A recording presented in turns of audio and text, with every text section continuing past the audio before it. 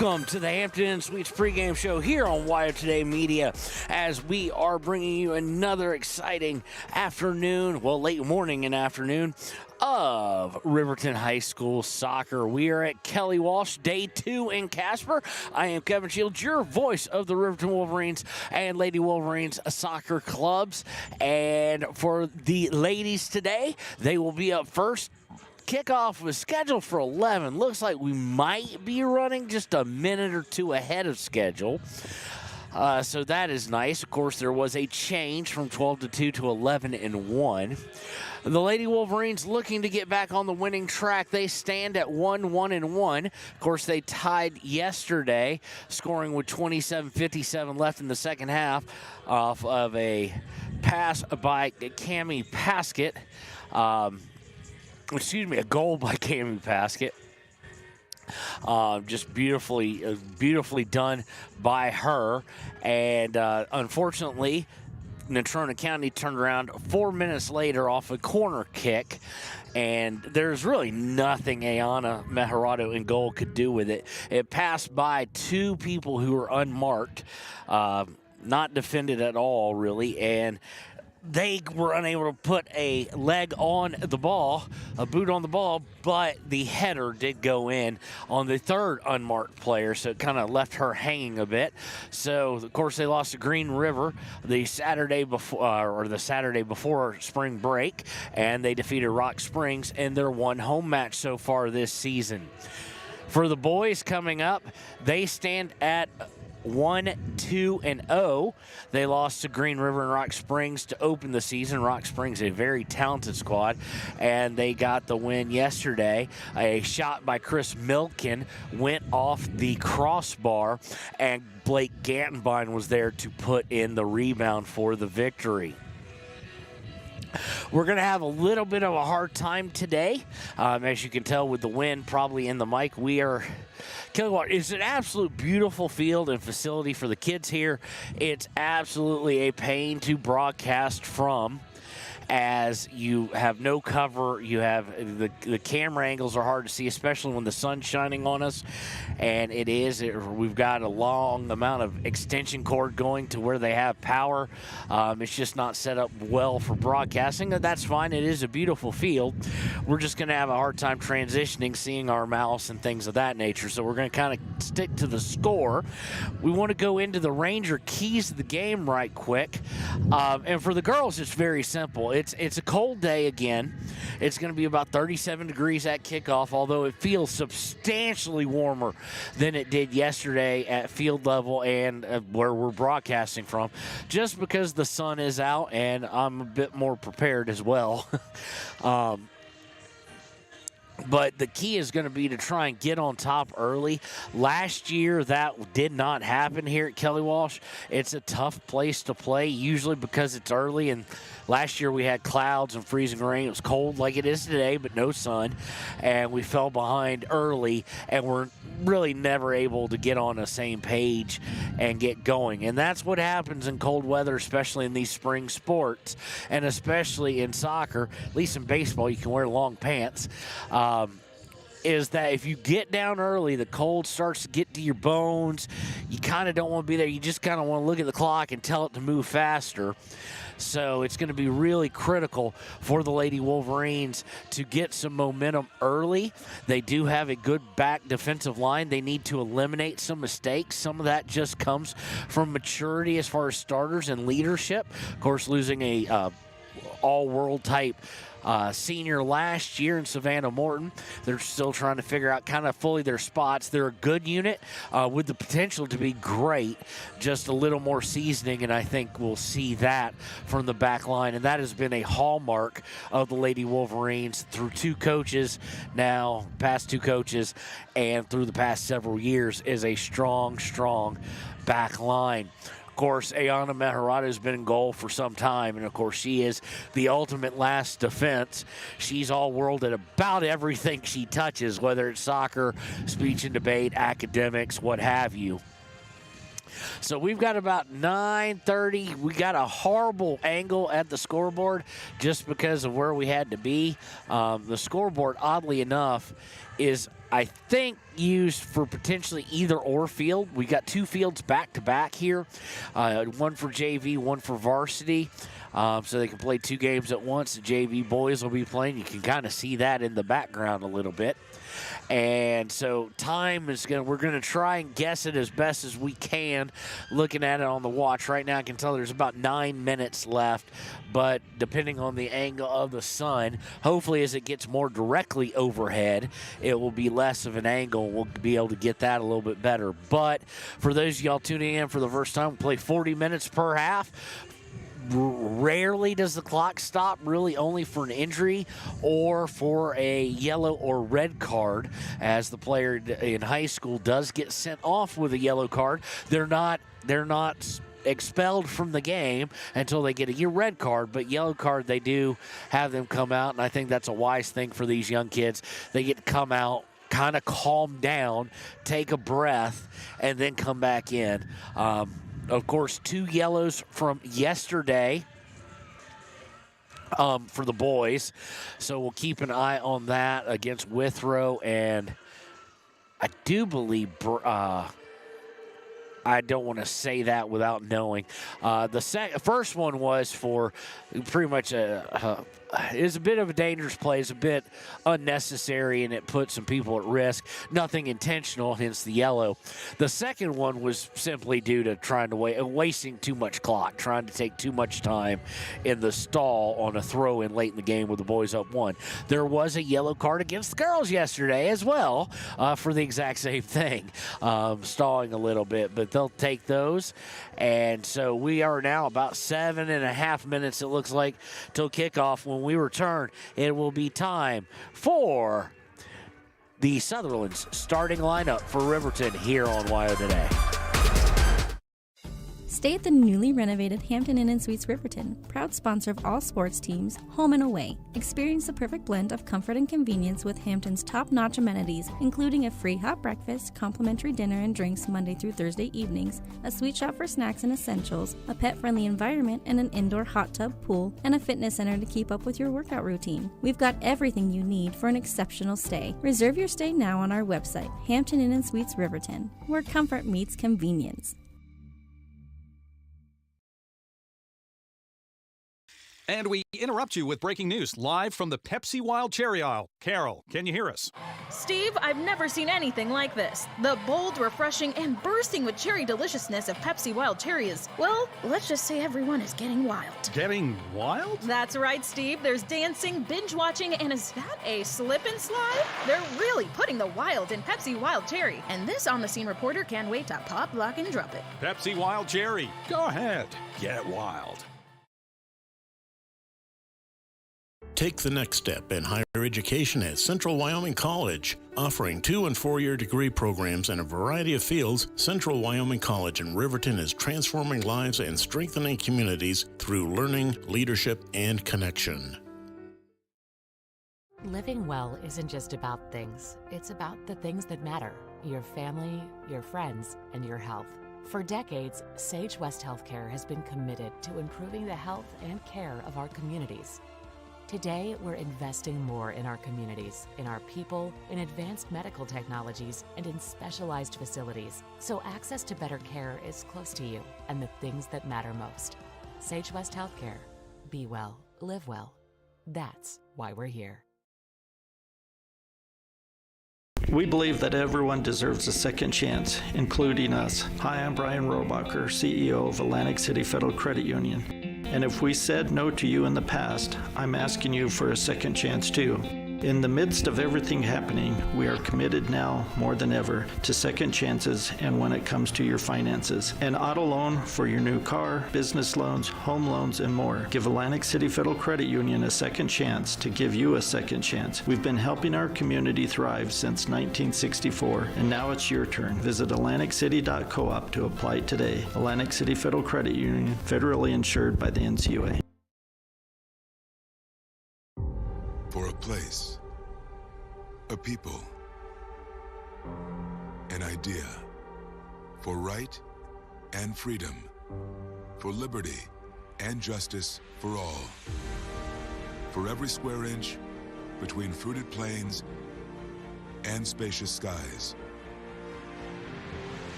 Marines fight to win. See all the battles Marines fight to win at marines.com.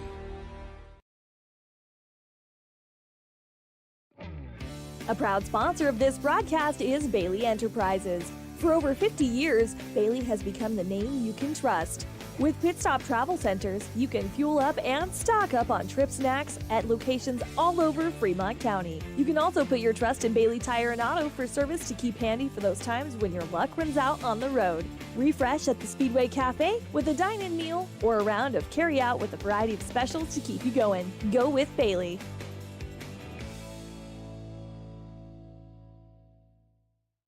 Detailing done different can protect your vehicle with S-Tech's Action Series, Carbon or Smart Series ceramic tint, plus premium ceramic coatings for maximum UV and heat protection. All backed by a lifetime warranty. Expect expert detailing to make any ride look brand new. Call 307-851-5158 today. Detailing done different.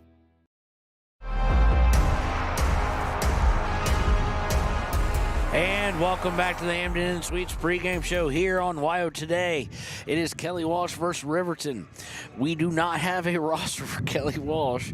They didn't have it at the time when I walked over there, so we're going to just go with Riverton's starting lineup here.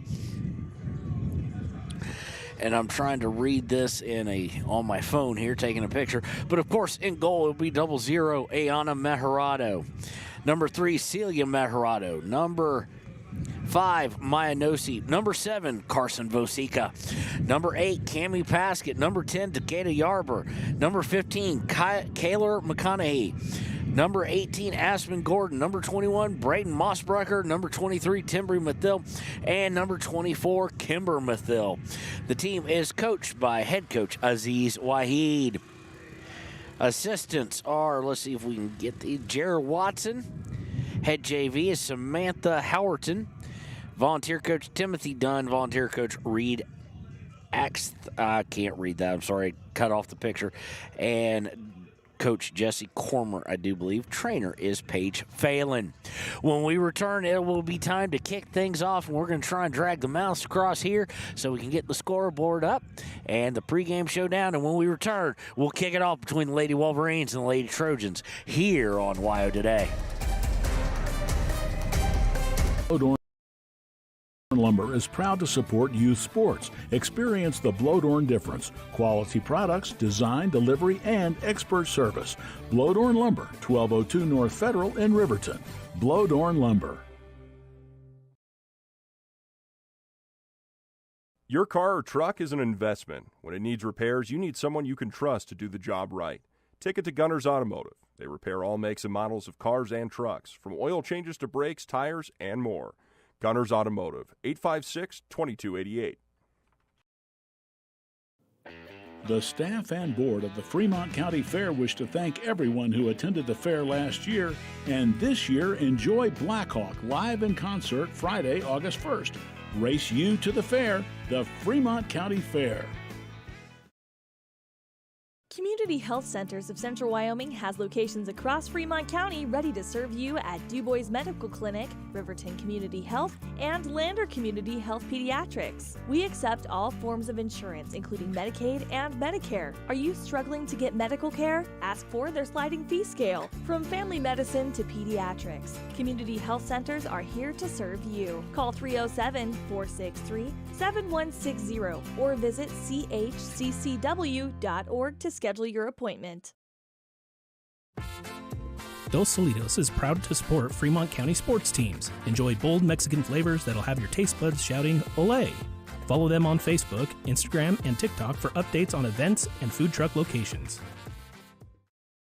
You need an oil change, but you don't have a lot of time. Expressway Lubes on South Federal in Riverton and Highway 789 in Lander provide a fast, professional lube, oil, and filter change. Expressway Lubes, locally owned and proud to support our local student athletes.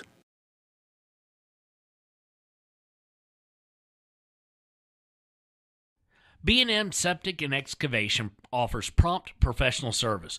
Call them today for a quote at 850-2200. They serve far and wide across Fremont County and deep. B&M Septic and Excavation is proud to support Fremont County sports.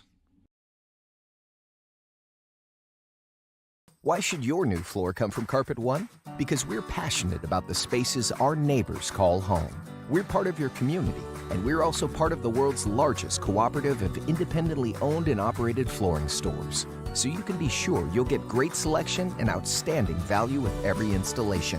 Whether it's carpet, hardwood, tile, or luxury vinyl, our experts take the guesswork out of choosing the right floor. We're your local Carpet One Floor and Home, the one store for your perfect floor. Visit Lander Gambles to make your home feel like new. They will beat any competitor's price. Stop by to speak to one of the sales agents or visit LanderGambles.com. Lander Gambles will help you find the perfect product that fits your budget and lifestyle. Lander Gambles, 420 Main Street, Lander, Wyoming. Good news, DUI crashes and deaths are falling in Fremont County. We're doing better, but even one death on our roads from impaired driving, we take personally. We started the Fremont County DUI Task Force 2 years ago because we're losing too many friends, family members, and community members to impaired driving. So we've joined forces to work together to find and stop impaired drivers in Fremont County, wherever they are. And we're making an impact, but we need your help. If your summer activities involve alcohol, plan ahead and make good choices. Drink responsibly, designate a sober driver, or call Safe Ride. And don't let your friends drive impaired either, even if you have to take their keys and find them a safe ride home. Let's all look out for each other and keep everybody safe. Remember, don't risk it. Drive sober. Your tax pros at 219 East Main Street in Riverton, Wyoming can handle all your tax needs. Whatever your situation, we know what to do. Call 307-856-2256 today to schedule an appointment. H&R Block is open Monday through Friday, 9 a.m. to 3 p.m. Men have a way of doing things. A man has his way of eating, of exercising, of keeping his hands warm, and of straightening up. So, when a man faces a serious life problem like divorce, depression, or suicidal thoughts, shouldn't a man have a way to deal with that too? Well, now he does. I'm Dr. Rich Mahogany. Visit me at mantherapy.org. Hey guys, this is Nick Haskell, and here at Haskell's Furniture and Flooring, we have the best brands. With our size, we are able to shop for you. We're able to choose the top products from the best companies. We carry Lazy Boy, Tempur-Pedic, Ashley, Sealy, Serta, and more. With our variety, we can make sure we're a one-stop shop for all of your home furnishing needs. Come in today to one of our locations in Cody, Lovell, Worland, and Riverton, where we have the best prices and a better service. High Plains Power is a Touchstone Energy cooperative. What does that mean for you as a Rural Electric Association member? It all comes down to 7 principles: open membership, one voice, one vote, member benefits, independence, education, cooperation, and community. To understand how it all works, we're headed back in time. In 1879, electricity was in major cities, but rural areas were out of luck. In 1935, President FDR made it possible for companies to build power lines to unserved areas. By the time we hit 1941, some 400 electric co-ops had been organized to serve rural America, just like High Plains Power. For more information, visit highplainspower.org.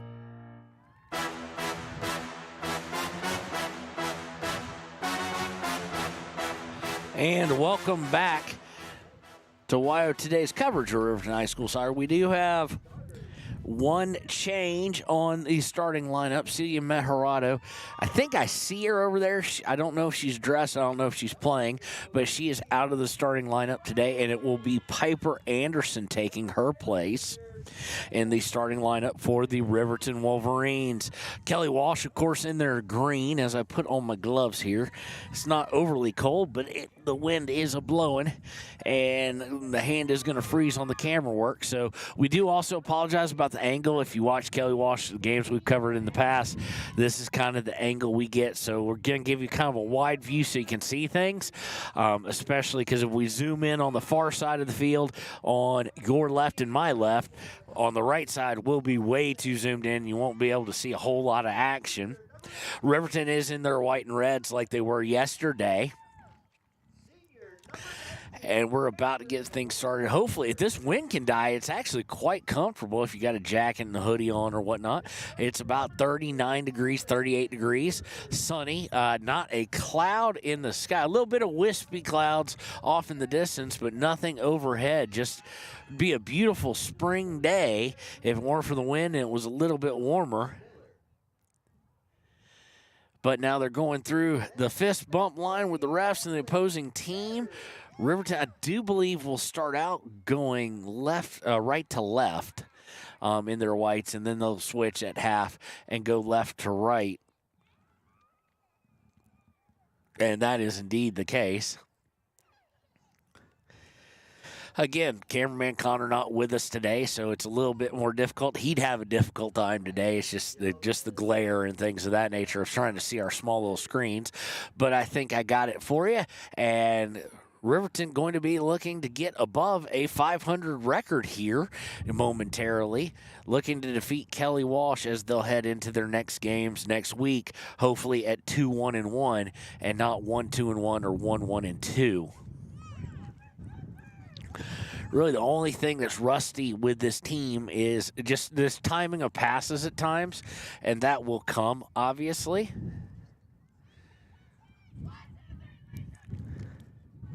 So we are ready to kick it off. Riverton will be kicking it off here. And the wind has decided to pick up and become very constant. As you can probably hear on my mic, I do apologize for that. There's not a whole lot I can do about being able to hear the wind here. Paskett will kick it off. No doubt going back probably to either no-seep or all the way back to the back line.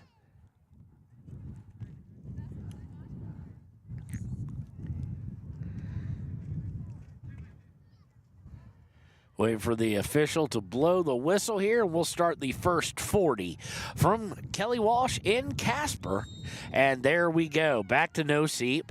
No-seep going to go all the way back to Timbry Mathill. Mathill trying to push forward. Goes to her sister, and it's turned over almost immediately to Kelly Walsh. They're trying to come near side. Stolen away, and Riverton will fight for possession at midfield. It's taken from Kayler McConaughey and brought forward by Kelly Walsh again. Good passing, and here's a dangerous one. Brings Ayana Meharada way off her line, and she clears it out to midfield as there's a dangerous pass coming towards the near side. Kelly Walsh, if you remember from last year, very possession-oriented. They will look for the long pass on rare occasion. Usually they're mid and small passes until right here they are going to kick it all the way down, and Ayana comes off her line again, pops it up towards the out-of-bound marker. Kelly Walsh right now leading the possession here early on in the game. We're just under 1 minute in. And we get do believe it's going to be a foul. It is. It'll be a free kick for Riverton here at about taken by Timbry Mathill. They don't mark the yardage here simply because it's not a football field, but they do have the line. So about the 435, I think. It's going right to a Kelly Walsh player who's going to bring it forward, and they're going to have a little bit of room to work here, especially on the near side. Mossbrucker giving chase.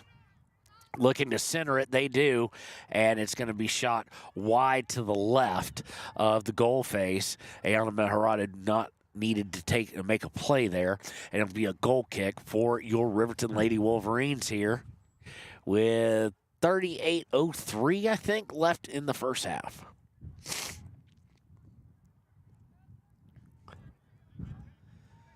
Goal kick short to Mathill. Now she was trying to push it forward. It goes off of a Kelly Walsh Lady Trojan and out of bounds. It'll be a throw on the far sideline. That will be taken by Timbry as well. Throw in Maya No-Seep with it, looking to get it to Paskett. Paskett has it momentarily. It goes backwards, and now Kelly Walsh takes control again. Cross, nicely done, trying to get it to Paskett, who was streaking down, unable to do so after a steal. And here comes Kelly Walsh looking to push things, and they're going for the long outlet pass. And Ayana going to come off her line and boot it back towards midfield.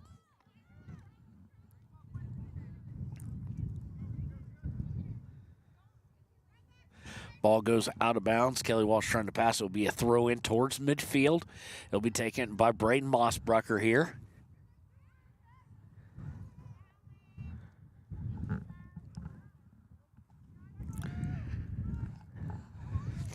Throwing goes down the near sideline. Riverton trying to maintain possession, comes away with it. I think that is Kayla McConaughey. I can't really see the glare off the numbering, but I'm pretty sure that is her. It's either her or Piper Anderson. It is Kayla. I can see the 5 now. Part of the 15. Throw in by Riverton. Throw into the box, headed back outward, and Kelly Walsh comes away with it. They'll try and push forward. Mossbrucker centers it to Noseep. Noseep looking to go over to Piper Anderson and stolen away.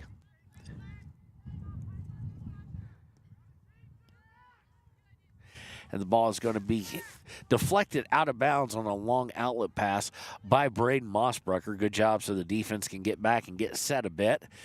Throw in towards the box. Decatur Yarber handles it to Mossbrucker, who sends it towards center, and Kelly Walsh comes away with it. Now Aspen Gordon with it, taken away from her. Kelly Walsh doing exactly what they did last year as far as possession goes. They look to come to the near side. Now squares up for a shot. Just nothing on it, really, and no problem for Mejarado in goal.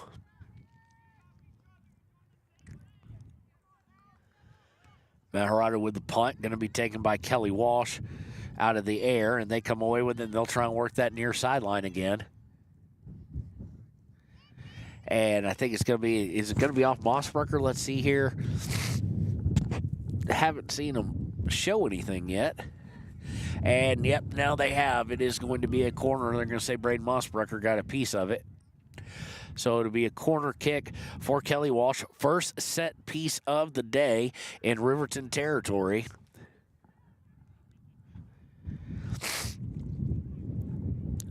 Setting up well at the edge of the box to rush onto it, and here we go. Corner up in there. Gordon gets a piece of it off her hip, and now it's loose. Trying to get rid of it, and it's deflected, and trying to get a piece of it was Kayla McConaughey, and it goes outside the box and then put on goal. Easily handled by Mejarado. So a little bit of danger there on that set piece for the Riverton Lady Wolverines. And here they're looking to counter back. Paskett with it, trying to come through. Noseep with her. Paskett has it outside the box. Into Noseep. Noseep with it on the ground, and it is going to be cleared up by the keeper. A little bit of danger there for Kelly Walsh. Riverton putting a nice counter together. Unable to really get a shot on goal. Punt comes out to midfield, taken by Kelly Walsh, and they'll look to work the near side once again. I don't think she's going to get to it, and she is not. It will go out of bounds on the near sideline. Throw in will be taken by Mossbrucker of the Lady Wolverines, and we have our first substitution of the day. Piper Anderson's going to come out. I'm guessing it's going to be Taryn Weber, but I want to see real quick. It is Taryn Weber. She will take the spot in the midfield taken by Kimber Mathill, and Kimber will move to midfield. Throwing goes out towards the center line, but Kelly Walsh has no problem getting possession of it.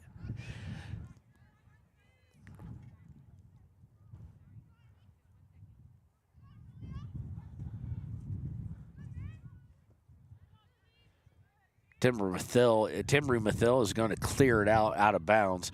Had to get rid of it as they were looking to cross. Throw in by Kelly Walsh.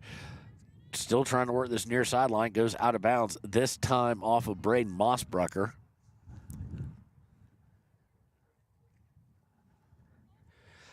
Throw in again. Looking to center it. Deflected out by McConaughey.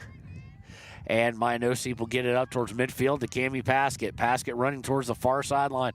She's trying to hit a pass to, I think that is Carson Vosica, and she just left it way behind, the pass way behind her.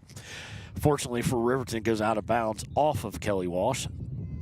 Throw in is pretty darn far to Cammie Paskett. She's got somebody streaking, and it's Taryn Weber. Weber coming into the box. And it's going to be clear, just unable to get free. Good defense there by Kelly Walsh after the breakaway. Nice pass and nice opportunity for the Lady Wolverines. Now at midfield, McConaughey on it. McConaughey trying to get it through to Noseep. Does so, and then it's taken away by Kelly Walsh. And I'm guessing they'll try and work the near sideline. Yep, they will. Now looking to center it, Decatur Yarber deflects it, but right to Kelly Walsh, so they'll continue to move forward. Coming towards the near sideline, now turning center. Into the box, Decatur Yarber gets a piece of it. It will go over the end line, and they will say, actually, they'll say last touched by Kelly Walsh.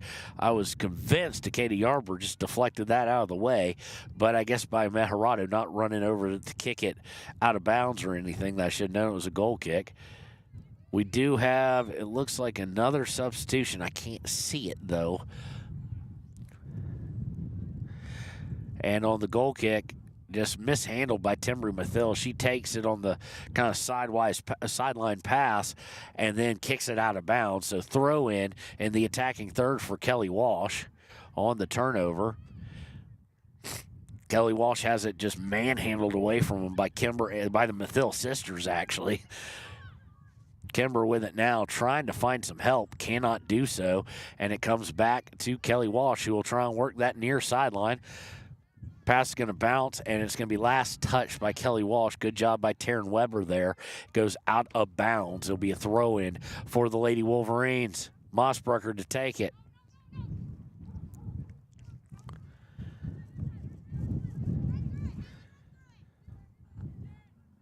Mossbrucker to Weber. Weber turns, fires right to Kelly Walsh. Taken away, though, by Noseep. Noseep looking to cross it over. Does so. Just curved just a little too much on her and wound up with Kelly Walsh. But back to Decatur Yarber. Yarber to Noseep. Noseep far side for that's not Vosica. Now it's Vosica. Vosica looking to cross over to Paskett. Goes up in the air and is going to bounce over Kimber Mathill. She's going to track it back down. Kicks it back to Braden Mossbrucker. Mossbrucker turns, sends it out of bounds at midfield. It'll be a throw-in with 25. I think that's a 25. 25-46 maybe. Left in the first. On the inbounds, and they wised up now to Kimber Mathill's shoulder shiver. And they call her for it. It'll be a free kick by the Lady Trojans here. I think that's 29, not 25, by the way. So 29-34 left. Free kick by Kelly Walsh. They're going to look to center it. Decatur Yarber steps under it, but it is controlled by Kelly Walsh. They turn fire right to Ayana Meharado. Just 30-yard shot. Not a lot of pace on it. Ayana had it played perfectly.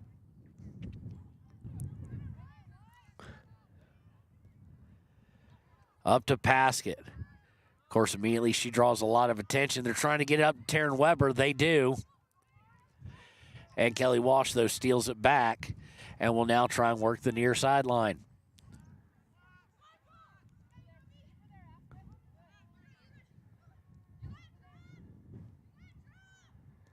Looking to center it now is Kelly Walsh. Still about 35 yards out. Dribbling in about 20 yards out, now into the box. It's going to deflect off several people, and Meharado will pick it up and say enough of this. Punt is going to bounce right at midfield. Kelly Walsh back line able to handle it and look to come down towards goal. Center now trying to go far side off the chest of a Kelly Walsh player and back to the midfield. Midfielder dribbling in, having their way getting through here a little bit. Set up, left-footed shot taken, deflected by Yarber, and it's out of imminent danger here. Giving chase is Noseep. Paskett trying to back check a bit. Kimber Mathill trying to take it away. Mossbrucker clears it out. Paskett going to run onto it, but not able to get there before the Lady Trojans back line, and they'll try and work the near side. Beating Mossbrucker, Gordon helping out here. Mossbrucker is going to turn, fire it out of bounds in the corner. So it will be a throw-in deep in Riverton territory with 27-28 left in the first half. Throw-in, cross the middle. Looks to turn and fire, can't do it. Now deflected back out and cleared by Kimber Mathill.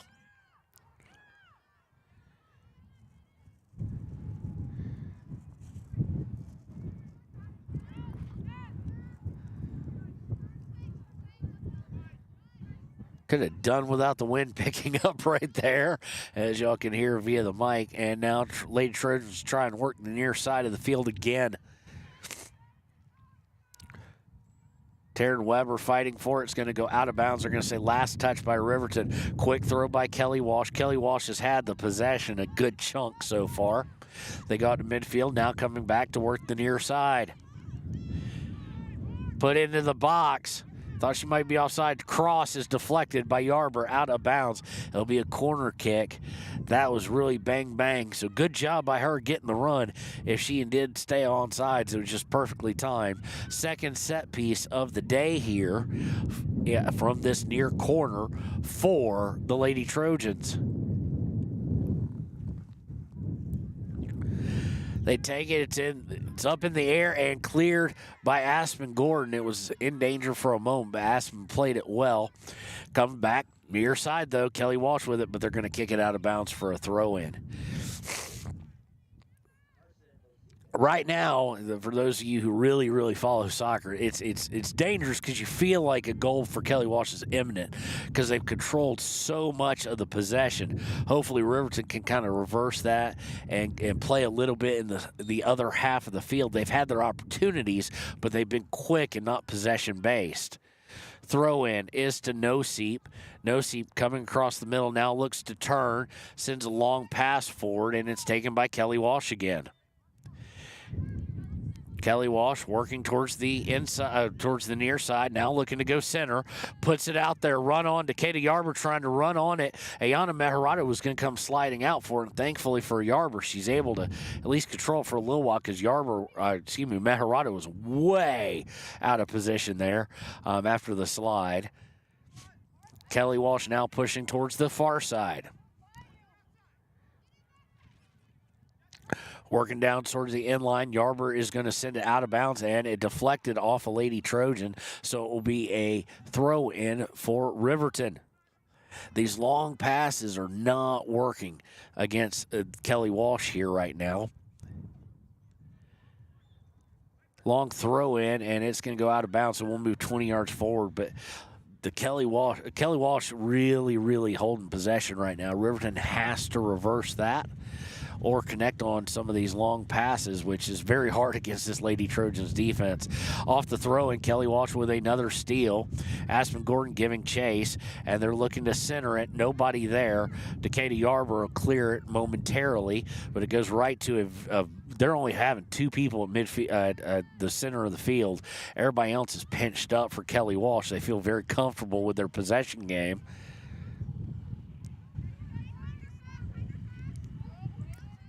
Looking to work the near side against Kelly Walsh. It goes out of bounds off of the Lady Trojans with 20, might be a 3 or might be a 5. Can't tell from the angle. Oh, got to get the camera here.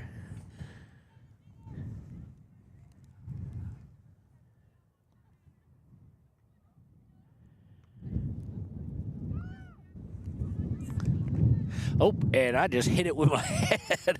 I'm trying to get you on angle, so it's kind of high up here on the table. Kelly Walsh in a familiar place in this game. They are up towards midfield, or up in the box with possession. It's going to be sent out of bounds. Nicely done. I think that's Kayla McConaughey who sent it out of bounds. We're going to have a substitution here. I think that's Kimber Mathill coming back in. I don't know if she went out or not, but I think it is. It looks like her. No, it looks a little short for her. Coming out is Taryn Weber, though. We do have that. On the far side of the field is where the substitution, and now they'll readjust. Piper Anderson back in as well. It will be a throw-in for the Lady Trojans here.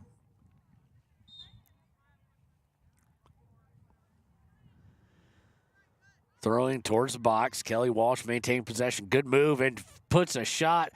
It looked like it was going to curve in at first, and Ayana would have to make a save. But I think the wind kind of flattened out. The wind is blowing, as you can tell on the microphone, it's blowing towards us. So for Kelly Walsh in the goal they're facing, it's blowing left to right. They're trying to curve that shot in left, and it blew kind of flattened out to the right. For Riverton, the exact opposite problem. It's blowing right to left. Riverton with it midfield, trying to get it up to Vosika, who takes it. Vosika to Anderson, and Anderson will decide to reset things and go all the way back to Mossbrucker. Mossbrucker pass to Kelly Walsh. Piper Anderson Kaylin McConaughey's going to step in front of it, but Kelly Walsh takes it right back, and they'll look to put pressure on. Good job by Aspen Gordon there to meet them right at that point, looking to go forward, and we have a foul. I think another shoulder shiver by Kimber Mathill. She does a pretty good job of hiding at times, but the ref was right there. So, Trojans looking to push forward. Vosika steps in front of it, gets it to Paskett. Paskett looking for a long pass off ahead of Kelly Walsh, and Kelly Walsh is actually going to come away with it off that deflection.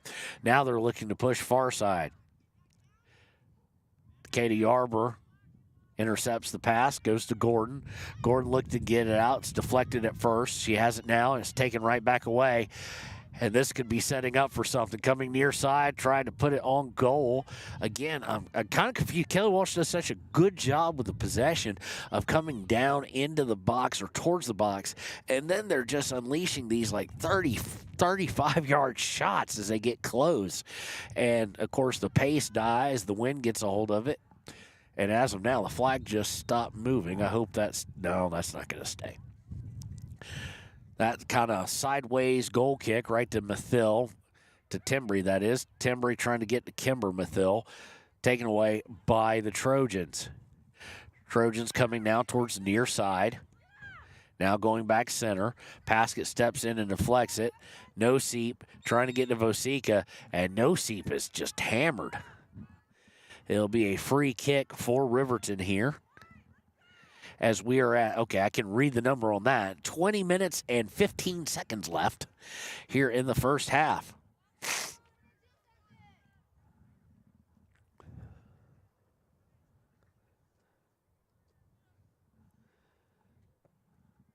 Gordon with the free kick. Unfortunately, just not far enough for Paskett, taken away by Kelly Walsh, and they got a bit of numbers, basically about even.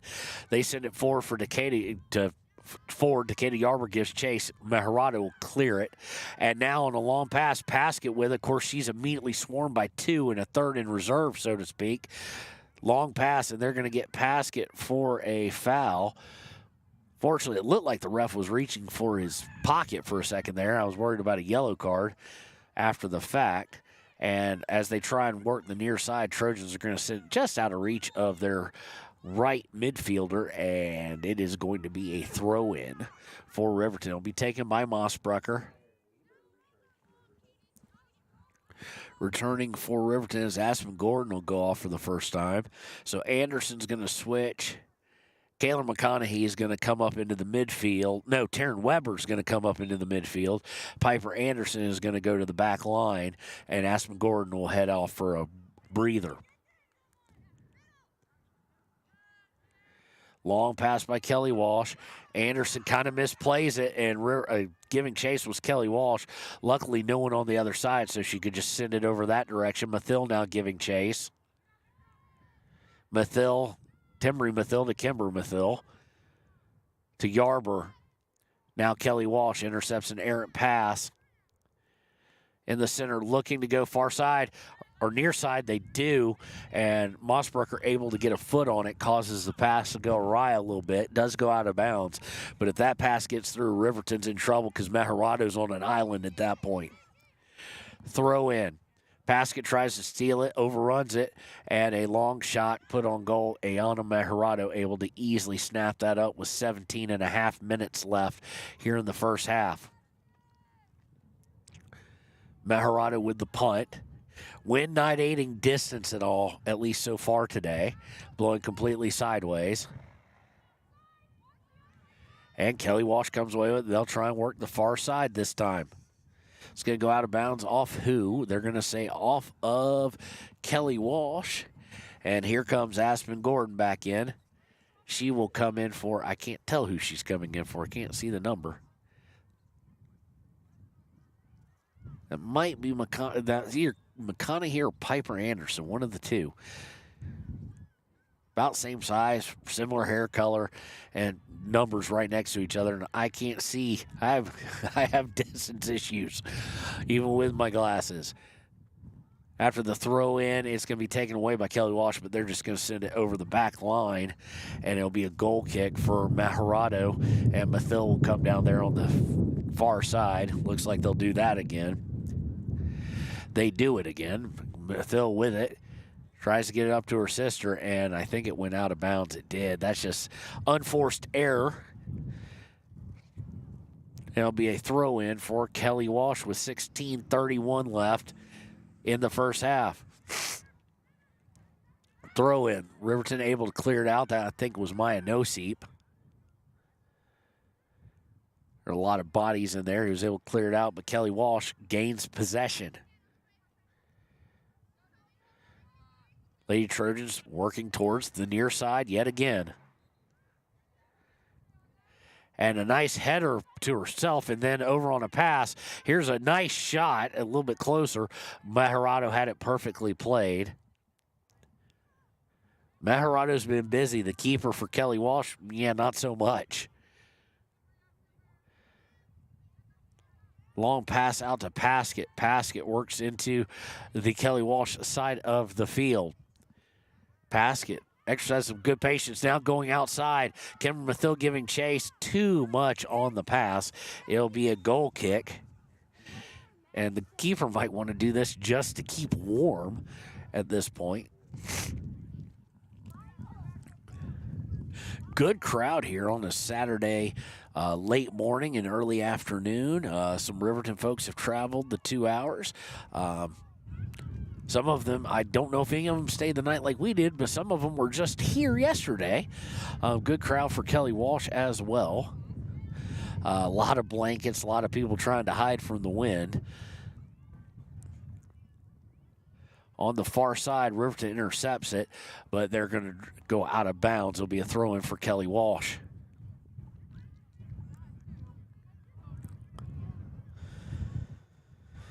Throw-in goes basically right out of bounds. Riverton will get the throw, but as they throw it in, taken away by Kelly Walsh. Kelly Walsh defense very good at steals and very good at gaining possession. And now they've got a long outlet pass. Yarber able to step in front of it, tries to clear it, goes right to the Kelly Walsh player, but she sends it out of bounds. It'll be a throw-in for Riverton as we are at 14:22, I think.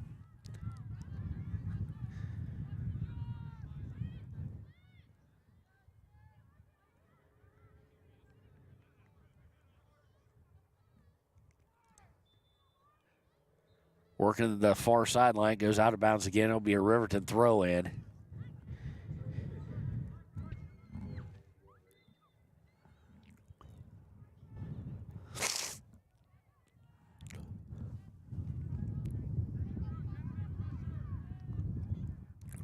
Throw-in goes to Kelly Walsh, but right back to Riverton. Mathil going to send it way into the box.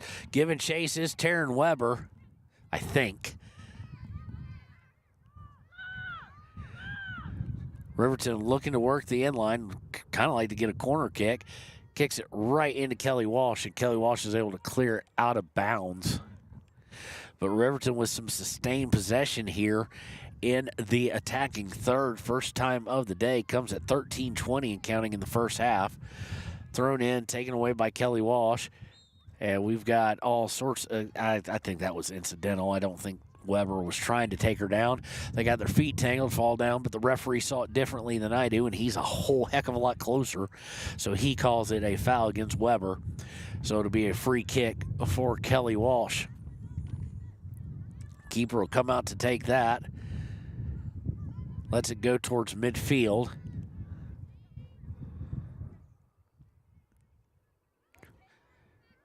Taken away by Riverton. Riverton trying to set up possessions. McConaughey with it in the midfield, trying to go through it, goes out of bounds. Let's see what they signal. They say it will be a throw-in for Riverton.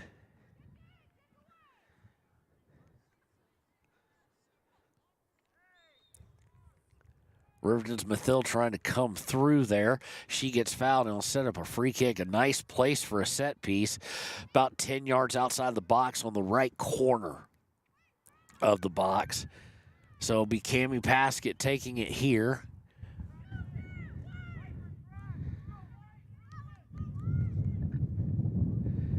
He's setting where the wall is allowed to be, as they'd been about 4 yards too close.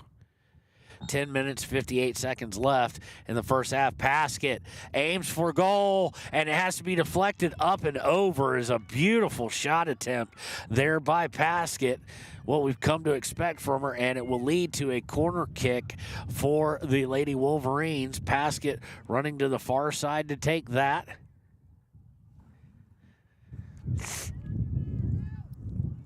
Still 0-0, obviously. Paskett with the arm up. Here's the corner. High across the face of the goal, and it's going to fall to Kelly Walsh's defense, and they're going to look to clear it, but Yarber with the steal to Paskett. Paskett gets pushed off the ball. It goes out of bounds. It will be a Riverton throw-in.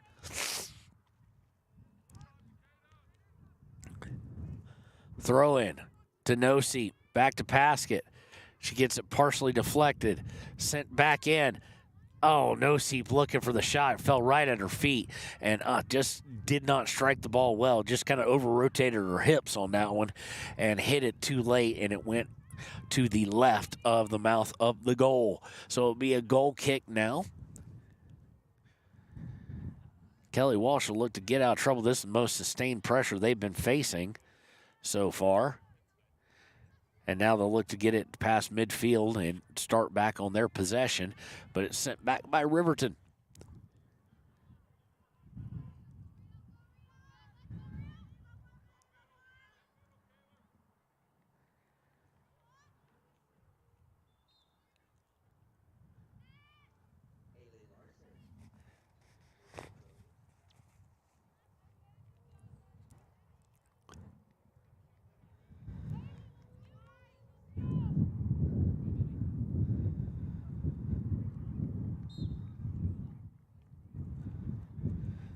Throw in by Kelly Walsh, and we're going to get a foul, I think, against Riverton. That is exactly what they're going to call. So it'll be a free kick in a pretty dangerous spot, actually. And they're going to go all the way for goal. Matt Hirado thought about playing it, but it looked a little bit offline to the right. She let it go, and it does go over the end line. It'll be a goal kick for the Lady Wolverines, as we're now under 9.5, I do believe, to go in. This is where it becomes hard to see that number at this angle. But we are definitely under 10, and we're definitely under 9.5 now.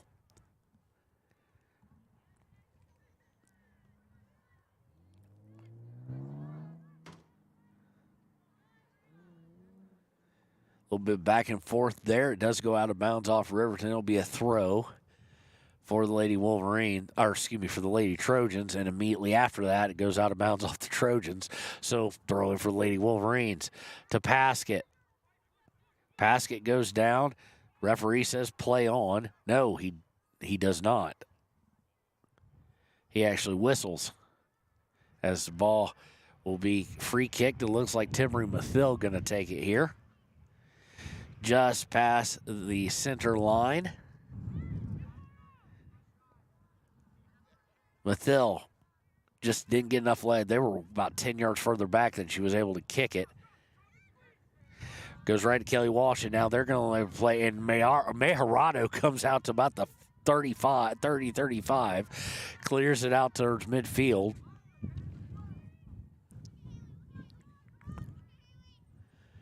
And now they're trying to come back, work that near sideline that they like so much. Mossbrucker on the mark, sent into the box. Weber looking to turn, sends it out of bounds towards the corner. It'll be a throw-in as we're under 7:45 to play in the first half.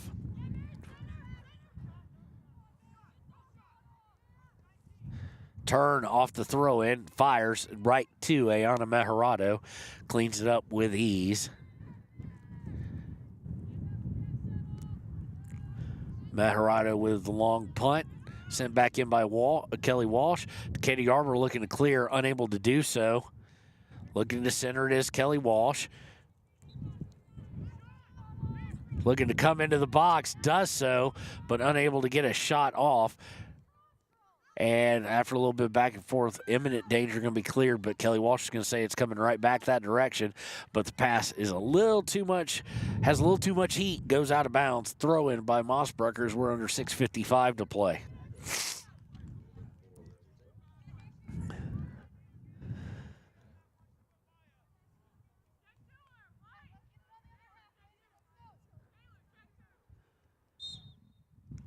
Mossbrucker taking time. Looks like they'd stop the clock for something. I didn't see an injury.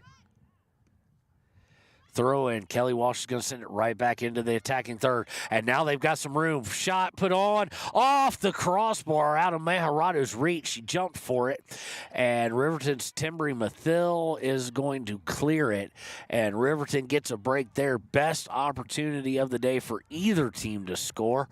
Well, probably right there with probably right there with Camby Paskett's shot. That one had the markings of a goal on it, just like this one did, but the crossbar came into play, and Riverton escapes and will now look to clear it off the inbound, and they get it up towards about the 35 or so before it goes out of bounds. It'll be Kelly Walsh ball as we're now into minute 5. So not a lot of time left towards half.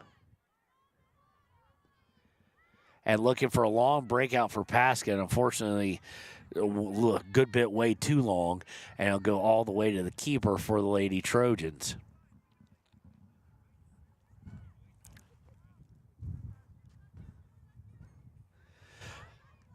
Long punt, and Aspen Gordon is going to get fouled. That's the thing when you trying to stand in the way and try and throw a shiver, and Aspen Gordon's got full speed. I swore that was going to be against Aspen as she absolutely floored the midfielder who was in front of her. But they say the foul was against Kelly Walsh. Gordon will take it over to Timbri Mathil. Mathil trying to bring it down the far side. Gets it up to Vosica, I do believe. Can't see the number from here, but it looks like a 7. Inbound is by Mathil and taken away by Kelly Walsh, but they are unable to control to go out of bounds as we tick towards 4.5 minutes left here in the half. Mathil with the throw in, trying to get to Paskett or No-Seep, went off of No-Seep and to Kelly Walsh.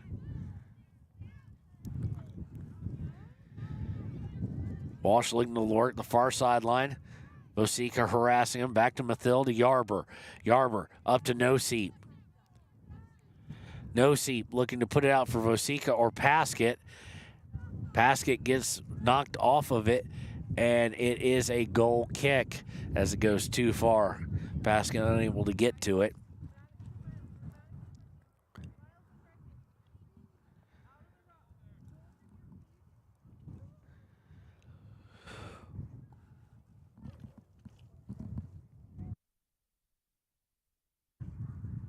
And okay, there we go. Long pass off the goal kick for Kelly Walsh. They're trying to push numbers forward right now. They've got the near side. I think she's offsides. Yep, she is. Flag goes up immediately as she lays touch to it.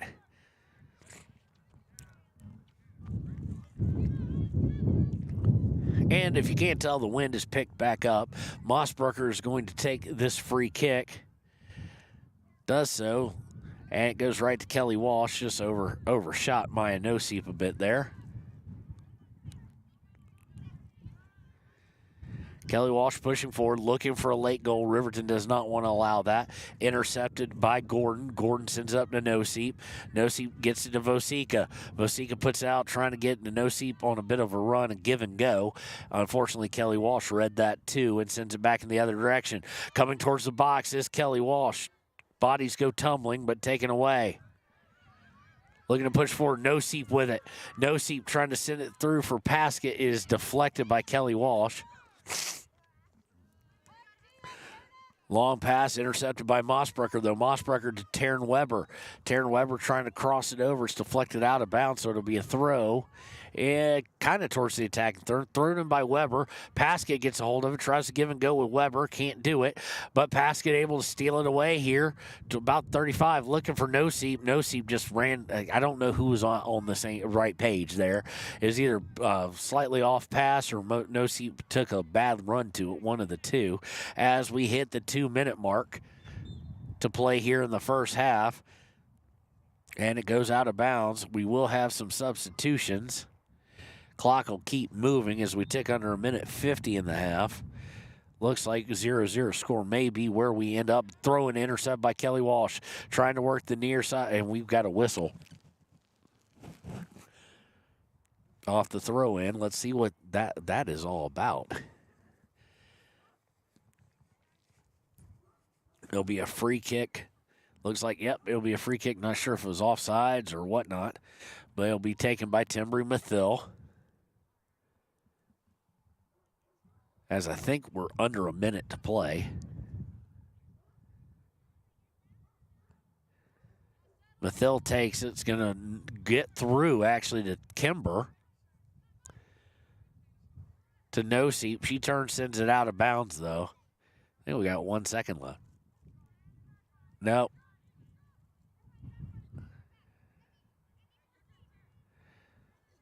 I think now we have 1 minute to play. Under 1 minute play. I can't really tell. I can't tell if that's a 10 or a 0. I've been off on time if it's a 10. I'm pretty sure I'm not, though. Gordon able to clean it up momentarily. Giving chase. They get to Paskett. Good job by... Can't tell who that was. Is that Taryn Weber? It was. By the pass of Taryn Weber to Paskett. They fight over it, and they're going to call Paskett for the foul. With what I do believe is 19 seconds left in the half. Long pass intercepted by Mossberger. She'll just send it out of bounds with 10 seconds left. Throw in, turns, goes out of bounds, and that should do it. And that is indeed, I did have it right that time. And so your half ends at, and I'm trying to be able to see here. Your half ends at a scoreless tie. When we return, it'll be time for the second half. We're 40 minutes away from someone trying to take this thing here on WYO Today. Papa Murphy's on North Federal in Riverton makes your pizza to order. Order online at papamurphys.com or in store. Delicious, fresh-made pizza just the way you want it. Papa Murphy's is a proud supporter of our local Fremont County student athletes.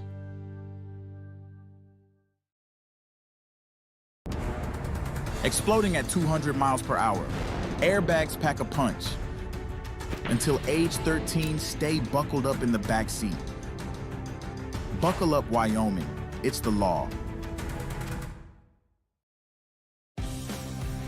For more than 40 years, Porter's Mountain View Supply has been serving central Wyoming with top brand name spas, stoves, fireplaces, and outdoor grills. With 2 locations in Riverton and Casper Plus financing available for your purchase, Porter's offers expert advice, quality products, and service along with maintenance. Porter's, your local spa, stove, and fireplace provider in Riverton at the corner of Sunset and North Federal.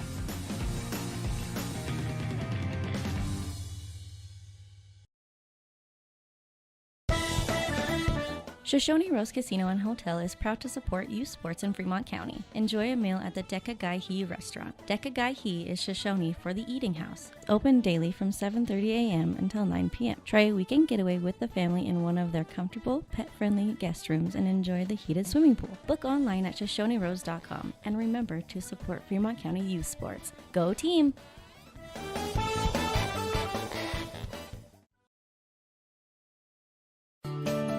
Snyder Signature Properties would like to give a huge shout out to the local sports of Fremont County. They are here to support your team and your local home real estate needs. Call today to see how Snyder Signature Properties can help you buy and sell your next property. Good luck to all Fremont County athletes. When repairs are complete after a collision, you expect your car, SUV, or truck to look like new. That's the service you'll receive at Stork Auto Body in Riverton. Professionalism and meticulous attention to detail. You can depend on Stork Auto Body, 841 Miniweb Avenue, Riverton. The choice is yours. Sutherland's Friends of the Family Plus Consumer Credit Card lets you choose from 5% off instantly at the register or special financing on qualifying purchases. That means no forms, no waiting, no rebates. You can choose 5% off instantly with your Sutherland's credit card. Got a big project? Choose special financing. The choice is yours with Sutherland's Friends of the Family Plus Consumer Credit Card. Subject to credit approval. Minimum monthly payment required. See store for details. Only at Sutherland's. Don't leave your future up in the air. Always wear a seatbelt and reduce your risk of death of serious injury in a crash by almost 50%. Buckle up, Wyoming. Stay at the newly renovated Hampton Inn & Suites Riverton, proud sponsor of all sports teams, home and away. Experience the perfect blend of comfort and convenience with Hampton's top-notch amenities, including a free hot breakfast, complimentary dinner and drinks Monday through Thursday evenings, a sweet shop for snacks and essentials, a pet-friendly environment and an indoor hot tub pool, and a fitness center to keep up with your workout routine. We've got everything you need for an exceptional stay. Reserve your stay now on our website, Hampton Inn & Suites Riverton, where comfort meets convenience. And we interrupt you with breaking news live from the Pepsi Wild Cherry aisle. Carol, can you hear us? Steve, I've never seen anything like this. The bold, refreshing, and bursting with cherry deliciousness of Pepsi Wild Cherry is, well, let's just say everyone is getting wild. Getting wild? That's right, Steve. There's dancing, binge-watching, and is that a slip and slide? They're really putting the wild in Pepsi Wild Cherry, and this on-the-scene reporter can't wait to pop, lock, and drop it. Pepsi Wild Cherry. Go ahead. Get wild. Take the next step in higher education at Central Wyoming College. Offering 2- and 4-year degree programs in a variety of fields, Central Wyoming College in Riverton is transforming lives and strengthening communities through learning, leadership, and connection. Living well isn't just about things. It's about the things that matter. Your family, your friends, and your health. For decades, Sage West Healthcare has been committed to improving the health and care of our communities. Today, we're investing more in our communities, in our people, in advanced medical technologies, and in specialized facilities, so access to better care is close to you and the things that matter most. Sage West Healthcare. Be well, live well. That's why we're here. We believe that everyone deserves a second chance, including us. Hi, I'm Brian Robacher, CEO of Atlantic City Federal Credit Union. And if we said no to you in the past, I'm asking you for a second chance too. In the midst of everything happening, we are committed now more than ever to second chances and when it comes to your finances. An auto loan for your new car, business loans, home loans, and more. Give Atlantic City Federal Credit Union a second chance to give you a second chance. We've been helping our community thrive since 1964, and now it's your turn. Visit AtlanticCity.coop to apply today. Atlantic City Federal Credit Union, federally insured by the NCUA. For a place, a people, an idea, for right and freedom, for liberty and justice for all, for every square inch between fruited plains and spacious skies. Marines fight to win. See all the battles Marines fight to win at marines.com.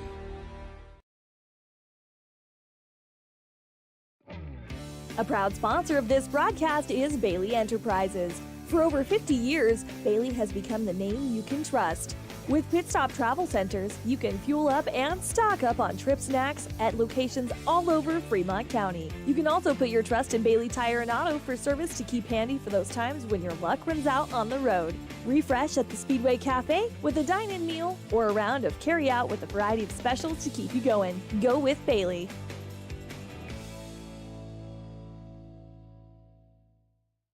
Detailing done different can protect your vehicle with S-Tech's Action Series, Carbon or Smart Series ceramic tint, plus premium ceramic coatings for maximum UV and heat protection. all backed by a lifetime warranty. Expect expert detailing to make any ride look brand new. Call 307-851-5158 today. Detailing done different. Riverton Blowdorn Lumber is proud to support youth sports. Experience the Blowdorn difference. Quality products, design, delivery, and expert service. Blowdorn Lumber, 1202 North Federal in Riverton. Blowdorn Lumber. Your car or truck is an investment. When it needs repairs, you need someone you can trust to do the job right. Take it to Gunner's Automotive. They repair all makes and models of cars and trucks, from oil changes to brakes, tires, and more. Gunner's Automotive, 856-2288. The staff and board of the Fremont County Fair wish to thank everyone who attended the fair last year, and this year enjoy Blackhawk live in concert Friday, August 1st. Race you to the fair, the Fremont County Fair. Community Health Centers of Central Wyoming has locations across Fremont County ready to serve you at DuBois Medical Clinic, Riverton Community Health, and Lander Community Health Pediatrics. We accept all forms of insurance, including Medicaid and Medicare. Are you struggling to get medical care? Ask for their sliding fee scale. From family medicine to pediatrics, Community Health Centers are here to serve you. Call 307-463-7160 or visit chccw.org to schedule your appointment. Dos Solitos is proud to support Fremont County sports teams. Enjoy bold Mexican flavors that'll have your taste buds shouting "Olé!" Follow them on Facebook, Instagram, and TikTok for updates on events and food truck locations. You need an oil change, but you don't have a lot of time. Expressway Lubes on South Federal in Riverton and Highway 789 in Lander provide a fast, professional lube oil and filter change. Expressway Lubes, locally owned and proud to support our local student athletes.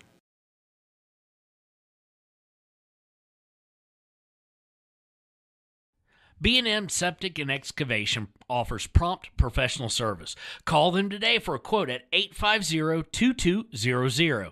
They serve far and wide across Fremont County and deep. B&M Septic and Excavation is proud to support Fremont County sports. Why should your new floor come from Carpet One? Because we're passionate about the spaces our neighbors call home. We're part of your community, and we're also part of the world's largest cooperative of independently owned and operated flooring stores. So you can be sure you'll get great selection and outstanding value with every installation. Whether it's carpet, hardwood, tile, or luxury vinyl, our experts take the guesswork out of choosing the right floor. We're your local Carpet One Floor and Home, the one store for your perfect floor. And welcome back. It is about time for the start of the second half. Really only two opportunities here for our United States Marine Corps kind of stat line. Two opportunities, one for each, both off of somewhat set pieces.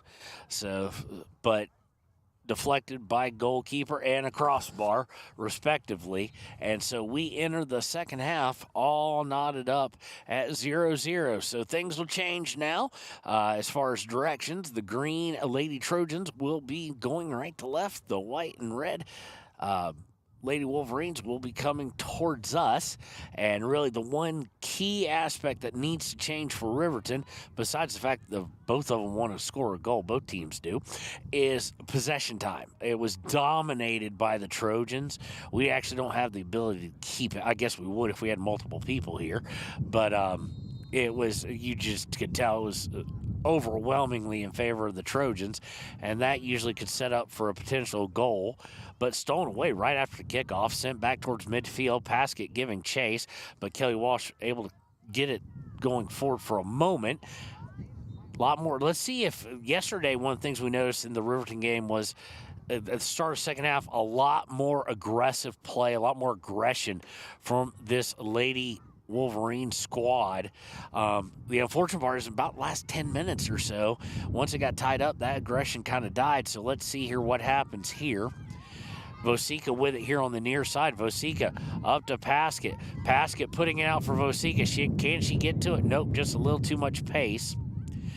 And I have discovered today, by the way, I know y'all care, that I can have the earphones over a hoodie as well, because that's the only part of my body that's really freezing my face. So Riverton definitely coming forward here. Mathill with a lot more aggression coming out of the half.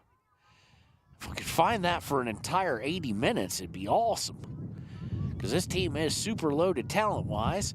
And ball going to be cleared all the way back to Meharado. She'll take it off a pass by Yarber. And now get out to McConaughey. McConaughey out to Vosica. Vosica loses control of it, and Kelly Walsh will come away with it at midfield. And right as we get going again, the wind picks up greatly.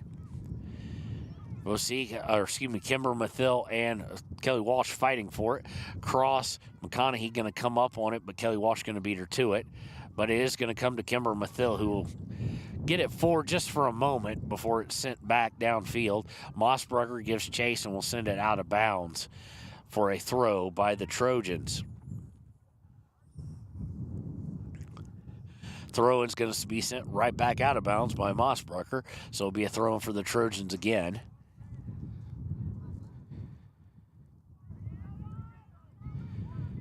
Kelly Walsh looking to send it towards the box. They do so. Shot is put on to Meharado, but she has it perfectly played and takes care of it. And we have our first cowbell of the day. I'm not sure by who. It was well played by Meharado, and it was a good shot. So not quite sure who. Riverton to Noseep. Noseep looking to get it out to Mathill, who's playing up. Timbry trying to play through. Does so momentarily, but then she swarmed, and they're able to clear it out, at least back out to the midfield. Deflection is going to go in their direction. Yarber able to send it back over midfield, but taken back away by Riverton. Walsh now with it, looking to go towards the far side of the field, which would have been the near side in the first half, so no doubt. Now they're looking to come play near side. Back to center, and we have I thought I heard a whistle. It may have been from the JV field. Kelly Walsh working into the box, and now we've got trouble. Kelly Walsh puts it towards net. Yana rushes towards it, and it's going to go wide right. And we've got somebody who was down in the snowbank. She was probably just reaching for the ball. It will be a corner kick coming up. That was probably the most dangerous thing we've actually faced all day, as far as it looked like they were going to be able to get it on net. But good job by the last defender to deflect it, and Ayana for able to cause the direction to be kind of off center anyway. But it does set up a corner kick for Kelly Walsh. First set piece of the second half for the Trojans.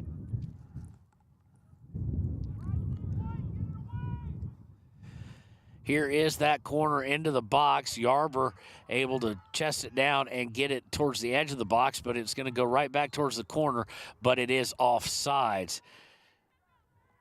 Offsides by the person who actually took the corner. So it'll be a free kick, and it will be no danger anymore, at least for the time being. But that free kick taken right off the chest by Kelly Walsh. Yarber able to get it going forward now to Mathill. Kimber Mathill looking for her sister, just sends it way too far. And Kelly Walsh will take possession of it as they try and get past midfield. Mathill with the shoulder share, and she's called for it again. I can even see it from here. So if I can see it, you know Mr. Official can see it. On the far side of the field, it will be a free kick taken by the Lady Trojans. They'll take their time coming up on it.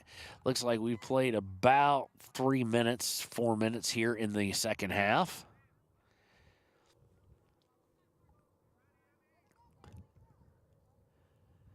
Pass into the box, and it's going to be fought for. Kelly Walsh with it now. Good job by the Riverton defense trying to get clear is Kelly Walsh, and they find a shot and goal. Just kind of screen there, and we're going to try and hold the glove over the mouse here and try and get it to our scoreboard, because we've got the sun very much in our face, on our screen here. There we go. 1-0 Kelly Walsh Trojans. So I'm not even sure Meharado saw that. It was kind of partially screened. Let's get the camera back right. Partially screened, and Meharado, who usually, even if she can't get to it because of height issues or something like that, she usually gives a good jump for it, and she was just caught flat-footed there. So most likely didn't see the shot coming, and nicely done putting it in. Riverton trying to answer. Mathil was trying to get to Paskett, unable to do so, but Vosika with the steal gets it back to Mathil. She's trying to get it forward to Paskett again, stolen by Kelly Walsh. That was a nice shot, too. Perfect top right corner. Not a whole lot anybody could do about it. Took it right at the opportune time, right as she got the kind of window to send it through, because the Riverton defense was playing pretty well there. But that's what happens when you allow that much pressure for so long. And it's what we've seen from Kelly Walsh for several years and how they like to play. Mossberger sending it forward, but right to Kelly Walsh. Kelly Walsh, love to get an insurance goal here, because insurance goal might kind of take the wind out of the sails completely. And they've got something working on the near side. It's going to be sent out of bounds or over the end line, one of the two. It's slowly going. Saved from going out. Did it go over the end line? Nope. And it's sent across, and Mossberger's going to send it out of bounds right back where they were. It'll be a throw-in for Kelly Walsh deep in Riverton territory. They throw it towards the box. Now looking to cross into the center.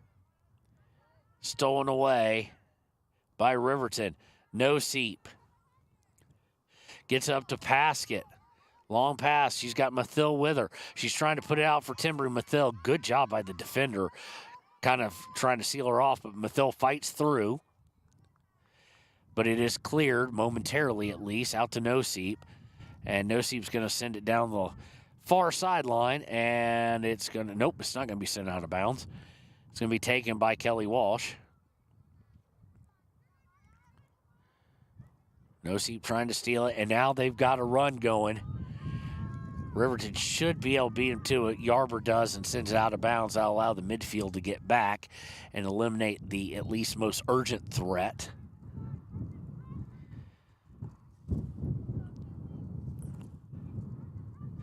Throw in, edge of the box, trying to cross it. Looks like Aspen Gordon may have gotten it out of there, and it's out to No Seep. No Seep trying to get it to Mathil. Unfortunately, just leads her a little too much there, and it winds up with Kelly Walsh.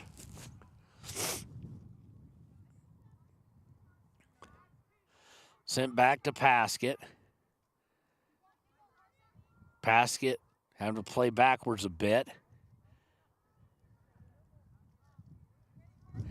Paskett looking to cross it over to Vosika.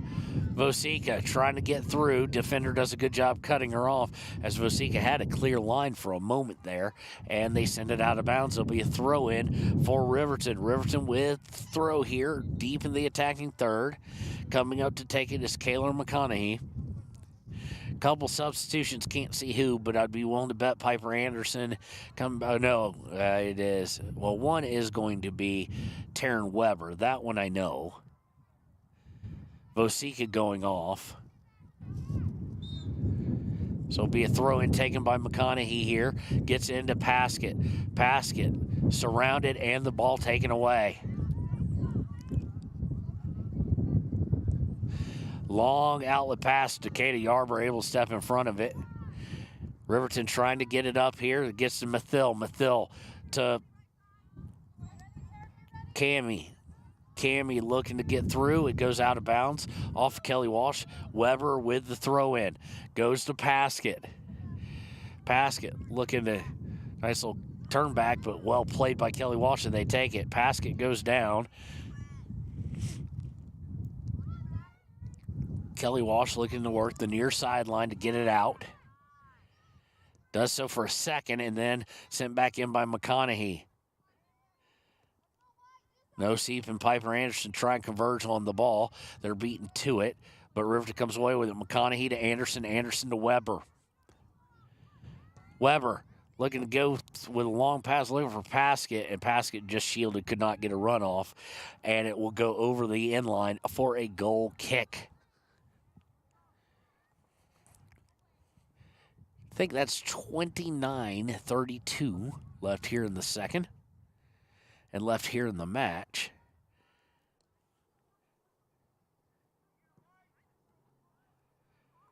Goal kick set up, sent forward, intercepted by Riverton. Riverton's Vosika now back in the game, rubbed off the ball. I think that's Vosika. No, that's not tall enough, I don't think. Kelly Walsh coming away with it now, though. Kelly Walsh looking to hit a run out. Matarado coming way off her line and will send it back towards midfield. No seat. Rubbed off the ball there, and Walsh will turn around and come on the far sideline. Looking to center it, and it should be out of reach. Should be easy for Yarber to get to it at least first, but it's intercepted. She looked to clear it.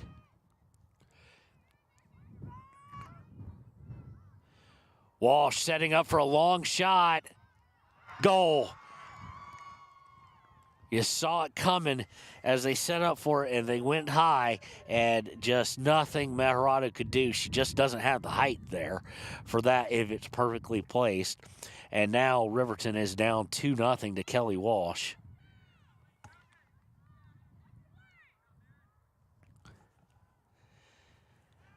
And we've got about 28 minutes left to try and figure out some way to get an equalizer, but the body language, quite honestly, is not good. There's kind of some slumping shoulders a little bit out there after that goal. Then again, credit to Kelly Walsh. They played great possession soccer the whole time, and now it's starting to pay off, and they have the ball again in firm possession, and they're going to look for trying to set up a shot again. This one not able to get through, not able to get much on, as Yarber had it played perfectly. But Kelly Walsh will stay in possession of it.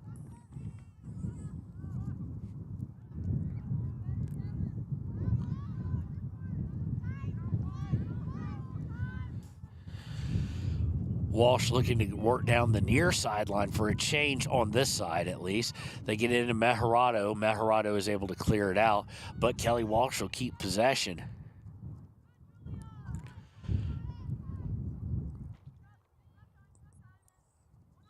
Kelly Walsh coming back towards center, towards midfield. Cammy going to check back a bit. Kelly Walsh able to maintain a firm grip here, trying to send it on a long pass, and that's when they lose their grip on it. Timbry Mathil trying to chase it down here and bring it down the far sideline. It goes out of bounds. It will be a throw, they're going to say, by Riverton.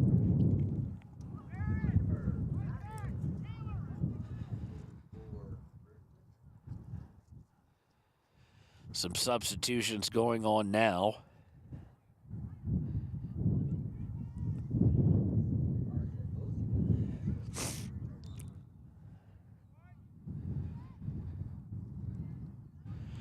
Thrown by Riverton, and they're going to get a foul as they just tried to run over the Riverton Lady Wolverine there. I can't tell who it is, actually, from this distance. I think it might be, oh, I don't have the camera right, sorry. I think it might be Cammy Paskett, actually. I think it is, because she's the only one wearing those black long sleeves, I do believe. She's going to send that free kick into the box. Coming on it is Mathil, and just a little too far out. Good idea, just slightly off. And, you know, the more yardage you go out, the less of room for error on execution. That was good. If that was executed, that might be goal of the year in the Ranger at the end of the season for boys or girls, because that would have been beautiful. But it was well thought out and just slightly off. The pass was just a little bit too far to give Timbry an opportunity to finish. Kelly Walsh, though, is going to try and make them pay coming down the near sideline, and they are going to save it. Goes across the mouth of the goal, just no one there to put it back. They turn, fire, goal. They are working the top of the goal, and that was just incredible. A turn and fire just out of nowhere. And it is now 3-0 in favor of the Lady Trojans.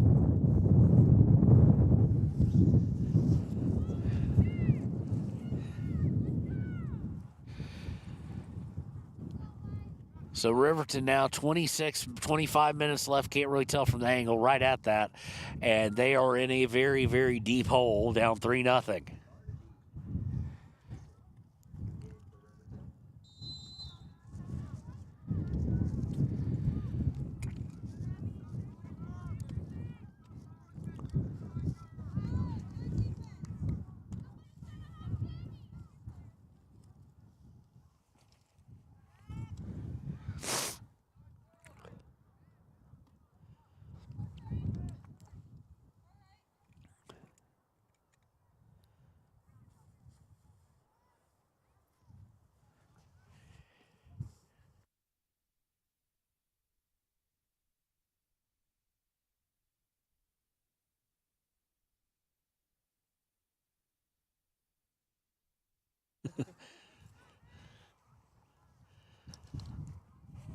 Riverton trying to work the far sideline.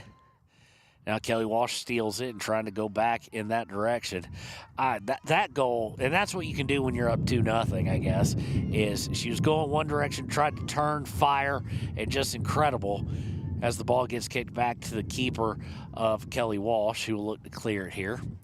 But just able to turn and kind of fire. If she meant to do that on purpose exactly, that's impressive, especially even at that age group, because that was needed a lot. Ayana Meharada coming way off her line to clear it here. Riverton just unable to really get any kind of possession going this entire game so far as the ball go out of bounds off Paskett. If I went mute there for a second, I was trying to tell, we're trying to get a picture of Coleman Weiss for the Remax ad, and Carl Cody is here with the Rangers. Say hi to him. Kara's in Spain, so she's not here today. So won't be getting a picture of her. Ball goes out of bounds off of Kelly Walsh. It'll be a throw in. Paskett going to take this throw. Paskett with the throw to Kimber Mathill. Back to Paskett to Mathill.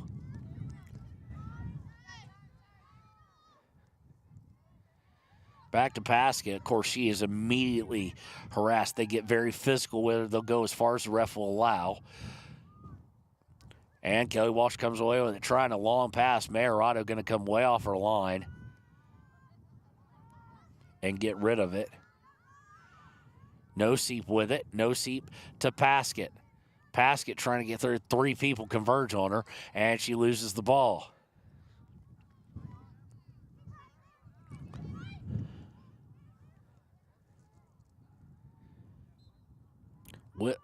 Whistle on the JV field. That's the unfortunate part with those fields being so close together. And all of a sudden, Kelly Walsh got something working again and misses. This time they tried to go low into the far left, and it was out. It was missed, but it was a perfect opportunity for a shot, and could have been and maybe should have been 4-0 there. But for Riverton, fortunately, goes wide to the left. And it will remain 3-0 with 22-21, I do believe, left is what it looks like.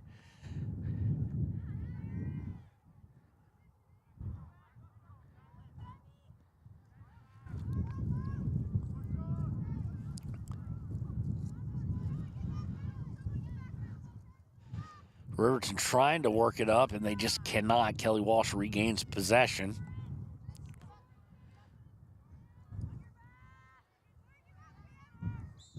Looking to cross up, and they're going to say there is a foul against Kelly Walsh.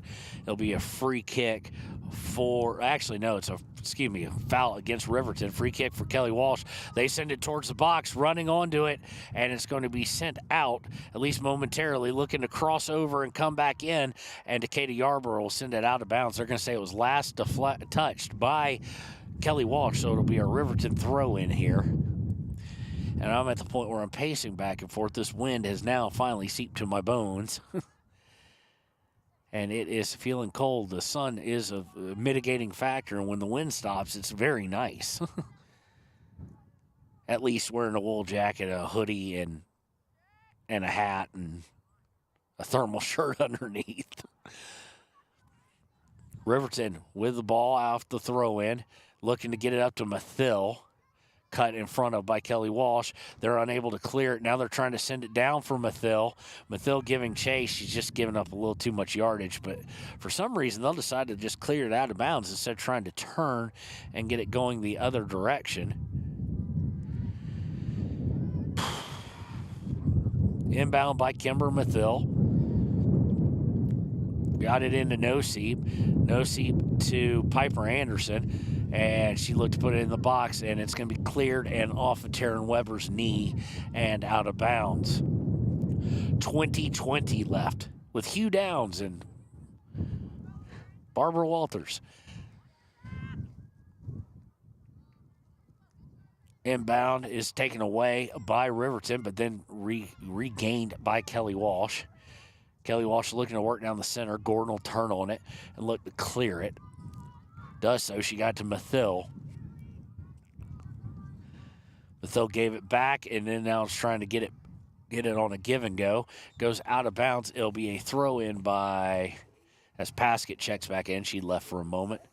I'm trying to see who the throw-in's for. I do believe Riverton. With 19 and a half minutes left in this match. Reminder, we will go right into the post game. Then we'll pay some bills with some commercials. And then we will take a little, as we pay bills for commercial, we'll take a little break, and then we'll be right back.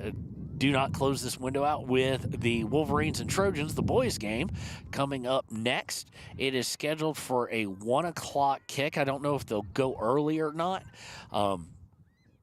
They're basically right on time right now. As Kelly Walsh looks to move forward, Ayana Mejorado able to come slide out and grab it. So it should be, most likely be about 20 some odd minutes between games. But not 100% sure. They may just go with 10 or 15 or 20 or what have you.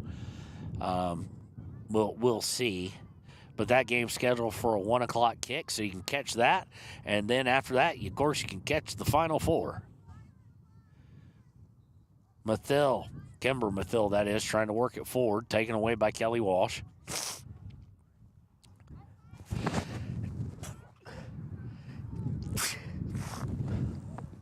Excuse me. Thrown by Kelly Walsh here now, and they're able to work through, going through Taryn Weber. Looked like she was thinking about a long shot. She kind of stutter-stepped there, the Kelly Walsh player did. Crosses it. Back into the middle, looking to turn, looking to fire. They do fire, and good save there by Ayana Mejorado. Had that played perfectly.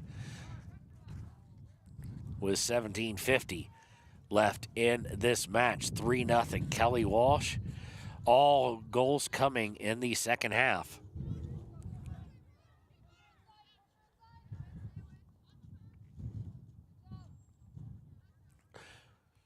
Be a throw in here inside the attacking third for Riverton.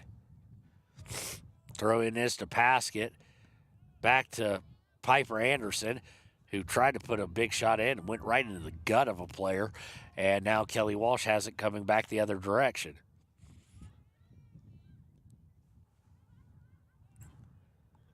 Ball goes out of bounds. It will be a throw for the Lady Trojans.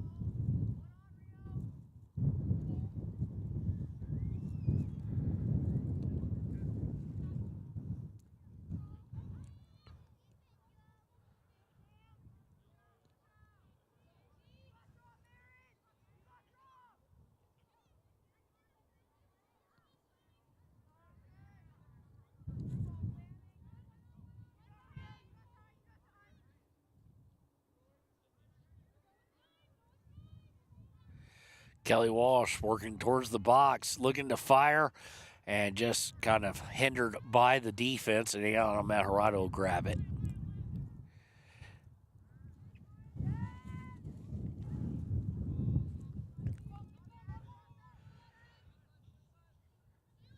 Paskett with it coming towards the near sideline, trying to turn. She finally does, sends it towards the box. There's really no one there, and Kelly Walsh will clear it.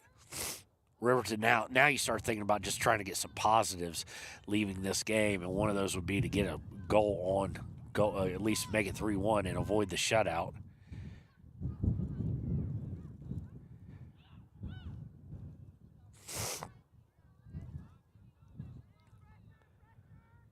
Riverton looking for a long pass for Paskett, just too long, and it'll go right to the keeper of Kelly Walsh. As we have 15-19, I think. It's either 15-19 or 16-19. Taken away by Timbry Mathil. For the kick by the goalie, goes outside for her sister. Kimber looking to play through. And lots of physicality going on here between Kimber and the Lady Trojan. Gets it back to McConaughey. McConaughey to Timbry Mathil. Timbry to Kimber. Kimber will put it towards the into the box and just too far out for Cammie Paskett. Goalie will look to punt it away.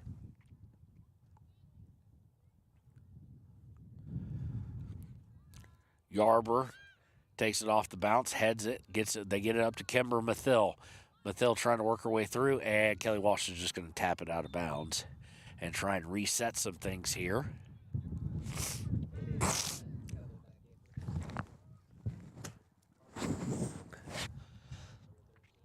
$14-15 left.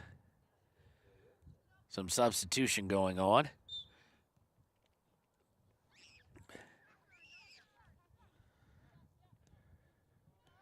Throw in from Kimber to Piper Anderson. Goes out of bounds off Kelly Walsh, and Taryn Weber will throw it in again. Weber to Paskett. She tries to head it over and turn and run on it, but it kind of didn't go the right direction. They want a handball, and they finally get one. It went up into the arm off of Kimber's foot, off of Kelly Walsh, so it'll set up Cammie Paskett with a potential shot here from about the 5-10, about the 15-yard line, so about 25 yards out.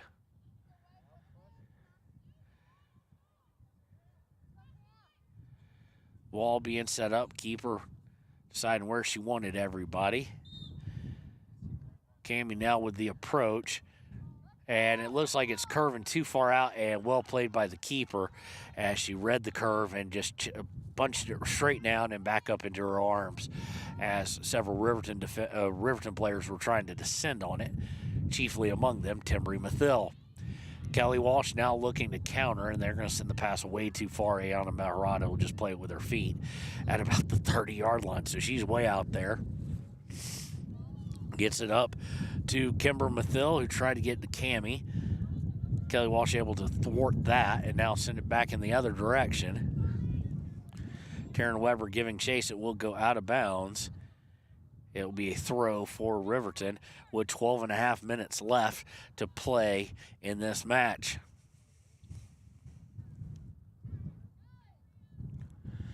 Throwing is going to go off for Riverton and out of bounds. It'll be a Kelly Walsh throw now. Walsh throws in, one touches it, Yarber able to get a hold of it. Now Kimber Mathil able to get it, gets it cleared up for a moment, and then goes back to Mathil.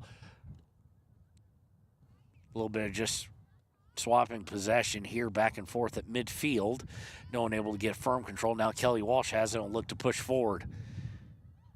Kelly Walsh sheds Aspen Gordon, and now they send it out far, and it's going to have to be sent over the end line by the Riverton back line, and it will be a corner kick here as we tick into the 10-minute mark.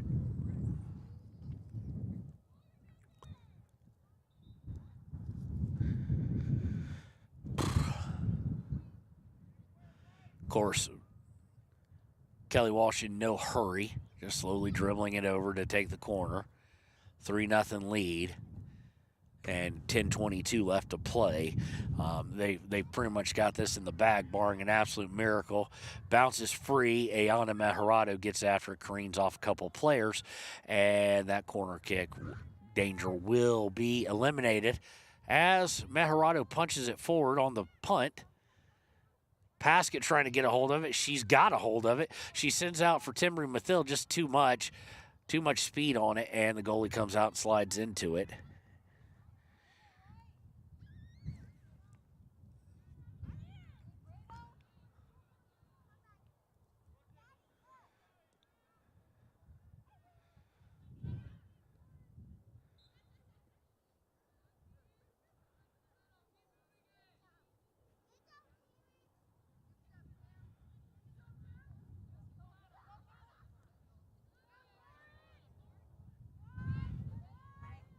Kelly Walsh trying to push forward here. Taken away by Kimber Mathill. Mathill to Paskett. Paskett trying to get to the other Mathill, and unfortunately Kelly Walsh steals away. Anything over about a 10-yard pass has been almost impossible for Riverton today. Long pass there by Kelly Walsh is going to go out of bounds. It will be a Riverton throw at 9:55 left and counting.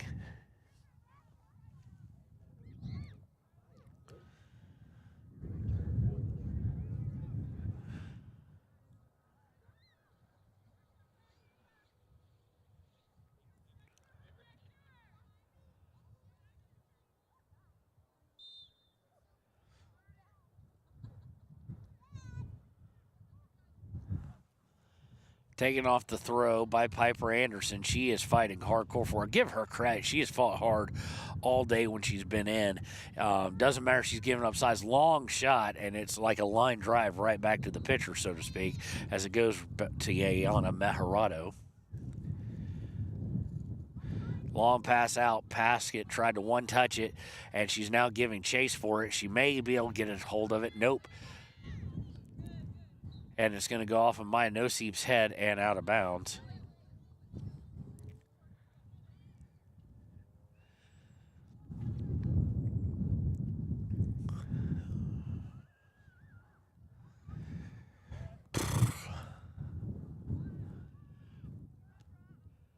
Throw in. Piper Anderson has it, loses it, but goes to Taylor McConaughey. Excuse me, Taryn Weber, then to Kaler. Now Kelly Walsh has it. They're trying to get through. Mossbrucker's going to step in front of it, though, and send it back over midfield.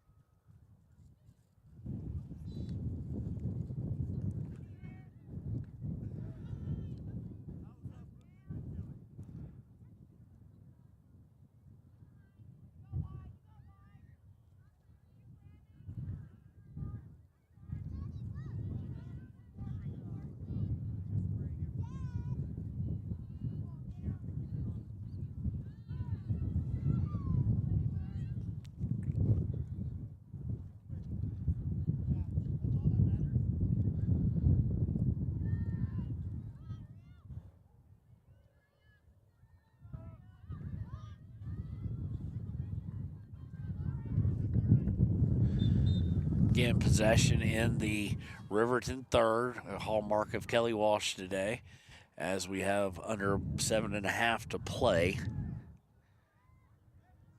Ayana Meharado will take the goal kick here.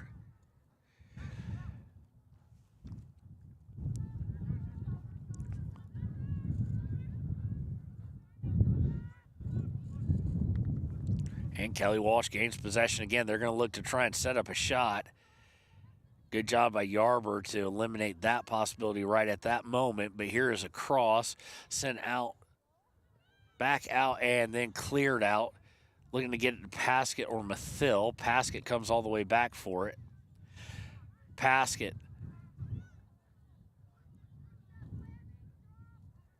And they're going to lose control at midfield. Kelly Walsh will take control of it.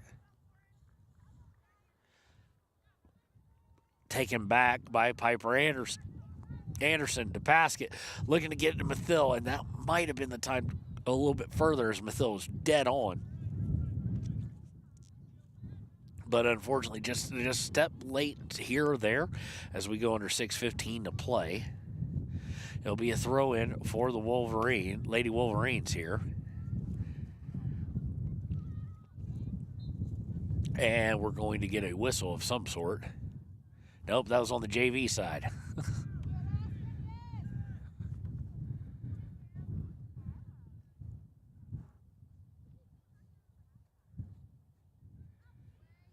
Paskett giving chase. Unfortunately, Kelly Walsh passes out of that situation. Now they'll work upfield as we are with 5:35 left in this match.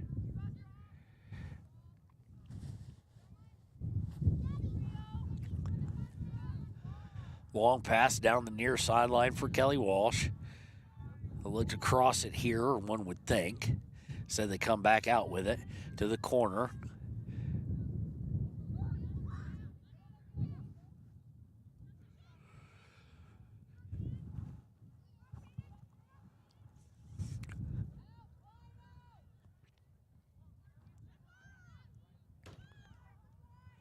And they'll be comfortable just bringing out towards midfield as we are now under 5 minutes to play.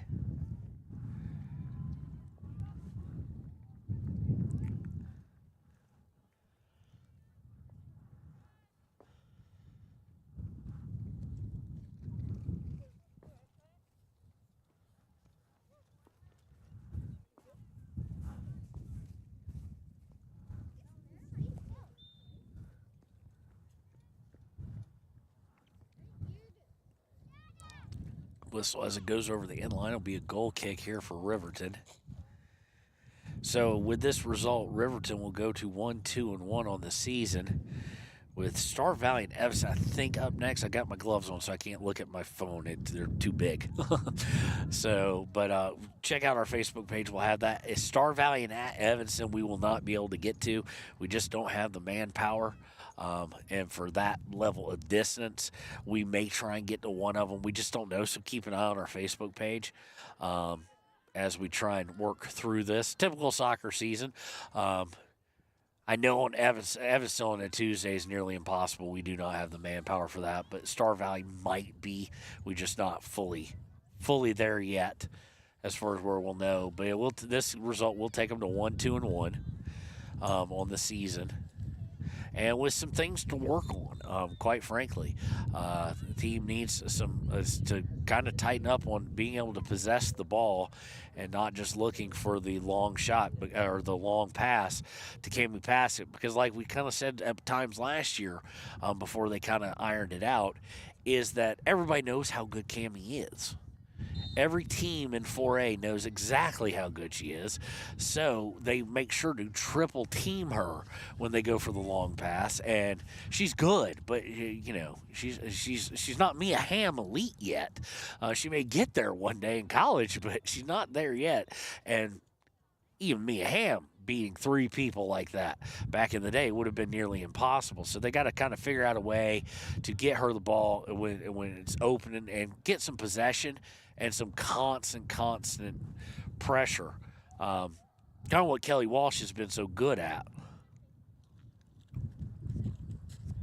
Because nothing is coming easy. I still regret the fact that we went to 4A. I thought we were a great little 3A team.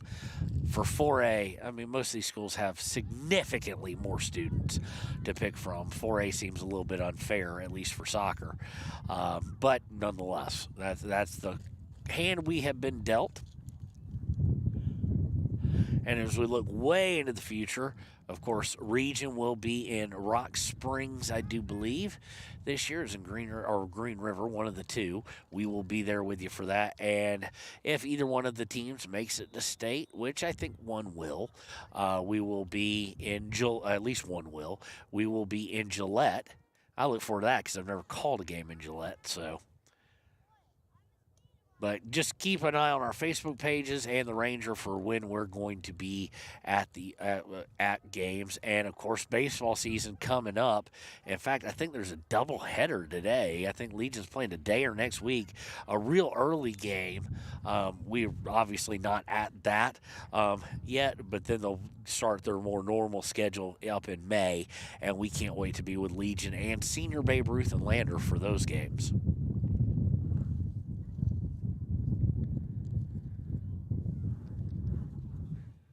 Trying to see the clock here. There's either a minute 9 or there's 7 seconds left, one of the two.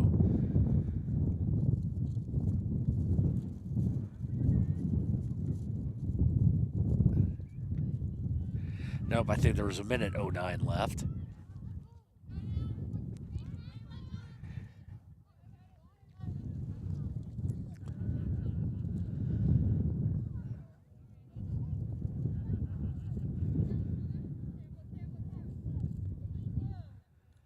Throw in Yarber with it, and they're going to say Yarber got it. No, they're going to say a shove against Piper Anderson. 30 seconds, I do believe, left in this match.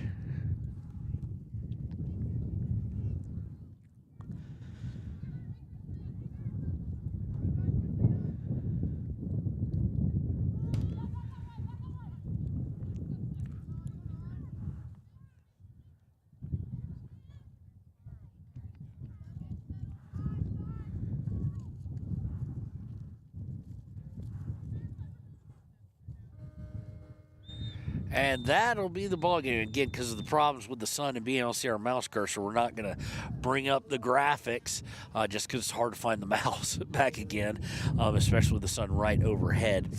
But we're going to jump right into the Click It or Ticket post-game show. Your Gatorade, good sport of the game, kind of hinted at it in the second half there. Piper Anderson always willing to play physical, willing to play hard-nosed, just like she did in basketball. So, I mean, it's not a huge shock. So credit her, Piper Anderson, our Gatorade good sport of the game. Our Papa Murphy's player of the game, Braden Mossbrucker, did a good job on her side of the field, eliminating scoring chances, and we want to congratulate Braden Mossbrucker on that. So now what's going to happen is we're going to take a little bit of elongated break since soccer doesn't have as many timeouts as, say, basketball or football. We're going to play our commercial reel, the people who make all this possible for us to get out to games and whatnot. So please, please support those businesses that help you be able to watch this. And we're going to pay some bills that way. And I'm going to warm up slightly. And when we return, we'll kind of take a look at the preview, a quick preview and starting lineups for the Riverton Wolverines and Kelly Walsh Trojans boys games coming up on WYO Today.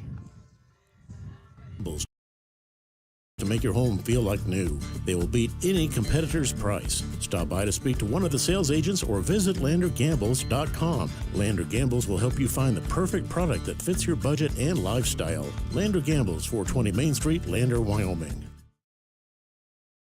Good news, DUI crashes and deaths are falling in Fremont County. We're doing better, but even one death on our roads from impaired driving, we take personally. We started the Fremont County DUI Task Force 2 years ago because we're losing too many friends, family members, and community members to impaired driving. So we've joined forces to work together to find and stop impaired drivers in Fremont County, wherever they are.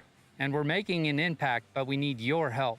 If your summer activities involve alcohol, plan ahead and make good choices. Drink responsibly, designate a sober driver, or call Safe Ride. And don't let your friends drive impaired either, even if you have to take their keys and find them a safe ride home.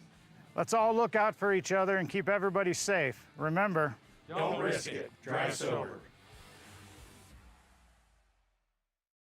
Your tax pros at 219 East Main Street in Riverton, Wyoming can handle all your tax needs. Whatever your situation, we know what to do. Call 307-856-2256 today to schedule an appointment. H&R Block is open Monday through Friday, 9 a.m. to 3 p.m.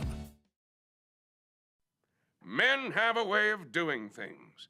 A man has his way of eating, of exercising, of keeping his hands warm, and of straightening up.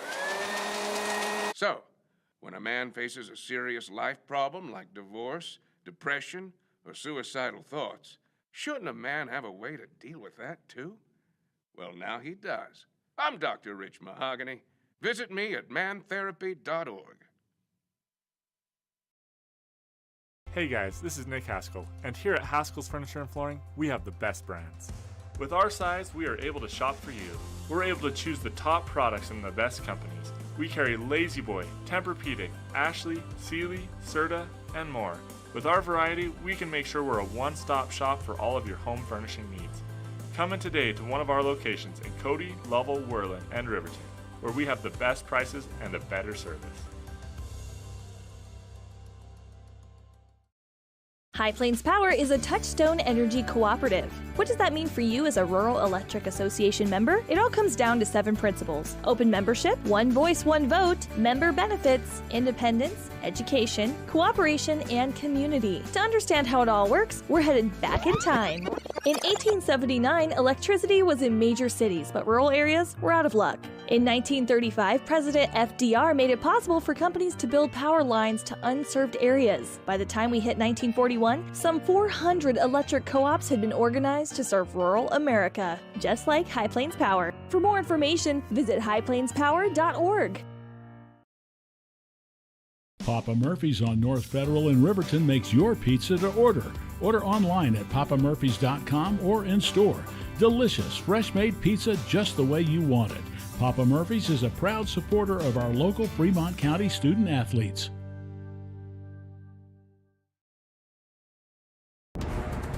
Exploding at 200 miles per hour. Airbags pack a punch. Until age 13, stay buckled up in the back seat. Buckle up, Wyoming.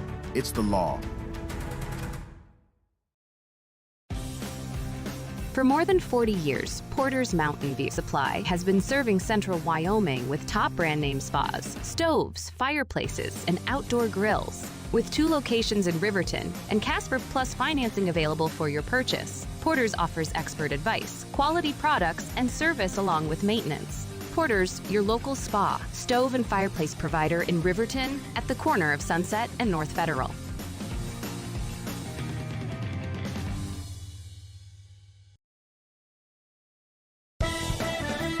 Shoshone Rose Casino and Hotel is proud to support youth sports in Fremont County. Enjoy a meal at the Deca Gai He restaurant. Deca Gai He is Shoshone for the eating house. Open daily from 7:30 a.m. until 9 p.m. Try a weekend getaway with the family in one of their comfortable, pet-friendly guest rooms and enjoy the heated swimming pool. Book online at ShoshoneRose.com and remember to support Fremont County youth sports. Go team!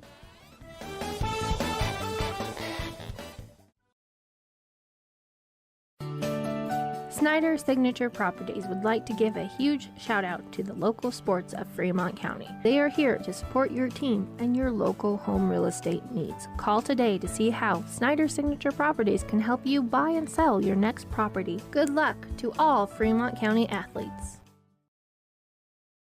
When repairs are complete after a collision, you expect your car, SUV, or truck to look like new. That's the service you'll receive at Stork Auto Body in Riverton. Professionalism and meticulous attention to detail. You can depend on Stork Auto Body, 841 Miniweb Avenue, Riverton.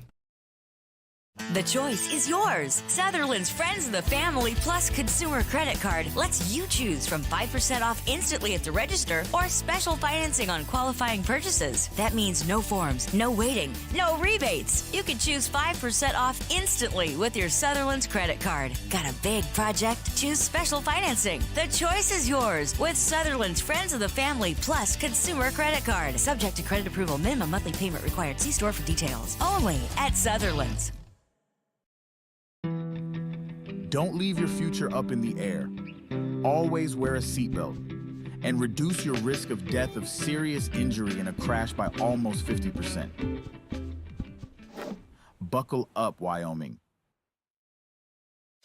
Stay at the newly renovated Hampton Inn & Suites Riverton, proud sponsor of all sports teams, home and away. Experience the perfect blend of comfort and convenience with Hampton's top-notch amenities, including a free hot breakfast, complimentary dinner and drinks Monday through Thursday evenings, a sweet shop for snacks and essentials, a pet-friendly environment, and an indoor hot tub, pool, and a fitness center to keep up with your workout routine. We've got everything you need for an exceptional stay. Reserve your stay now on our website, Hampton Inn & Suites Riverton, where comfort meets convenience. And we interrupt you with breaking news live from the Pepsi Wild Cherry Aisle. Carol, can you hear us? Steve, I've never seen anything like this. The bold, refreshing, and bursting with cherry deliciousness of Pepsi Wild Cherry is, well, let's just say everyone is getting wild. Getting wild? That's right, Steve. There's dancing, binge-watching, and is that a slip and slide? They're really putting the wild in Pepsi Wild Cherry. And this on-the-scene reporter can't wait to pop, lock, and drop it. Pepsi Wild Cherry. Go ahead. Get wild. Take the next step in higher education at Central Wyoming College. Offering 2- and 4-year degree programs in a variety of fields, Central Wyoming College in Riverton is transforming lives and strengthening communities through learning, leadership, and connection. Living well isn't just about things. It's about the things that matter. Your family, your friends, and your health. For decades, Sage West Healthcare has been committed to improving the health and care of our communities. Today, we're investing more in our communities, in our people, in advanced medical technologies, and in specialized facilities, so access to better care is close to you and the things that matter most. Sage West Healthcare. Be well, live well. That's why we're here. We believe that everyone deserves a second chance, including us. Hi, I'm Brian Rohbacher, CEO of Atlantic City Federal Credit Union. And if we said no to you in the past, I'm asking you for a second chance too. In the midst of everything happening, we are committed now more than ever to second chances and when it comes to your finances. An auto loan for your new car, business loans, home loans, and more. Give Atlantic City Federal Credit Union a second chance to give you a second chance. We've been helping our community thrive since 1964, and now it's your turn. Visit AtlanticCity.coop to apply today. Atlantic City Federal Credit Union, federally insured by the NCUA. For a place, a people, an idea, for right and freedom, for liberty and justice for all. For every square inch between fruited plains and spacious skies. Marines fight to win. See all the battles Marines fight to win at marines.com.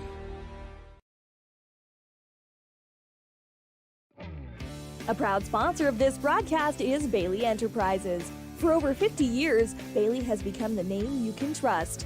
With Pit Stop Travel Centers, you can fuel up and stock up on trip snacks at locations all over Fremont County. You can also put your trust in Bailey Tire and Auto for service to keep handy for those times when your luck runs out on the road. Refresh at the Speedway Cafe with a dine-in meal or a round of carry-out with a variety of specials to keep you going. Go with Bailey.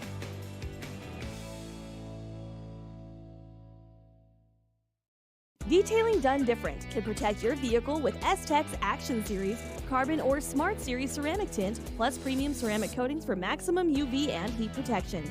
All backed by a lifetime warranty. Expect expert detailing to make any ride look brand new. Call 307-851-5158 today. Detailing done different. Riverton Blowdorn Lumber is proud to support youth sports. Experience the Blowdorn difference. Quality products, design, delivery, and expert service. Blowdorn Lumber, 1202 North Federal in Riverton. Blowdorn Lumber. Your car or truck is an investment. When it needs repairs, you need someone you can trust to do the job right. Take it to Gunners Automotive. They repair all makes and models of cars and trucks, from oil changes to brakes, tires, and more. Gunners Automotive, 856-2288.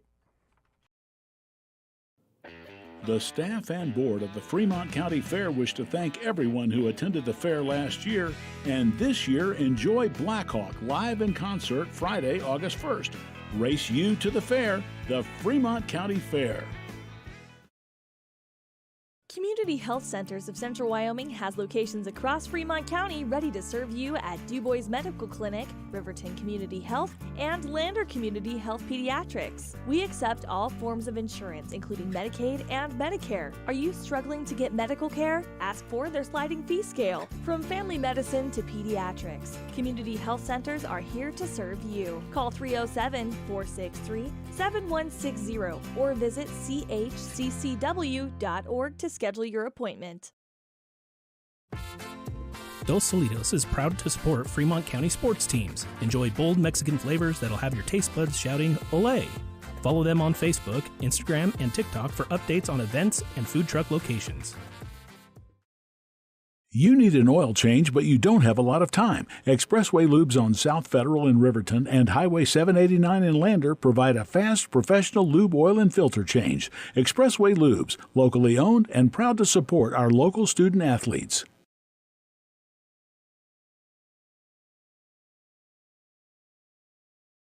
B&M Septic and Excavation offers prompt professional service. Call them today for a quote at 850-2200. They serve far and wide across Fremont County and deep. B&M Septic and Excavation is proud to support Fremont County sports. Why should your new floor come from Carpet One? Because we're passionate about the spaces our neighbors call home. We're part of your community, and we're also part of the world's largest cooperative of independently owned and operated flooring stores. So you can be sure you'll get great selection and outstanding value with every installation. Whether it's carpet, hardwood, tile, or luxury vinyl, our experts take the guesswork out of choosing the right floor. We're your local Carpet One Floor and Home, the one store for your perfect floor. Visit Lander Gambles to make your home feel like new. They will beat any competitor's price. Stop by to speak to one of the sales agents or visit LanderGambles.com. Lander Gambles will help you find the perfect product that fits your budget and lifestyle. Lander Gambles, 420 Main Street, Lander, Wyoming. Good news, DUI crashes and deaths are falling in Fremont County. We're doing better, but even one death on our roads from impaired driving, we take personally. We started the Fremont County DUI Task Force 2 years ago because we're losing too many friends, family members, and community members to impaired driving. So we've joined forces to work together to find and stop impaired drivers in Fremont County, wherever they are. And we're making an impact, but we need your help. If your summer activities involve alcohol, plan ahead and make good choices. Drink responsibly, designate a sober driver, or call Safe Ride. And don't let your friends drive impaired either, even if you have to take their keys and find them a safe ride home. Let's all look out for each other and keep everybody safe. Remember, don't risk it. Drive sober. Your tax pros at 219 East Main Street in Riverton, Wyoming can handle all your tax needs. Whatever your situation, we know what to do. Call 307-856-2256 today to schedule an appointment. H&R Block is open Monday through Friday, 9 a.m. to 3 p.m. Men have a way of doing things. A man has his way of eating, of exercising, of keeping his hands warm, and of straightening up. So, when a man faces a serious life problem like divorce, depression, or suicidal thoughts, shouldn't a man have a way to deal with that too? Well, now he does. I'm Dr. Rich Mahogany. Visit me at mantherapy.org. Hey guys, this is Nick Haskell, and here at Haskell's Furniture and Flooring, we have the best brands. With our size, we are able to shop for you. We're able to choose the top products in the best companies. We carry Lazy Boy, Tempur-Pedic, Ashley, Sealy, Serta, and more. With our variety, we can make sure we're a one-stop shop for all of your home furnishing needs. Come in today to one of our locations in Cody, Lovell, Worland, and Riverton, where we have the best prices and a better service. High Plains Power is a Touchstone Energy cooperative. What does that mean for you as a Rural Electric Association member? It all comes down to 7 principles: open membership, one voice, one vote, member benefits, independence, education, cooperation, and community. To understand how it all works, we're headed back in time. In 1879, electricity was in major cities, but rural areas were out of luck. In 1935, President FDR made it possible for companies to build power lines to unserved areas. By the time we hit 1941, some 400 electric co-ops had been organized to serve rural America, just like High Plains Power. For more information, visit highplainspower.org. Papa Murphy's on North Federal in Riverton makes your pizza to order. Order online at papamurphys.com or in store. Delicious, fresh-made pizza just the way you want it. Papa Murphy's is a proud supporter of our local Fremont County student athletes.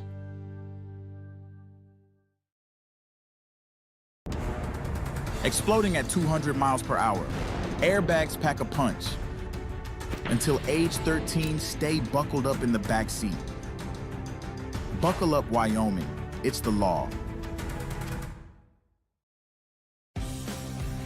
For more than 40 years, Porter's Mountain View Supply has been serving central Wyoming with top brand name spas, stoves, fireplaces, and outdoor grills. With 2 locations in Riverton and Casper Plus financing available for your purchase, Porter's offers expert advice, quality products, and service along with maintenance. Porter's, your local spa, stove and fireplace provider in Riverton at the corner of Sunset and North Federal.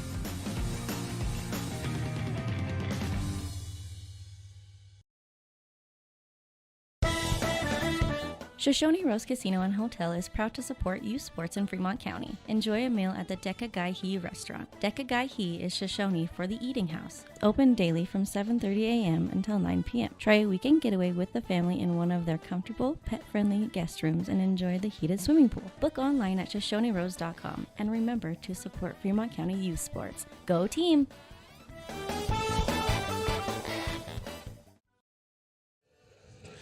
And welcome back to today's coverage of Riverton High School soccer. We're going to get the scoreboard reset here. Oh, no, we're going to open the wrong thing because we can't really see our mouse. Okay, so let's X out of that and now get our scoreboard reset, as it will be time for the boys to take action here.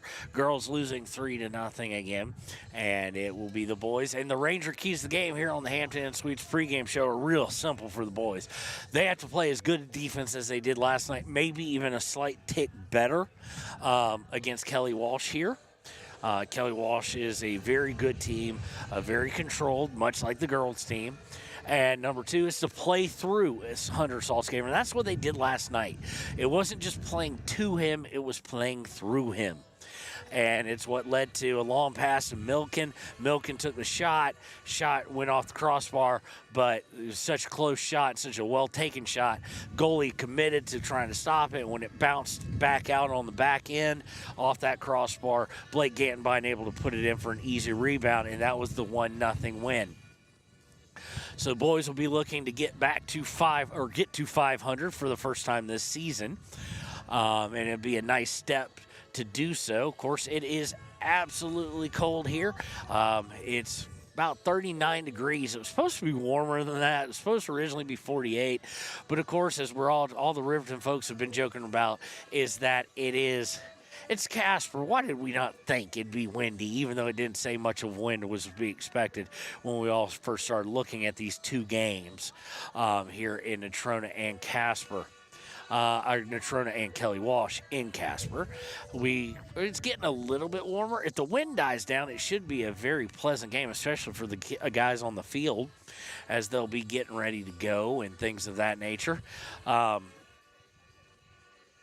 We do not have lineup card. They didn't have it over the scores table yet, and that's exactly what it is. So we're going to try, if we get a chance, we'll run back over there, or we'll just give the Riverton starting lineup as they're on the field, so to speak. So we'll go probably with that most likely. So that is your Ranger Keys game. When we return to the Hampton Inn and Suites pregame show, it will be time for the Sutherland starting lineups here on WYO Today. Snyder Signature Properties would like to give a huge shout out to the local sports of Fremont County. They are here to support your team and your local home real estate needs. Call today to see how Snyder Signature Properties can help you buy and sell your next property. Good luck to all Fremont County athletes. When repairs are complete after a collision, you expect your car, SUV, or truck to look like new. That's the service you'll receive at Stork Auto Body in Riverton. Professionalism and meticulous attention to detail. You can depend on Stork Auto Body, 841 Miniweb Avenue, Riverton. The choice is yours. Sutherland's Friends of the Family Plus Consumer Credit Card lets you choose from 5% off instantly at the register or special financing on qualifying purchases. That means no forms, no waiting, no rebates. You can choose 5% off instantly with your Sutherland's credit card. Got a big project? Choose special financing. The choice is yours with Sutherland's Friends of the Family Plus Consumer Credit Card. Subject to credit approval. Minimum monthly payment required. See store for details. Only at Sutherland's. Don't leave your future up in the air. Always wear a seatbelt and reduce your risk of death of serious injury in a crash by almost 50%. Buckle up, Wyoming. Stay at the newly renovated Hampton Inn & Suites Riverton, proud sponsor of all sports teams, home and away. Experience the perfect blend of comfort and convenience with Hampton's top-notch amenities, including a free hot breakfast, complimentary dinner and drinks Monday through Thursday evenings, a sweet shop for snacks and essentials, a pet-friendly environment and an indoor hot tub pool, and a fitness center to keep up with your workout routine. We've got everything you need for an exceptional stay. Reserve your stay now on our website, Hampton Inn & Suites Riverton, where comfort meets convenience. And we interrupt you with breaking news live from the Pepsi Wild Cherry aisle. Carol, can you hear us? Steve, I've never seen anything like this. The bold, refreshing, and bursting with cherry deliciousness of Pepsi Wild Cherry is, well, let's just say everyone is getting wild. Getting wild? That's right, Steve. There's dancing, binge-watching, and is that a slip and slide? They're really putting the wild in Pepsi Wild Cherry, and this on-the-scene reporter can't wait to pop, lock, and drop it. Pepsi Wild Cherry. Go ahead. Get wild. Take the next step in higher education at Central Wyoming College. Offering 2- and 4-year degree programs in a variety of fields, Central Wyoming College in Riverton is transforming lives and strengthening communities through learning, leadership, and connection. Living well isn't just about things. It's about the things that matter. Your family, your friends, and your health. For decades, Sage West Healthcare has been committed to improving the health and care of our communities. Today, we're investing more in our communities, in our people, in advanced medical technologies, and in specialized facilities, so access to better care is close to you and the things that matter most. Sage West Healthcare. Be well, live well. That's why we're here. We believe that everyone deserves a second chance, including us. Hi, I'm Brian Robacher, CEO of Atlantic City Federal Credit Union. And if we said no to you in the past, I'm asking you for a second chance too. In the midst of everything happening, we are committed now more than ever to second chances and when it comes to your finances. An auto loan for your new car, business loans, home loans, and more. Give Atlantic City Federal Credit Union a second chance to give you a second chance. We've been helping our community thrive since 1964, and now it's your turn. Visit AtlanticCity.coop to apply today. Atlantic City Federal Credit Union, federally insured by the NCUA. For a place, a people, an idea, for right and freedom, for liberty and justice for all. For every square inch between fruited plains and spacious skies. Marines fight to win. See all the battles Marines fight to win at marines.com. And welcome back to Wyatt Today Media's coverage of Riverton High School soccer. Referees and the players coming out on the field now for introductions, and we'll do the starting lineups for Riverton here. Of course, in goal, it will be number 55. I think he plays every sport, football, basketball. I know he plays baseball with Legion, and that is Ryan Cox.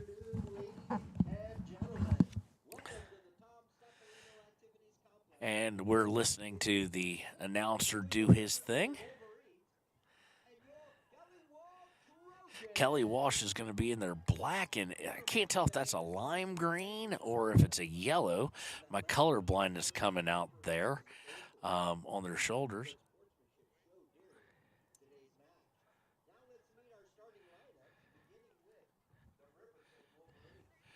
For the Riverton Wolverines, of course, like I said, number 55, Ryan Cox. Number 3, Mason Romer. Number 6, Peyton Larson. Of course, he'll be joined by his brother. Landon Withrow, who's playing on a yellow card, number 7. Number 9, Weston McLaughlin. Hunter Saltzgaver.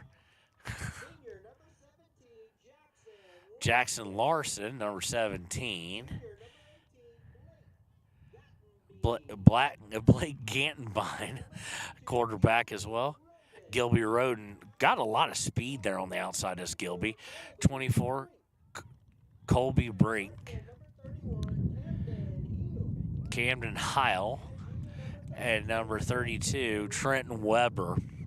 Trenton Weber's shown me a lot on the pitch this year so far. He's really starting to not only be a great talent, but hone his skill. And he's played very well so far this season. So we'll take a break real quick, and when we return, it'll be time for kickoff between the Trojans and the Wolverines here on WYO Today. A proud sponsor of this broadcast is Bailey Enterprises. For over 50 years, Bailey has become the name you can trust. With Pit Stop Travel Centers, you can fuel up and stock up on trip snacks at locations all over Fremont County. You can also put your trust in Bailey Tire and Auto for service to keep handy for those times when your luck runs out on the road. Refresh at the Speedway Cafe with a dine-in meal or a round of carry-out with a variety of specials to keep you going. Go with Bailey.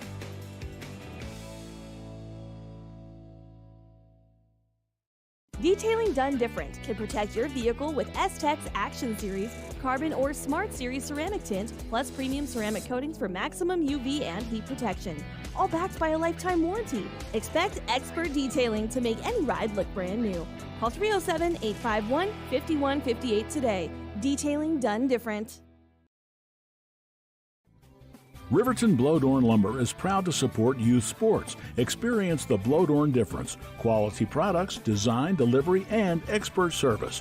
Blowdorn Lumber, 1202 North Federal in Riverton. Blowdorn Lumber. And welcome back. Time to start the first half here as Riverton huddles up. Announcements have been made and introductions have been made.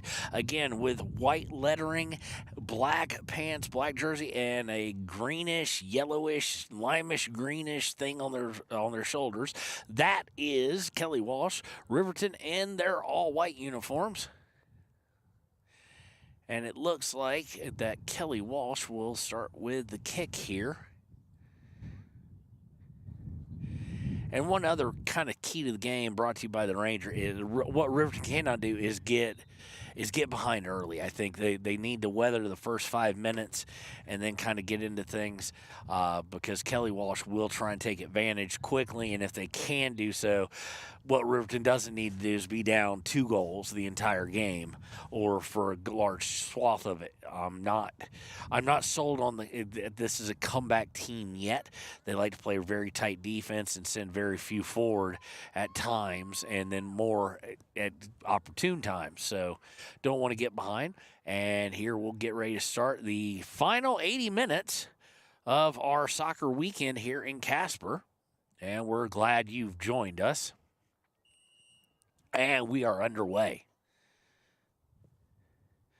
Kelly Walsh immediately getting a long pass after kicking back on the kickoff, and they will start to set up possession. Very similar to the way the girls play. A little bit more athletic, actually. But an errant pass there is taken away by Riverton.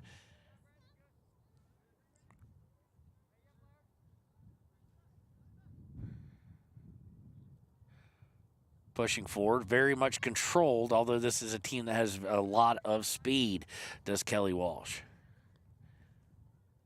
A lot of team speed. And Riverton kind of a little bit lacking in some regards to team speed. A lot of individuals who got Roden, Saltzgaver, etc. with some great speed, but down to a man. And there's a cross and just missed touch by Kelly Walsh.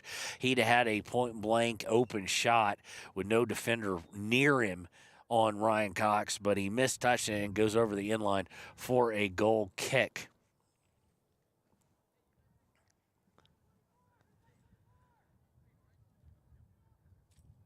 Actually, no. Never mind, the flag was up, so they're going to say offsides. They didn't blow it dead, though, until it had gone over the end line. Got into Saltzgaver. Saltzgaver looking to turn.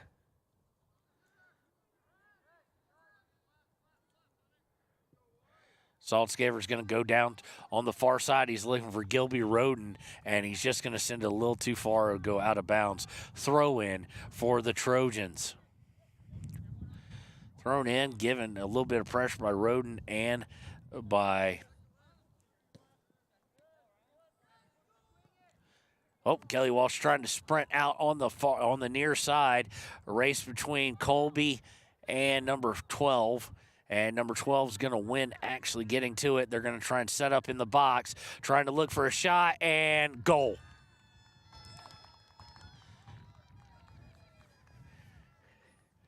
Went far side, not a whole lot that Ryan Cox could do about it, as he'd gotten drawn over to the near side for the shot, and it was just perfectly buried. And it is 1-0. Kelly Walsh Trojans comes 2 minutes and 3 seconds into the game.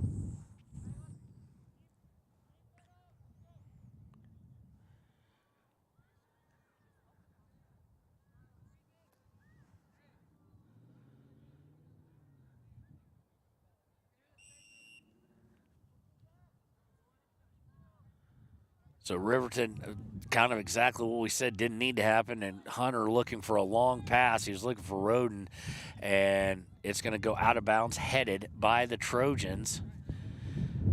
So I'm going to rephrase the Ranger key to the game now is Riverton needs to answer quicker, or rather sooner rather than later. Let's just put it that way. Roden trying to get into the box. Does so. He's going to have a shot. And it is blocked to the right.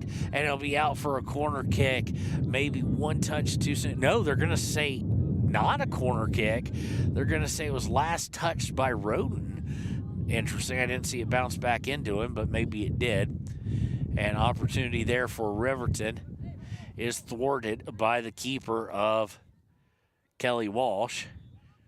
Kelly Walsh now looking for a long pass out to the far sideline, and they've got a guy wide open. He's able to take it all the way into the box. He's looking to come in. Here's the cross, and it's put in. Goal.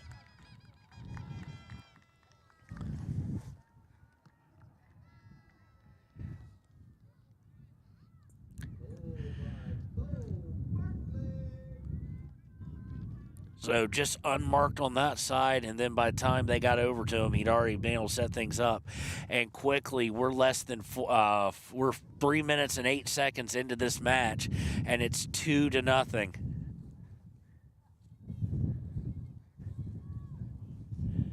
In favor of the Trojans.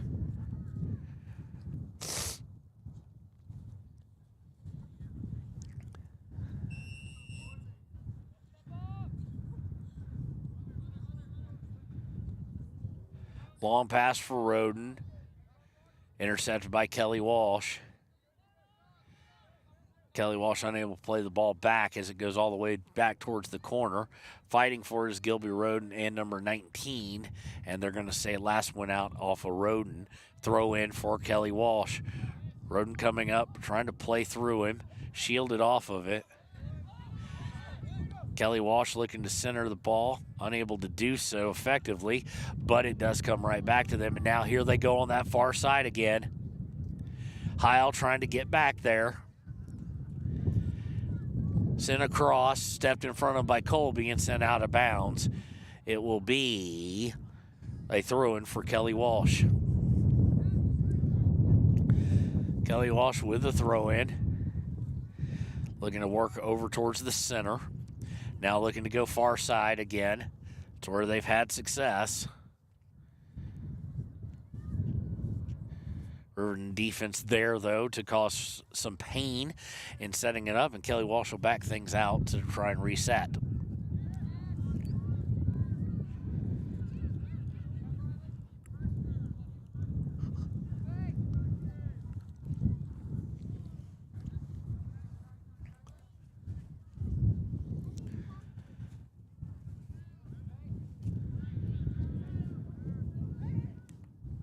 Kelly Walsh now working back towards the far side.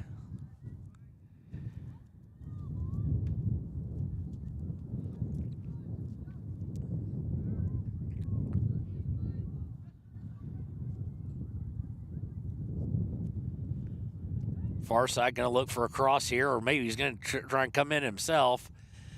And he does. It gets deflected outside the box. But at the corner, Kelly Walsh will keep control of it. Kelly Walsh, a little back heel kick, got a little too fancy there. Lost control, but does regain possession. And they'll go back to the far side again to set up potential cross or to set up their offense. Have Guys go all sorts to the ground. Kelly Walsh, though, maintains control. And here's a long shot, and it's just wide left.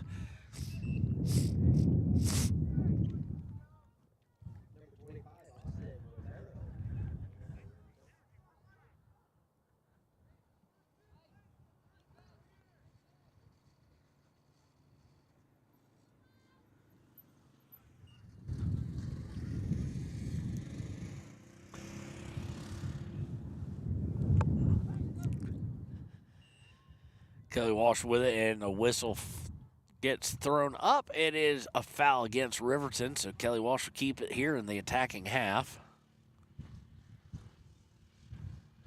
Be a set piece for him. First set piece of the afternoon, I think, for Kelly Walsh.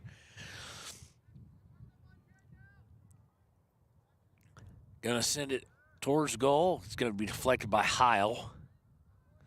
But Kelly Walsh keeping it in the box. Ryan Cox going out for it, and he slides in and gets it. Nice way to nullify any kind of opportunity there.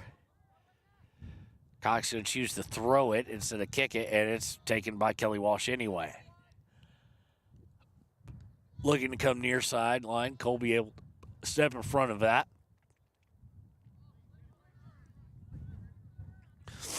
Riverton having a hard time getting out of the midfield or out of their own end, out of their own half. And this one sent a pass by Kelly Walsh off a steal, but Ryan Cox is able to step in front of it, no problem. Stolen away right off the pass out, though. And Riverton will go back to Ryan Cox. We'll try and boot it downfield. And gets intercepted by Kelly Walsh.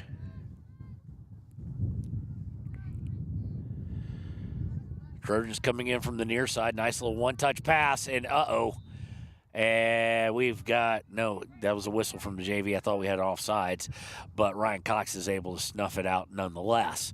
So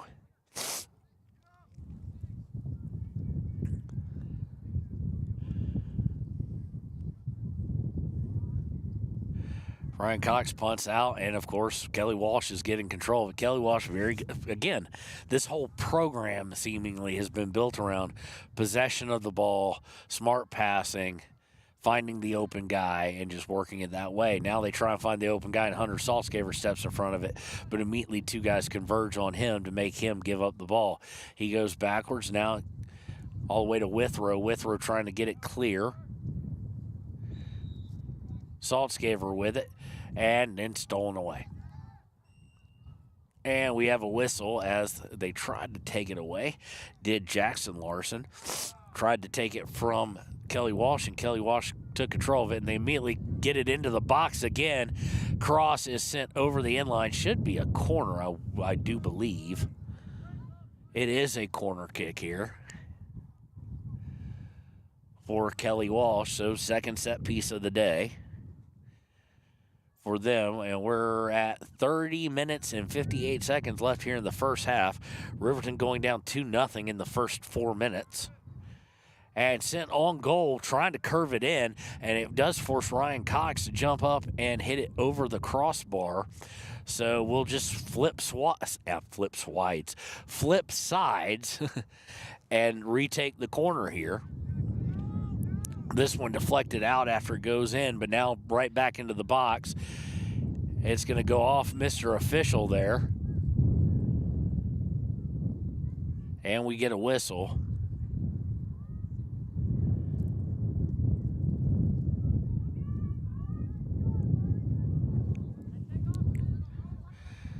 They drop it into play, trying to get something going past midfield, and Kelly Walsh takes it right back. Coming down the near side, looking across, taking off of it, and no, it's not going to go out. Is it going to go out? No, it's not. Riverton trying to get it out of the box. They get it to Saltzgaver. Saltzgaver harassed immediately.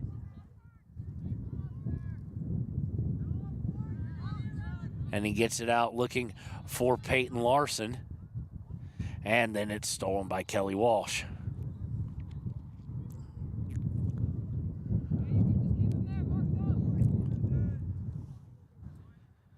be a throw-in as it went out of bounds. It'll be Riverton ball on the throw. And as it's thrown in, unfortunately, it goes off Trenton Weber's foot and right back out of bounds. So it'll be Kelly Walsh throw.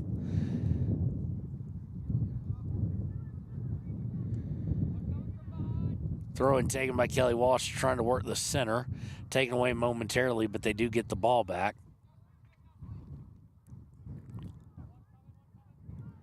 And they'll look to work it towards the far side. Now back center. They're going outside. They've got a little something working on that outside, that far side. Coming into the box, looking to cross. Can't do it at first. Now he does get the cross in. And they're right there, right on top of Ryan Cox. And somehow the Riverton defense does get it cleared for a moment before now here comes back Kelly Walsh looking to cross it into the box, headed straight up. Now headed back down by Riverton. And Saltzgaver will kind of spin kick it out of the way. But here they come again. This time near side. Kelly Walsh, long shot, just over the crossbar. And no good.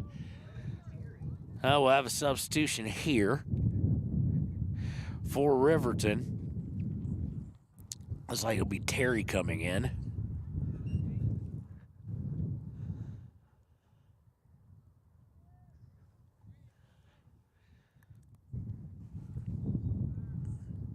Goal kick out towards midfield, but fielded by Kelly Walsh. And Kelly Walsh trying to work that near side, that far side, excuse me. And they're going to have some success in working it down. Looking to cross. Blocked momentarily, but Riverton still in trouble here. And it's sent on goal, deflected out by Cox, and then he jumps on top of it. Good save there by Cox, and it's just relentless pressure by this Trojan squad.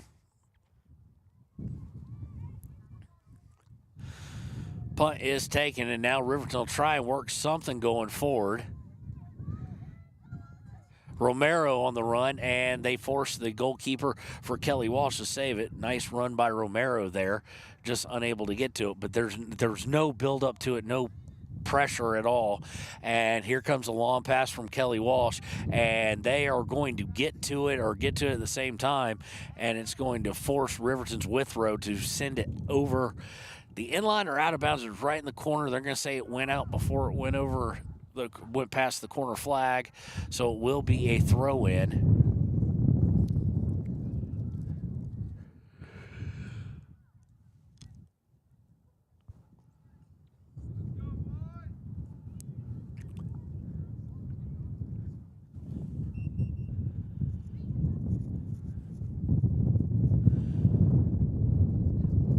And we're having a bit of a elongated break here on the throw, and there is the throw finally, and it's going to be headed right back out of bounds by Riverton. That was a long wait for a whole lot of nothing. Thrown back in. This time Kelly Walsh does possess it. We're going to try and swing it around the box, and stolen away, at least momentarily, by Roden. But Kelly Walsh gets it back at midfield. Working that far side and able to keep it from going over. And here's the cross, and it's going to be deflected out. It will be a corner kick for Kelly Walsh. Third corner of the day. Second one from this side. Corner on its way up, and it hits down a couple times, and off the chest, turn, fire, goal.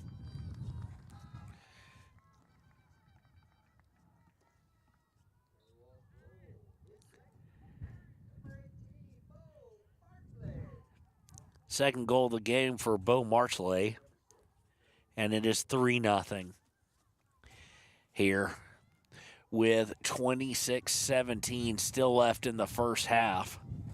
Riverton trailing 3-0.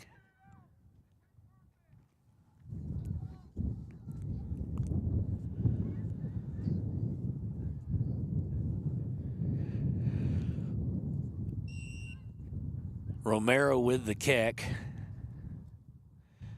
Saltzgaver actually missed it trying to kick it forward, goes back to Colby. Now they cross over to Jackson Larson. And immediately here comes the pressure from Kelly Walsh. Cross over to Weber. Weber trying to get up to Roden, and it's intercepted by Kelly Walsh. Trojans looking to go far side. Go figure. Girls seemingly like to use the near side, at least on this. Well, it would be the same thing. The girls and boys both use the same side. Kelly Walsh girls wanted to use the near side. They were going the opposite direction, far side in the second half. So I'm sure Kelly Walsh will be using the near side in the second half as far as how we describe it. Into the box, and a misplayed by the defense a couple of times, and shot is just right at Ryan Cox. That is something that Ryan Cox had played well. Ford's also going to kind of smack himself in the forehead probably, as far as he could have put that anywhere and just went right to the keeper. Saltzgaver trying to push through and make things happen himself. Now Roden trying to help him out, and it's stolen away by Kelly Walsh. And let's see what they do here working the near side. Weber trying to steal it away, but Kelly Walsh able to maintain possession. They'll look to center it up here. Now going far side, back into the center, and running onto it, and luckily, Heil able to get back and send it over the end line. It will be a corner kick, or Ryan Cox. Ryan Cox was coming off his line. I just don't know if he gets there before the shot is past him. Ryan Cox, I think, made the right call to come off his line, but it may have bit him a little bit, but it's better, I guess, than sitting back, because either way, without Heil getting back, it's going to be wide open. This corner is, it went way out of bounds over the end line and was probably the tallest one we've seen, highest one we've seen all day. I don't think the wind got it. Wind, again, is blowing right to left. If you're facing the goal that the camera's facing right now. Left to right on the other one, obviously.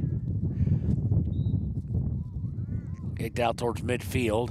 Kelly Walsh fighting for possession. They don't get it here. Romero has to slide tackle it, though, and he slide tackles it out of bounds, so it will lead to a throw and a potential possession for the Trojans here.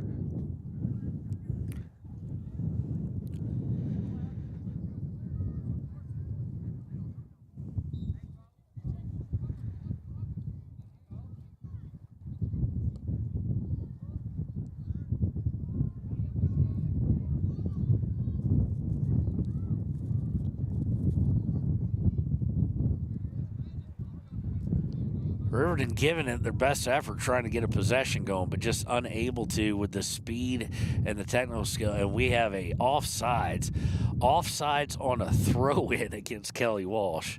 That's just poor. But nonetheless, he is well offsides as he took off before the throw ever happened. It'll be a free kick for the Wolverines. Here as we are now under, I do believe, 22, but we'll call it 23 for the moment. No, I think it's 22.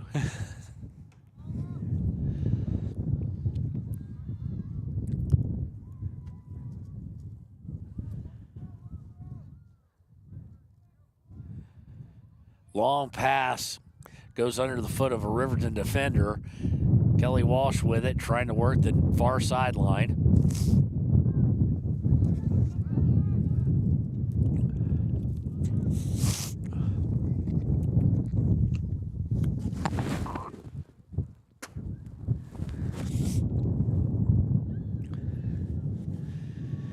Goes over the end line. It will be a goal kick. Substitutions now for Kelly Walsh. Actually, it may have been 20. Oh, we're gonna find out for you guys. Time. It's either 20 minutes exactly right now, or it's 29. I can't really tell from this angle. Like I said, we don't have the greatest angle, but if that flips to 19. No, but it did flip from 21, so it is 20 minutes coming up. So cleared out to midfield where Kelly Walsh now gets possession again. Their back line just doesn't make mistakes, really. They're very controlled. And here they go over to the near side, trying to work it into the center. It's going to be sent out of bounds by Withrow. I think it was Withrow, actually. Throw into Kelly Walsh. They're trying to work into the box. He gets into the box, trying to fight through, now goes back up top, and it's going to wind up getting popped up, and Ryan Cox will run right underneath it. So great individual effort there by the Trojans left midfielder, left forward, but at the same point in time, his decision after he made the great individual effort actually didn't give them a good opportunity at all. He'd been on maybe even better off just trying to shoot it himself. But these are the times where you can make a poor decision here or there. Coaches probably wouldn't agree with that, but you can make a poor decision when you're up 3-0, and we just passed the halfway point of the first half. Kelly Walsh trying to work through. I don't know how they're calling Milken, who's checked in for a foul there. They both got ball, and Milken lost. I mean, Milken lost the war for the ball as they both kicked the ball at the same time, and they called Milken for the foul. So free kick for Kelly Walsh. They'll work over the far side. Roden giving chase, as is Larson. They'll force Kelly Walsh to come further back than they normally have had to. And here they come now down the near side.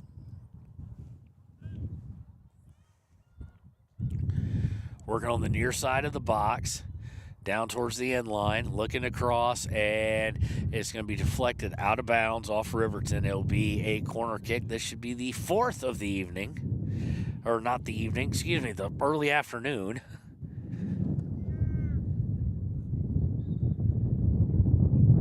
Corner kick put across a little bit too hard and winds up wide. Kelly Walsh fighting to try and get a control of it. He thought about he was going to take a long shot there. Back to the guy, and now Kelly Walsh will clear out and try and work it up the sideline here. And back in, it's in the box, and Ryan Cox with a great little grab there. Came in there, put life and limb on the line, and was able to grab it and eliminate the threat at the moment.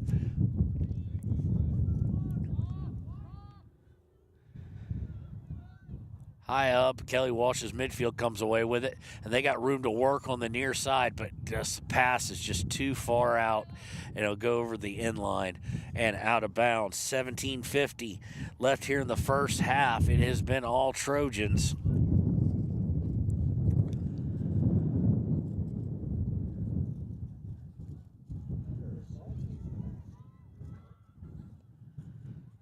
Saltzgaver coming back into the game for Romero.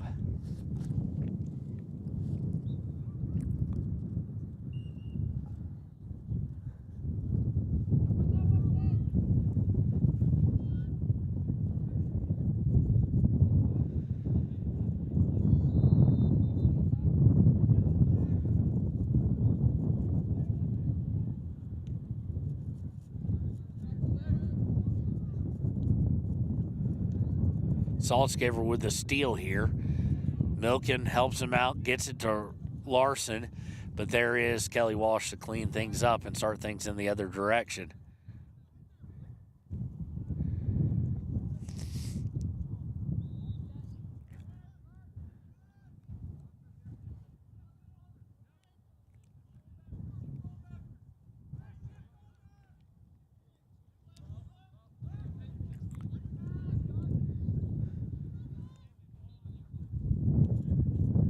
Trying to come up the near side, and now they've got a runner. Into the box, turns, tries to beat out, and just try to get a little too fancy and a little too close to goal, and Ryan Cox able to get in there and grab it. Had some opportunities there to Kelly Walsh, but I don't know if coaches will be thrilled with that for the Trojans. He did try and get a little too fancy when he's got an opportunity. There will be games for them, I'm sure, where you can't get kind of tricky. 16 minutes left here in the first half. Again, 3-0, and two of those goals scored in the first about 3 minutes and 3 seconds or so. It was an onslaught pretty quick, and right as I say that, Kelly Walsh is going to take a shot that's going to go well over the goal and go all the way into the center block retaining wall, excuse me, not retention wall.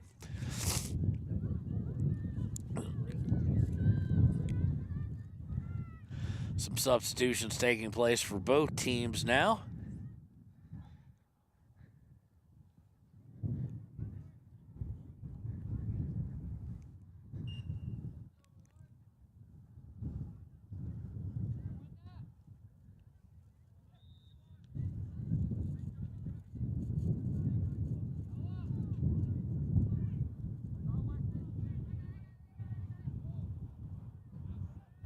Kelly Walsh with possession coming into the box on the near far side. Cross stuck out for a second. Kelly Walsh trying to settle it. Shot. Goal.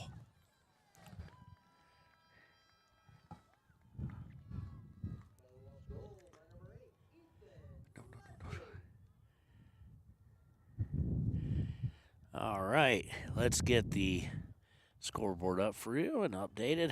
Having to take my glove off and hold it over it to be able to see. And it is 4-0 here. That comes with I think it says 14:53. It could say 14:33. I think it says 14:53 though.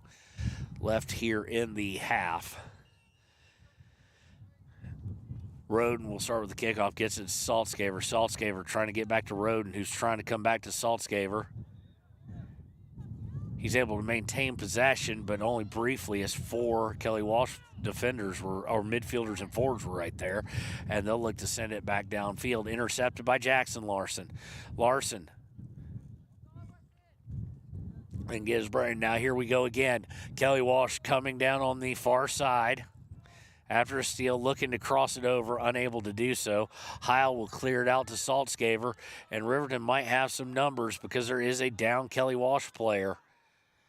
Saltzgaver trying to come through a couple guys. Cannot do so.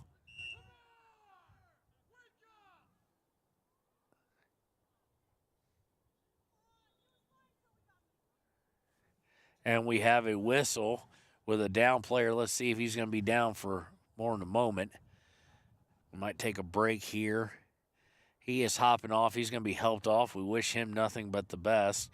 Some Riverton fans are saying that he only went down when that kid got hurt, when we're yelling at the ref for stopping things because Riverton had numbers. He'd been down since the original steal off Roden. Since they converged on him, it looks like he minimum tweaked his ankle. He really hasn't put any weight on it at all that I can tell. He's just been hopping.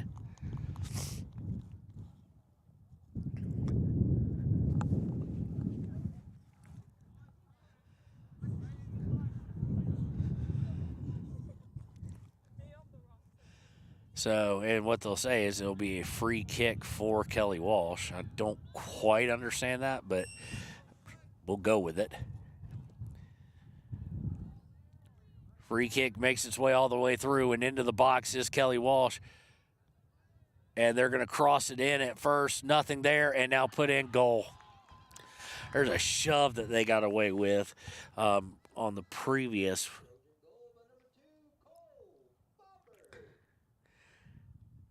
But now it is 5-0 in favor of the Kelly Walsh Trojans, and we are still in the first. Get the glove back on and get the camera back to where y'all need it to be. 13:53, and that's the second time they've scored 2 goals within about a minute and a half, 2 minutes. It is 5-0 now in favor of Kelly Walsh.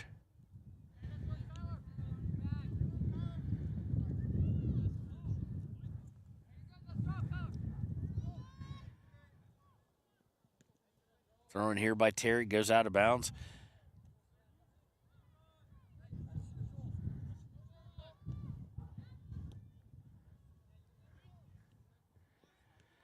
Riverton trying to push forward, but every time they've paid for it, or they haven't been able to keep the possession. Kelly Walsh gains possession back, but it does go out of bounds. It'll be a Riverton throw as we're about to tick under 13 minutes left here in the first half. And a shot, first shot of the day. This one I think it was by Roden, I thought. It is blocked. Milken made a run on it for a possible rebound, but the goalie did a good job of swallowing it up. First shot on goal for Riverton all day. And immediately looking to counter, though, is Kelly Walsh, and they force the back line to send it out of bounds for Riverton. Quick throw in. Looking to cross over to the near side, intercepted by Jackson Larson, and here comes Riverton trying to work the far side. They don't get very far as it's stolen away. Kelly Walsh back into the box, and now they've got something working. and it's crossed over, and he just sends it wide right. So it will be a goal kick here for Ryan Cox.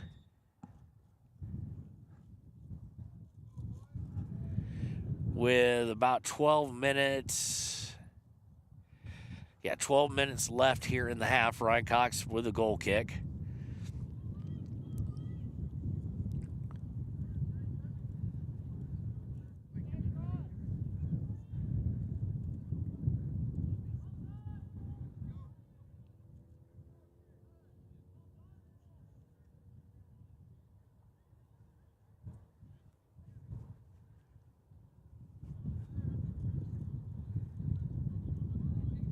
And Kelly Walsh finds itself with possession. I shouldn't say finds itself. They earn it. I mean, it's a very good program here in Casper. The better of the two being Kelly Walsh and the Trojans. And they look to work the far side again. Are they going to get 6 here in the half? Because they are threatening in a big way now. Working the far side of the box, and he's just going to lose control of it, and it's going to go over the end line. It will be a goal kick for the Wolverines.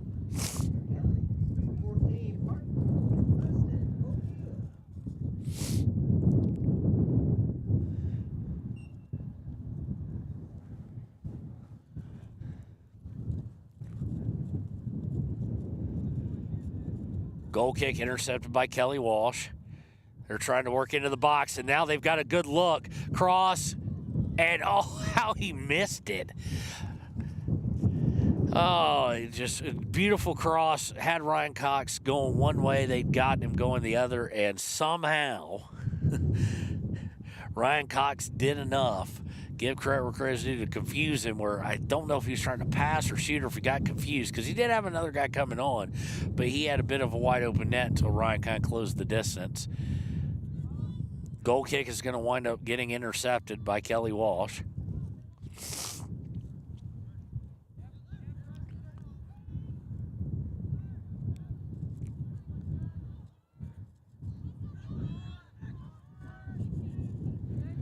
Saltzgaver now with it on the takeaway.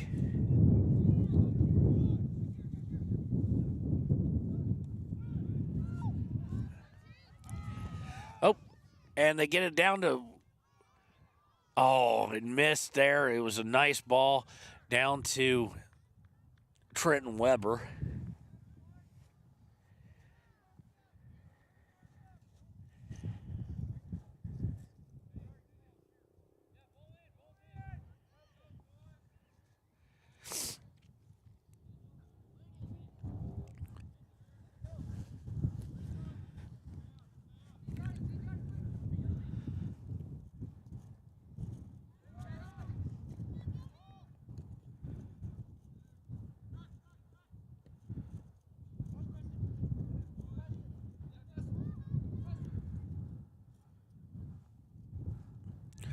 Working down the near far sideline, bringing it towards the box, and he goes down.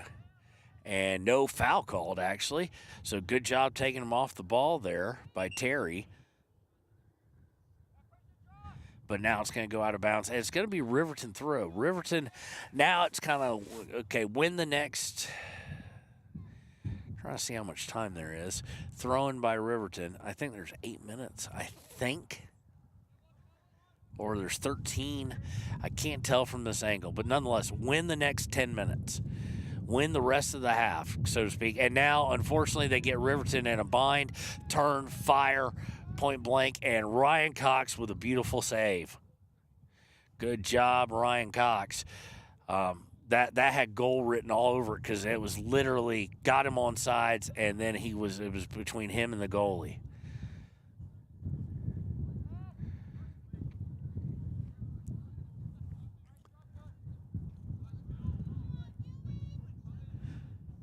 Gilby Roden trying to bring it down, and it's just so hard. You're going to have to do it through short passes. Now they get to Saltzgaver. Saltzgaver tees it up and misses wide right and high. He turned on that thing and just uncorked that leg. Got a lot into it.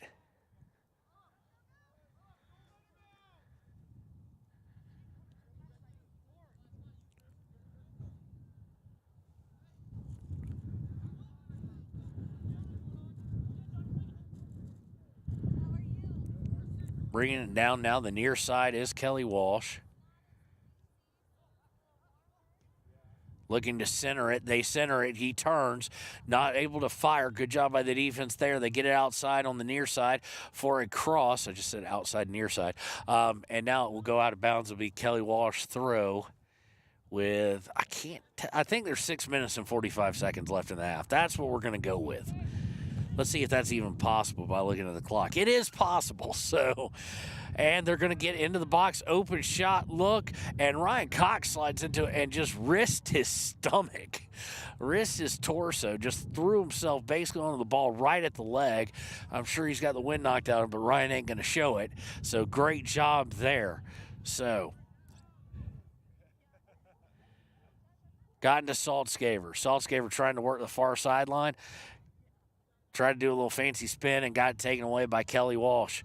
Trojans looking to come near side now and looking to get through, and they get through. Ryan, though, is going to be able to get to it before the guy who kind of busted through on sides is able to get to the line with 5:58 left here in the first half.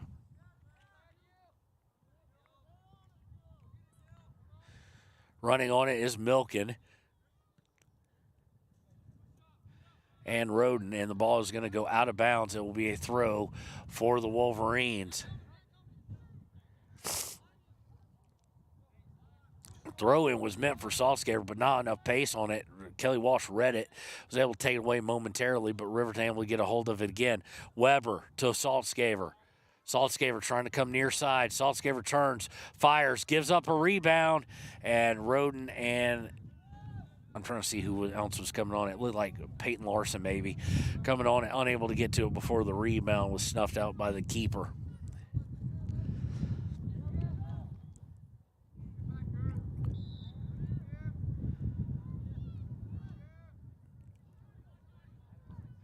And, gotten down there. Cox dove into it, deflected it, but it somehow found its way into the back of the net. Just had the wrong kind of English on it, so to speak. And it is now 6-0 in favor of the Trojans. Here, still in the first half, 4:54 left in the first half, and it has been all Kelly Walsh Trojans. And now what Riverton really needs to look out for is 4 of these goals, 4 of these 6 have been scored, with 2 scored within about a minute and a half, 2 minutes. So they're going to need to be real careful not to allow the 7th here. Back to Saltscaver off the kickoff. Over to Jackson Larson, back to Saltscaver, and he's got some room to run, which is rare. To Roden, and Roden trying to get it back to Saltscaver, and it just went off his foot too high and out of bounds with 4:33 left in the half. Throw in by Kelly Walsh. Saltscaver able to take it away, and he's going to lose control of it. They're going to say it was last touched by Kelly Walsh. Throw in, looking for Roden. Roden trying to run in through a shoulder to try and keep it, and he forces him to go out of bounds here. So Riverton will be throwing in the attacking third of Kelly Walsh. Shot after the throw-in taken by Saltscaver, and easily snuffed out by the goalie. And here comes Kelly Walsh. And we're still in that 2-minute range as they look to counter. But taken away there by Jackson Larson. Larson bring up goes to Saltscaver. Saltscaver to to Larson. And stolen away by Kelly Walsh.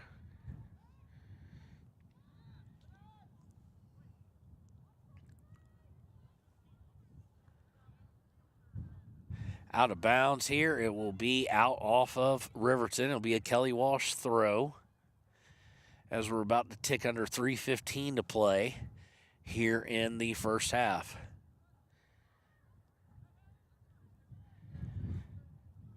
Inbound, Kelly Walsh looking to get into the box, does so, and it's kicked away, but only momentarily away from danger by Riverton.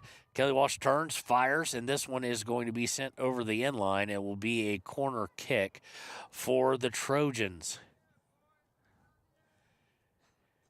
We're under 2:45 to play in the first half. All Trojans. They'll set up. About the only thing they haven't really been overly successful at is corner kicks and set plays from that distance. This one's low and right into the heart of the defense, and they are able to kick it out. And now it looks like Peyton Larson's going to kind of give it a run, but he's eventually going to be overwhelmed by two defenders who are going to take it away. He was kind of by himself there.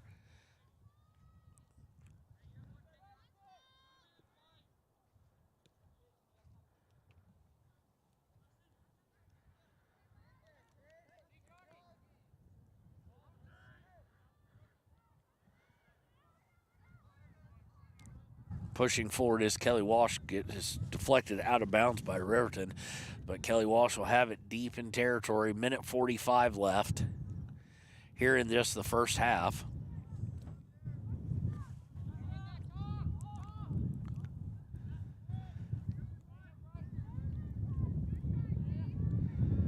Kelly Walsh looking to send it in the box. They do, but just too far for anybody to do anything with it as Ryan Cox will clean up that mess.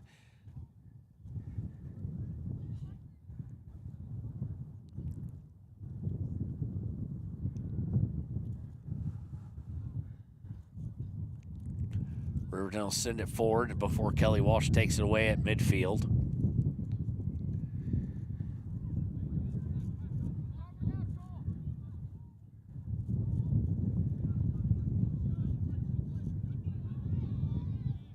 Riverton now working in the far side, but nothing on the pass, and it went right to the goalkeeper anyway.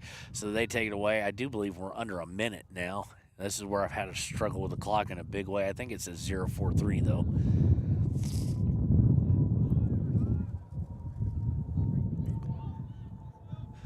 Riverton gets it to Roden, excuse me. Milken was there as well, but now Kelly Walsh comes away with it under 30 seconds in the half. And now they've got someone going, streaking down. He's going to have a shot. Goal. Happens with 20 seconds left, and it's 7-0.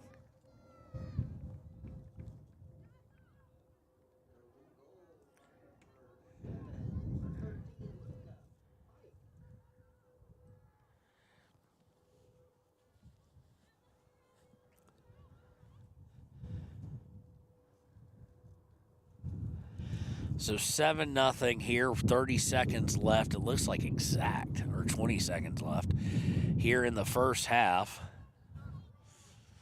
And you feel for the confidence now of Riverton coming off a win yesterday, looking to get maybe to 500. And they have just been, it hasn't been pretty. We'll just say that, obviously, with 7-0 at half. Or at least we assume it will be 7-0 at half. I think there's about 5 seconds left. Kelly Walsh does have the ball at midfield, but is harassed by Roden. And that is the half.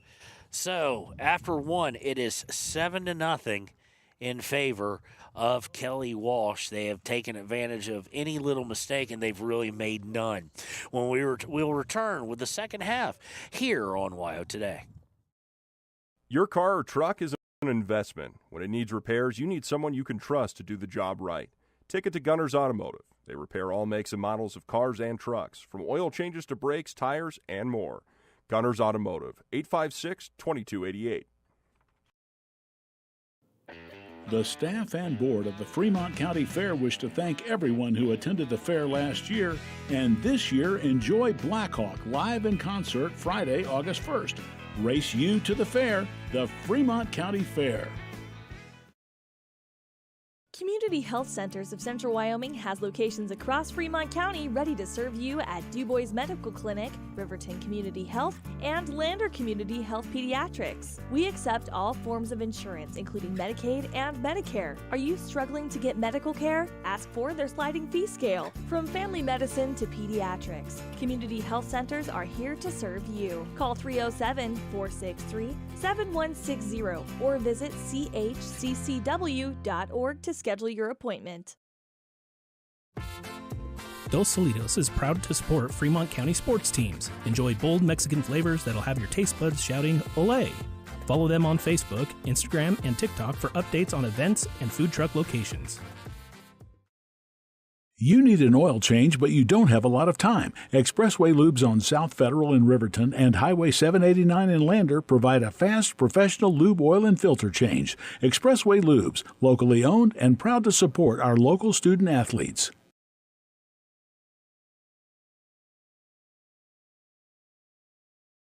B&M Septic and Excavation offers prompt professional service.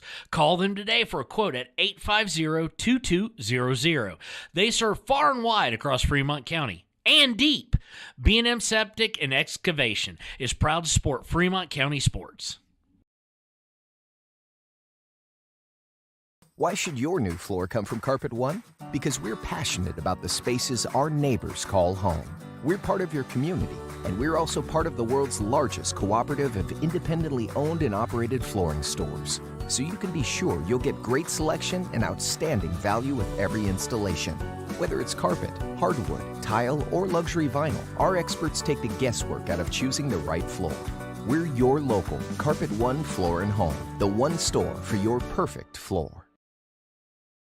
Visit Lander Gambles to make your home feel like new. They will beat any competitor's price. Stop by to speak to one of the sales agents or visit LanderGambles.com. Lander Gambles will help you find the perfect product that fits your budget and lifestyle. Lander Gambles, 420 Main Street, Lander, Wyoming. Good news, DUI crashes and deaths are falling in Fremont County. We're doing better, but even one death on our roads from impaired driving, we take personally. We started the Fremont County DUI Task Force 2 years ago because we're losing too many friends, family members, and community members to impaired driving.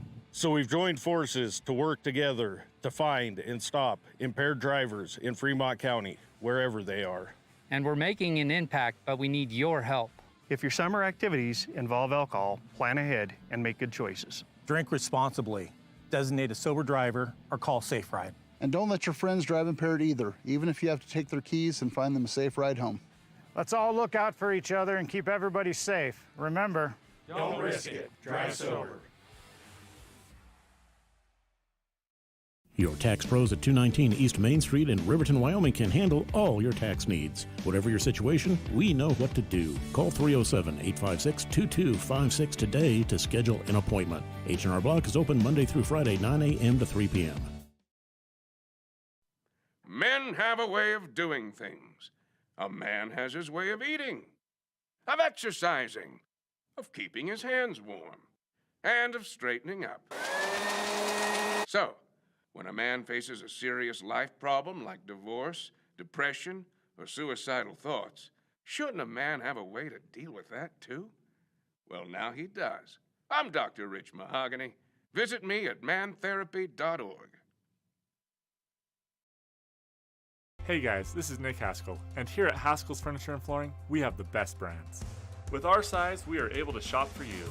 We're able to choose the top products from the best companies. We carry Lazy Boy, Tempur-Pedic, Ashley, Sealy, Serta, and more. With our variety, we can make sure we're a one-stop shop for all of your home furnishing needs. Come in today to one of our locations in Cody, Lovell, Worland, and Riverton, where we have the best prices and a better service.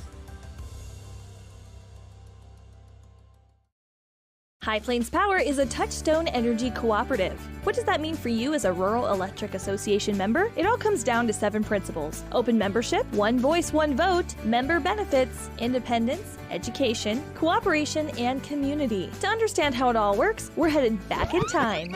In 1879, electricity was in major cities, but rural areas were out of luck. In 1935, President FDR made it possible for companies to build power lines to unserved areas. By the time we hit 1941, some 400 electric co-ops had been organized to serve rural America, just like High Plains Power. For more information, visit highplainspower.org. Papa Murphy's on North Federal in Riverton makes your pizza to order. Order online at papamurphys.com or in store. Delicious, fresh-made pizza just the way you want it. Papa Murphy's is a proud supporter of our local Fremont County student athletes.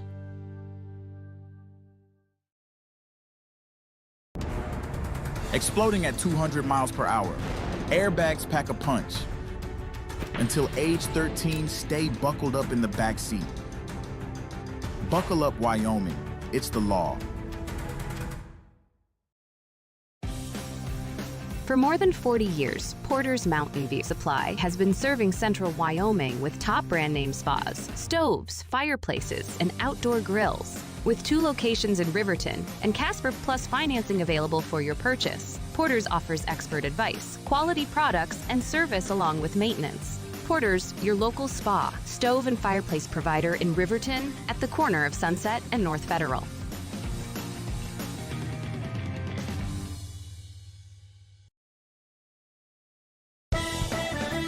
Shoshone Rose Casino and Hotel is proud to support youth sports in Fremont County. Enjoy a meal at the Deca Gai He restaurant. Deca Gai He is Shoshone for the eating house. Open daily from 7:30 a.m. until 9 p.m. Try a weekend getaway with the family in one of their comfortable, pet-friendly guest rooms and enjoy the heated swimming pool. Book online at ShoshoneRose.com and remember to support Fremont County youth sports. Go team!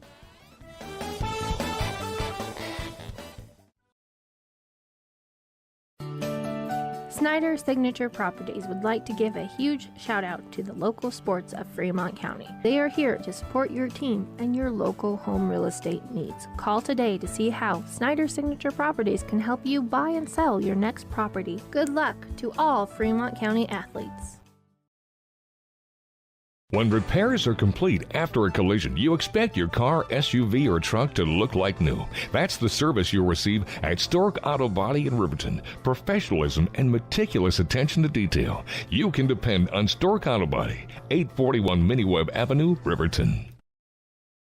The choice is yours. Sutherland's Friends of the Family Plus Consumer Credit Card lets you choose from 5% off instantly at the register or special financing on qualifying purchases. That means no forms, no waiting, no rebates. You can choose 5% off instantly with your Sutherland's credit card. Got a big project? Choose special financing. The choice is yours with Sutherland's Friends of the Family Plus Consumer Credit Card. Subject to credit approval. Minimum monthly payment required. See store for details. Only at Sutherland's. Don't leave your future up in the air. Always wear a seatbelt and reduce your risk of death of serious injury in a crash by almost 50%. Buckle up, Wyoming. Stay at the newly renovated Hampton Inn & Suites Riverton, proud sponsor of all sports teams, home and away. Experience the perfect blend of comfort and convenience with Hampton's top-notch amenities, including a free hot breakfast, complimentary dinner and drinks Monday through Thursday evenings, a sweet shop for snacks and essentials, a pet-friendly environment and an indoor hot tub pool, and a fitness center to keep up with your workout routine. We've got everything you need for an exceptional stay. Reserve your stay now on our website, Hampton Inn & Suites Riverton, where comfort meets convenience. And we interrupt you with breaking news live from the Pepsi Wild Cherry Aisle. Carol, can you hear us? Steve, I've never seen anything like this. The bold, refreshing, and bursting with cherry deliciousness of Pepsi Wild Cherry is, well, let's just say everyone is getting wild. Getting wild? That's right, Steve. There's dancing, binge-watching, and is that a slip and slide? They're really putting the wild in Pepsi Wild Cherry. And this on-the-scene reporter can't wait to pop, lock, and drop it. Pepsi Wild Cherry. Go ahead. Get wild. Take the next step in higher education at Central Wyoming College. Offering 2- and 4-year degree programs in a variety of fields, Central Wyoming College in Riverton is transforming lives and strengthening communities through learning, leadership, and connection. And welcome back here to Casper. We're on the campus of Kelly Walsh on a very windy, beautiful sky. A little more cloud coverage now, just wispy clouds. Sunny, but windy and making it cold. They will switch sides. Riverton now looking just to get some positives out of this game. A comeback is highly unlikely. Just based on the style of play and whatnot, and the differential in athletics here as far as how they play and some of the skill set of top to bottom. Kelly Walsh, a very good team, very controlled possession team, and they now lead 7-0 at the half. Unfortunately, I don't know of any mercy rules in soccer. We'd be at it if it was football, we'd have a running clock. Basketball, same thing. If we'd reached a certain point, goal or point threshold. Soccer, we really don't have that, so we'll be here for 40 minutes. And for Riverton, it is a chance to get something positive out of this and make this an overall positive trip to Casper. A win and a loss doesn't sound positive, but they can come out here, and I'm not even saying win the second half. Winning the second half, that's too big a bite. As they say, I've watched some documentaries on Navy SEAL training. They talk about in BUDS, it's about who can keep their world small. Make it to the next meal, make it to the next evolution. So here, what we're going to say is win the first 5 minutes, then win the second 5 minutes. And that's how you start to build up to winning 15 minutes, 20 minutes. And that's what they need to do here to get some positive and some confidence. Win it. And as far as winning goes, by that, I'm going to say just don't allow them to score. Hold it 0-0 for 5 minutes, then 0-0. Maybe as time goes on, you'll get up there. But immediately they go towards the goal. Does Riverton unable to get anything going? Let's see if they stay this aggressive. And Kelly Walsh off the throw by the keeper is going to come back over midfield and look to set up possession. Taken away, though, by Riverton. Larson to Saltzgaver, looking to cross over, and it's going to go over the end line, and it will be a goal kick for Kelly Walsh. I mean, theoretically, I guess you technically have a running clock in soccer too, but it's always a running clock, so it really doesn't stop unless a major foul with a card involved or an injury. So here comes Kelly Walsh now after the goal kick, and they're trying to work it down on a long pass down the near side, and the guy's got speed, and he gets there first. Good job by Rivers' defense not to stop, though, and it is going to go out of bounds. It will be a throw for Kelly Walsh.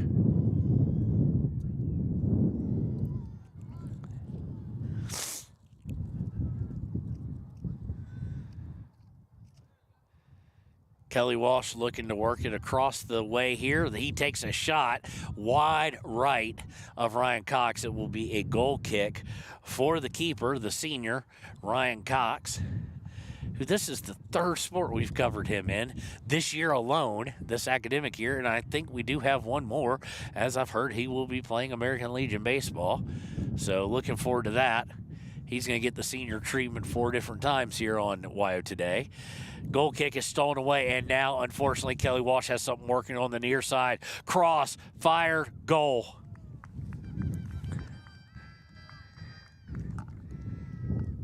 Eight nothing.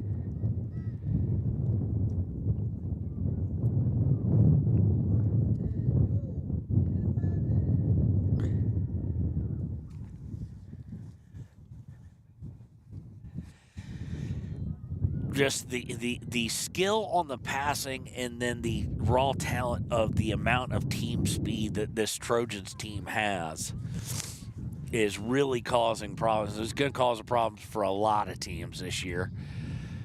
Kickoff is back to Saltzgaver.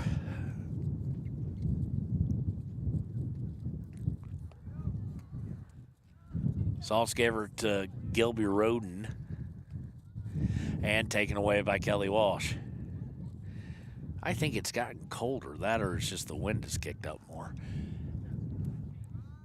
And they're going to go outside again, or on the near side, and they've got a guy down there now. He's 1-on-4.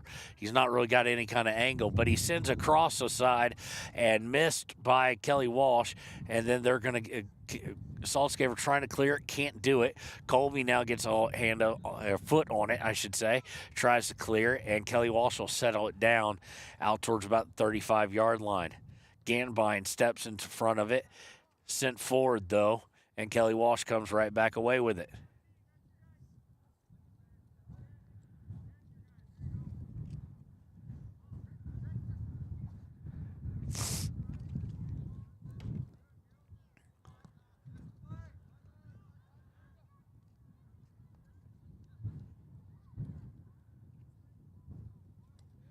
Kelly Walsh working the far side now.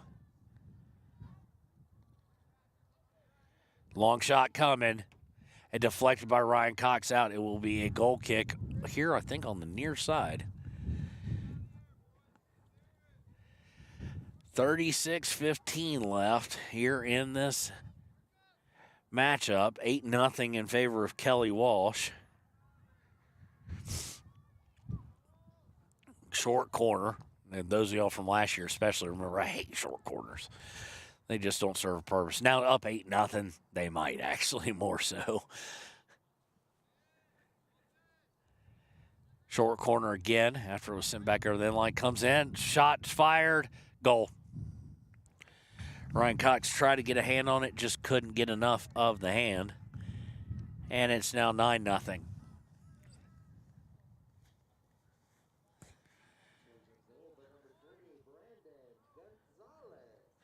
Brandon Gonzalez with the score there.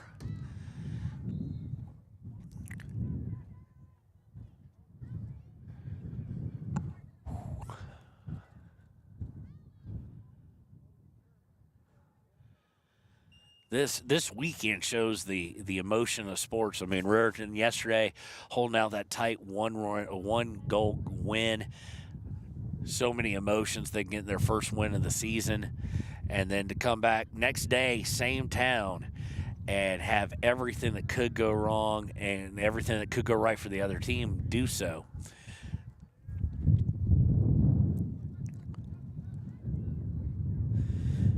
Kelly Walsh looking to work their way up the far side. Sent back in by the Riverton back line. But really not a whole lot of, again, the possession difference in both the Lady Wolverines game and the Wolverines game is significantly favored Kelly Walsh in both of them. Now they're trying to bring it up the near side. Sending out, just sends it a little too far, sent out of bounds by Withrow. It'll be a throw-in for Kelly Walsh here.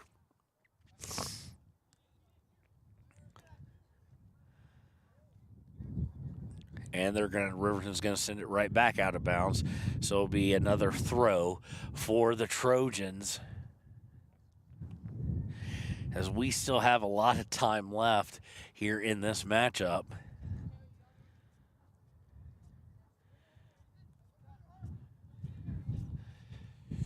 Inbounds by Kelly Walsh.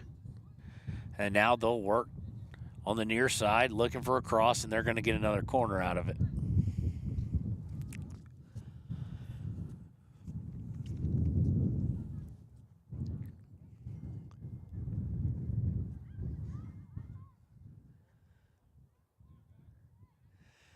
Corner put down, comes in, gets through one, gets through another, and then it winds up getting put towards goal, but just wide right. So unsuccessful attempt there at making it 10.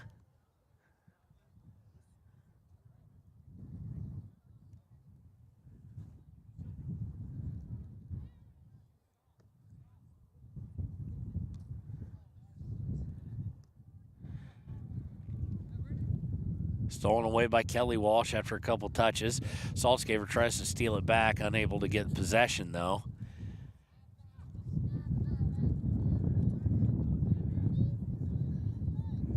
And a lot of physicality there, and they're finally going to blow the whistle, and it'll be against Riverton. So it'll set up a set piece from about 19, 18, 28 yards out.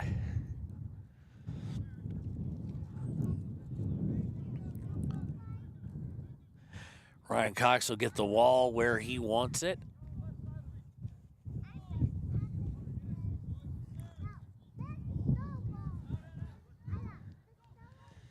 Nothing on it, and then the shot, after a deflected shot with not a lot of pace, put on, and it goes wide right, but it was deflected by Riverton. So it'll be corner kick number 3 or 4 of this half.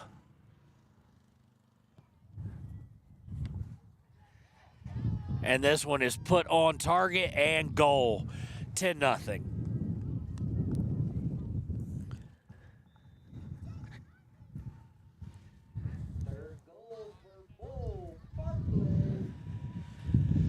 Hat trick for Barkley now, or so they just said. And it is 10-0 in favor of Kelly Walsh. And this is where I do wish they had some sort of kind of mercy rule where they would either call the game or take time off, or at least have the clock moving right now, because Riverton, if you're going to see any kind of aggression and any kind of change, it was going to be right at the start of the second half. And unfortunately, you ain't seeing that. Kelly Walsh has they've done exactly what they did in the first half mostly. Plus scored 3 in the first 8 minutes or so versus 2 in 3 minutes last time at the beginning of the first half. So at this point, you'd almost, at some point in time, come on, you do it in football, you do it in basketball. Let's figure something out. If we don't already have it, and I'm just missing it. Sent forward by Riverton there, but it is going to go all the way to the keeper long before. And also, this is where you also get frustration. This is where you start getting guys feel like they're getting embarrassed potentially, and you start to get some really chippiness going on. We've already seen a little more extra physicality out of the back line, especially for Riverton. But now Riverton with a chance. Milken with it at the box. Tries to fire. Deflected. Goes over Peyton Larson's foot. And Kelly Walsh will look to try and get rid of it. Kelly Walsh will look to clear it. Cole be able to step in front of it, gets it to, I think that's Larson, actually. Larson trying to get it Saltzgaver. Saltzgaver lets it go through, and it goes right to Kelly Walsh. And Kelly Walsh will now look to send it forward. Withrow able to head it forward as it knocks him down as he was trying to back up. And now they're looking to go on the near side, and they've got a guy wide open coming across. He's now joined by 2 guys for a potential cross. Now joined by 1 other, and it's going to be another corner kick for Kelly Walsh.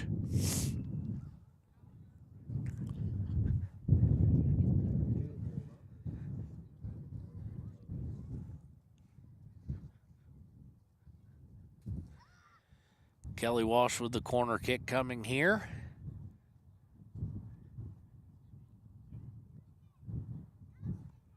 They scored on their last one.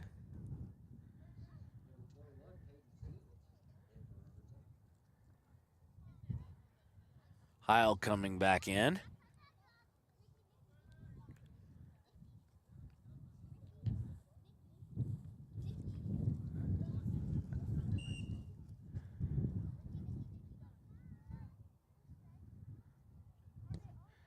Corner is a long one, and it's going to go a little too far to get a shot right off of it, but he squares up anyway. Fires, deflected, I think, off Milliken, and it goes screaming downfield, and they'll set up way back into their own territory. That thing had some heat to it, and Milliken took it in the leg, and it went all the way downfield.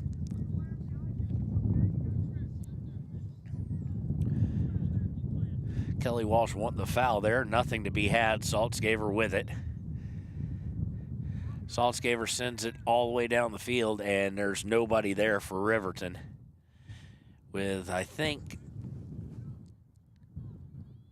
30 minutes or 29. I can't tell. Bad angle. We'll deal with it later. It will be what it will be. As far as it's not going to happen any sooner, I don't think. Had a goal there. Looks to be... Or maybe not. I don't know what they're whistling over there on the JV. The crowd got all high and excited. I don't know if Riverton scored or if, because there are some Riverton parents over there.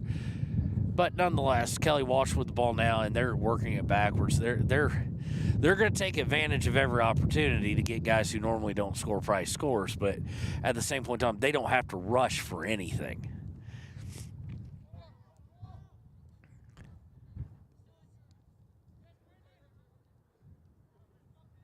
Coming down that near side. They love the far side of the first half, near side in the second. Going down, and going to be a goal kick, and boy, do they want the penalty kick. And I don't necessarily blame them on that one, but you're up 10-0. Now there is a score by Riverton. The Riverton JV girls, just saw them dogpiling after a goal going in there. So congratulations to the JV girls. Don't know the score of that game.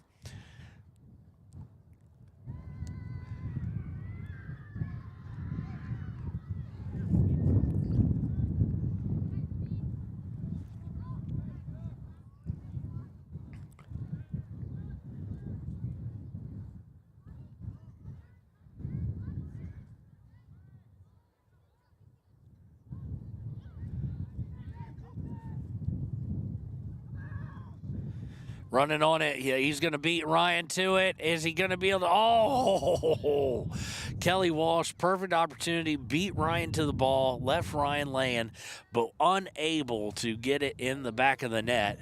So it will come all the way out for a goal kick. And Ryan Cox did a good job coming off his line, and he's the reason that he had to go to the direction he did. If he lets him just come in on it, he had a step. The defender's not going to be able to help him, and he's got a big goal for it to be one-on-one. So about 26 minutes left, I think. Hold on, I'm going to take the headphones off for a second and run to get you a clock here as soon as we had this goal kick.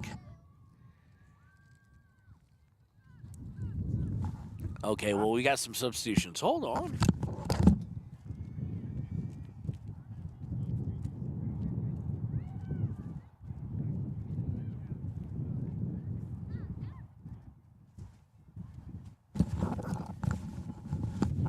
Okay, the sun angle really hurting me for the scoreboard. There is under 26 now, 25:46 left here in the match.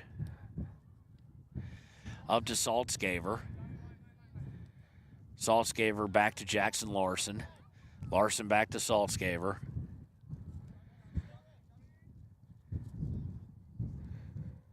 Back to Larson. Turnover as they were trying to get it in the middle. I don't know to who. And taken away and ran over the back line by number 2. And just by size and the fact he hadn't played all game, I'm guessing a JV player, freshman, maybe. Good to get those guys some experience.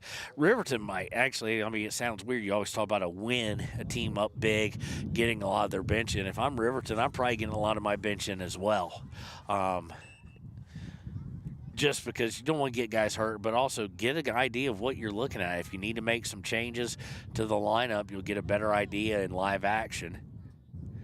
And it's headed out of bounds by Riverton. It'll be a throw-in for Kelly Walsh, taken away by Riverton. Back to Saltzgaver. Saltzgaver going over to the far side, trying to make it happen by himself, and they have got him marked well, switching anytime someone gets in trouble. Riverton now going to try a long pass, and Romero giving chase. And it's going to be sent upfield and out of bounds by the Kelly Walsh back line, which they're only having 2 guys really stay back.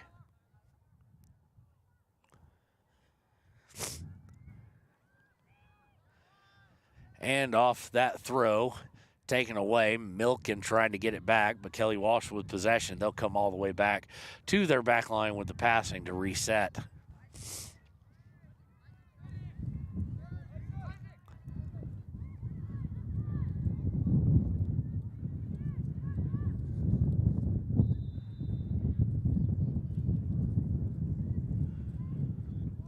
Now a long pass, giving chase, and good Lord, they're neck and neck.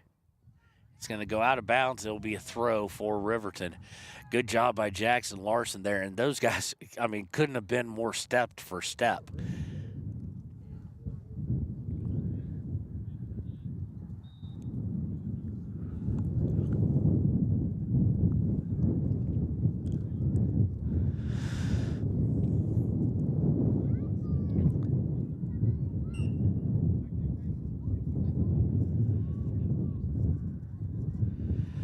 Throw in is to Saltzgaver.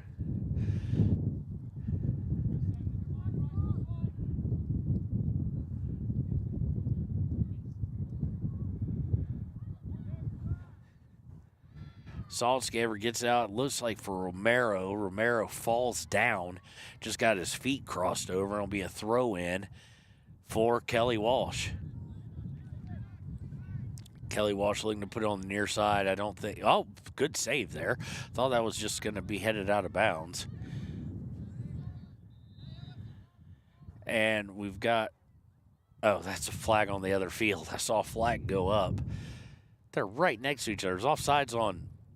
Looks like on Kelly Walsh over there.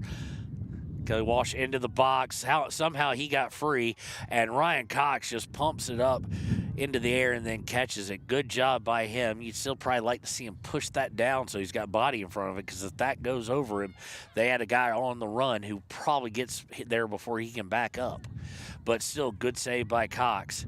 Cox has done about everything he can. This is just, there haven't been a whole lot of goals where you go, the goalie should have had that one. There's been one, and that was the one where he got a hand on it. He got more than a hand on it. He got a good arm on it, but it just rolled off, and the English that hitting him put on it had it curved back in. That one should have been stopped by Ryan Cox. But outside of that, I haven't seen anything of the other 9 that I would say he should have been able to stop that, or he even had a good chance at it, much less just a chance. Free kick taken by Jackson Larson. He's going to send it all the way in the box, and there it's headed out by Kelly Walsh, and they have numbers now, and luckily Jackson able to get a back foot on it and just heel kicked it out of the way, and now he'll look to clear it out to Saltzgaver.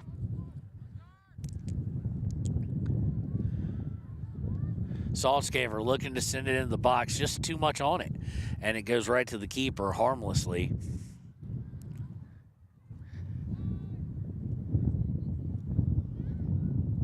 And here comes Kelly Walsh looking to counter now.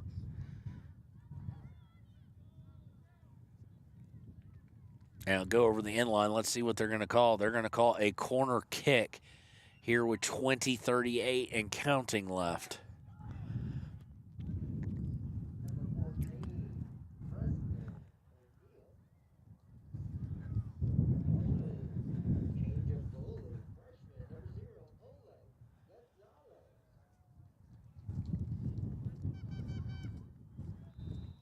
Corner going to be taken from the far side. Here it comes. It's up in the air, and it's going to come all the way over here, it looks like. And Kelly Walsh able to get to it. Does get the turn, cross. Not able to get anything on it. Now Saltzgaver has some room to work potentially, and they eliminate. Kelly Walsh makes sure he doesn't have a ton of room to work immediately. Don't want to let him get movement going forward.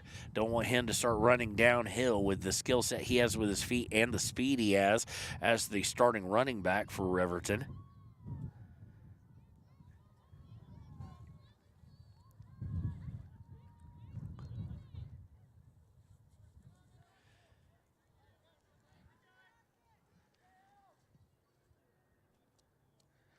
And Kelly Walsh once again with possession.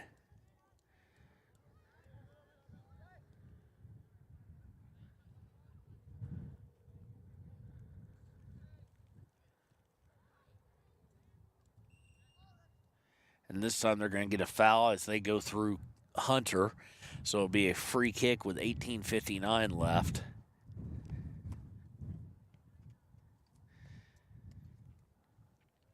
Free kick for Riverton. Looks like Withrow's going to take this. He does, sends it into the box, but it's headed out by Kelly Walsh, and Kelly Walsh will set up possession in their own half as they start coming towards midfield. Now at midfield. And looking to go near side, and Jackson's got more speed than he does. And Jackson with a little bit of a fist, a little bit of a shove, and it goes over the end line. That's a little chippiness there.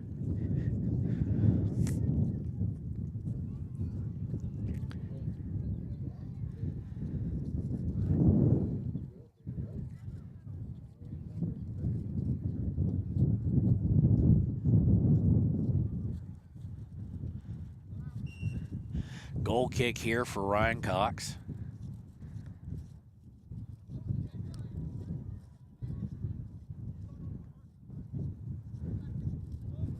Saltzgaver with it to Larson. Back to Saltzgaver. Saltzgaver sending it screaming downfield, giving chase is Riverton. They're not going to get to it first. Turning around with it is Kelly Walsh with it in the corner. And it's going to go out of bounds off of Riverton. And then they were going to let him get away with that. At least not get away with it and have possession. Kelly Walsh crossing it in their own goal box. Taking their time just coming up here as we go under 17 minutes now.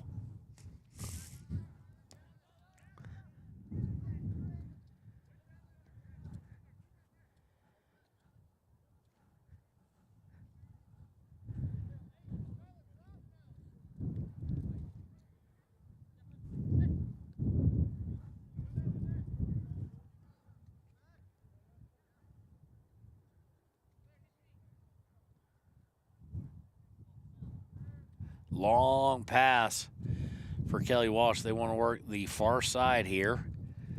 I think we're about to see them cross over to the other side, though. Nope, they're going to stay over there.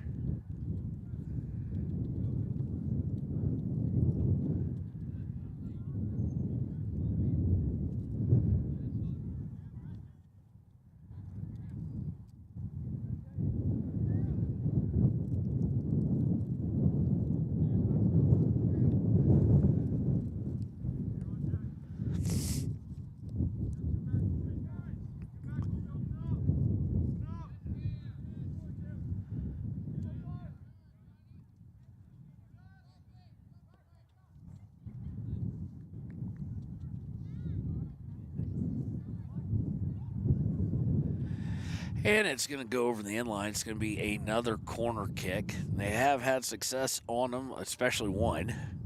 And that may be the only one successful. This one comes screaming in. It's going to be sent back. They're not going to let it go out of bounds. And they'll set it up, and a shot and easily contained by Ryan Cox.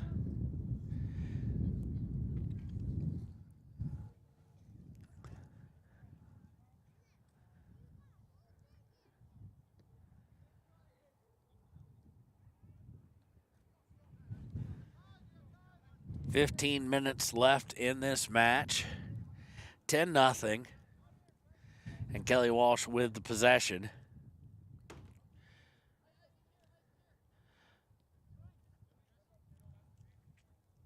A reminder that we will go right into the Click It or Ticket postgame show with our 2 postgame awards. As we've kind of got to get out of here in a hurry, so we're going to go right into it. And because of the sun on our laptop, we can't really see to go through all the graphics. It's been hard enough keeping the score updated because the mouse keeps disappearing with the glare, so we won't be throwing the graphics up. We'll just want to thank United States Marine Corps for halftime and Hampton Inn Suites for the pregame show, YDOT with the Click It or Ticket postgame show, obviously, and all the sponsors. We have been able to get some ads in, but it's hard enough transitioning on that. I just have to have the mouse stay there so I know it's there. Kelly Walsh back in the box again. And it's going to go out this time. It will be a goal kick as it goes over the end line. And with the wind dead, it's kind of comfortable here. In fact, I could see myself getting hot with wool coat on, but the wind keeps kicking back up. So we have 13:39, it seems, left in this match.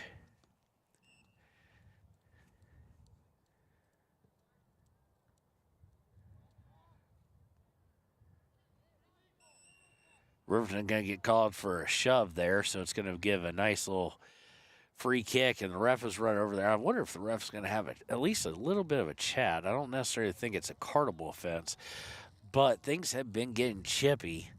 I can't tell if it's just the trash talk from Kelly Walsh is driving it, or Riverton being upset with the result and how it all went down, if they're getting a little chippy. But, I mean, teenage boys and emotions, I've got one. So they're going to be kicking it from right outside the box. You don't get any closer than that is without it being a penalty, really, as we're at 12:45 left. And he's going to take his time. Some guy was tying his shoe. We've got a whistle, and here we go. Put up towards, they were looking for a header there, and just not executed well at all from any perspective by Kelly Walsh. And they'll look to get the ball back in. They're into the box again, and here they come running on it. Let's see if they can get through. They cannot. Good defense by Jackson Larson there. And Riverton now trying to work down the near sideline, but Kelly Walsh is going to take it away. And taken away again this time, and we have a flag. I don't know.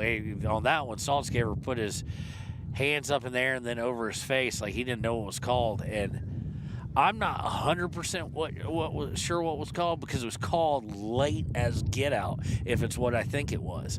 I thought it was on us running through a guy and kind of shoving a bit, but there was no flag, no nothing. And that was 3, 4, 5 seconds before the flag went up, and then the ref blew it dead.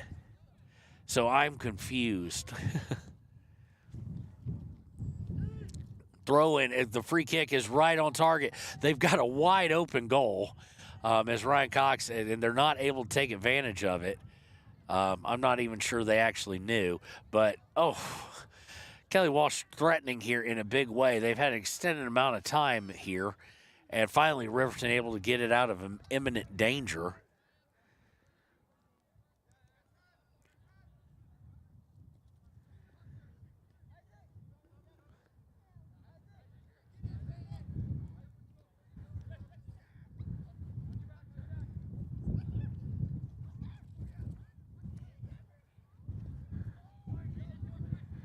Sending a screaming pass downfield. Gantbine trying to get to it. From Salzgaver he does, and that's got to be a card.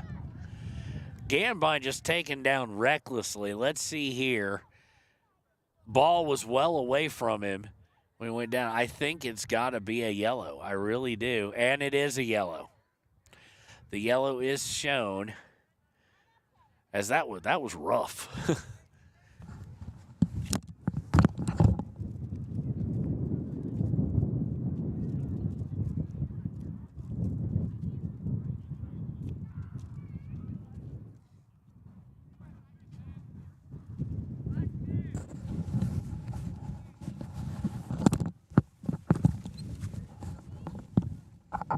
Happened with 10:37 left in the match, and Riverton now with a chance, probably one of their best, maybe their best shot of the rest of the game. Salzgaver will take it from right at the right upper corner of the goal box.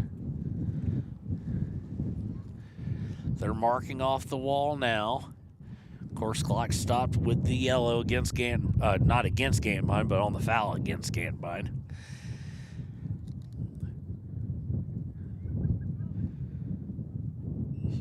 Salzgaver, time starts. Salzgaver will put it towards net. Goal! Hunter Salzgaver. Perfect in the upper corner.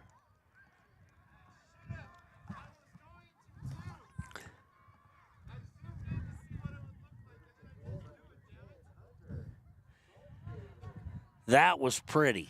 I will say that. That was very, very pretty by the star player for Riverton. And it is 10-1 with 10:26 to play.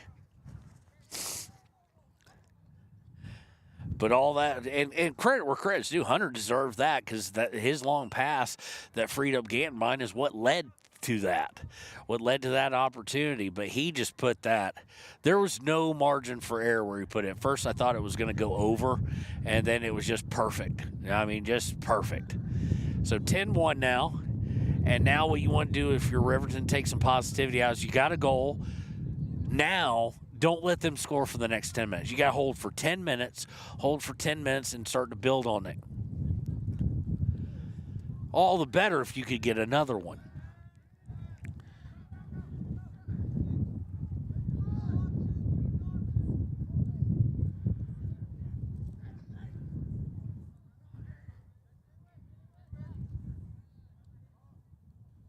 But I was kind of struggling with who our Papa Murphy's player of the game would be and our good sport of the game / effort player of the game. I was kind of torn on that. At least now I've got a little bit of, I know at least one I can give it to, or two, depending on what happens the next 8 minutes. 9 minutes, excuse me. And they get Hunter for a foul, and he's not happy about it.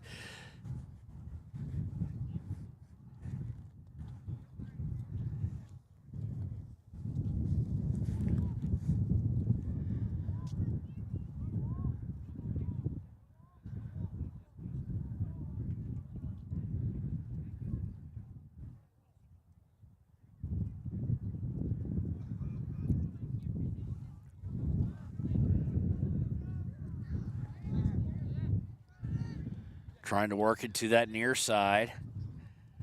They do. Casper. Kelly Walsh has the only thing that they may want to work on at some point in time is the predictability that they attack from the same side almost every time. That in like a state title game or a state tournament game could cause issue.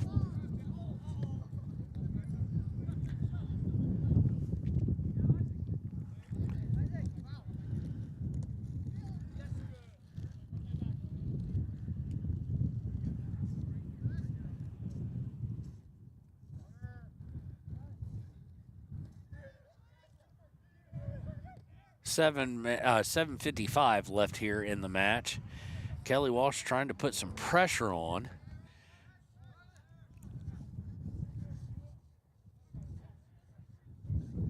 They've got a lot of younger guys out there now, and they are offsides there.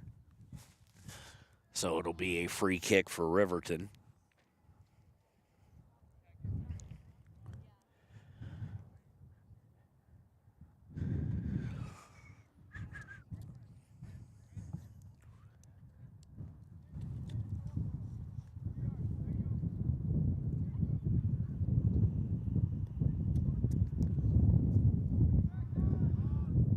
Short one to Saltzgaver. Saltzgaver's going to make two men miss and try and get it out there. Little back heel kick to Colby.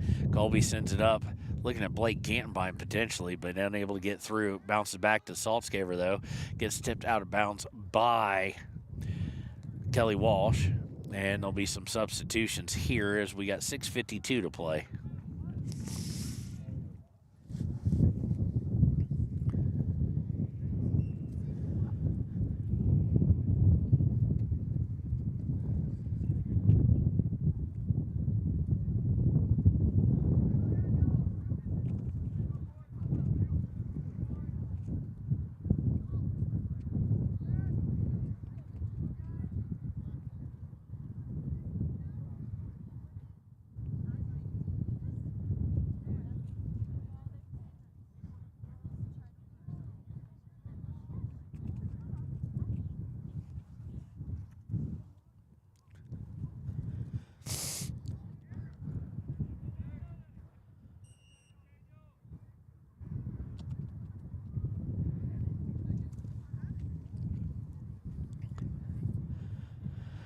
Riverton whistled for off, I do believe.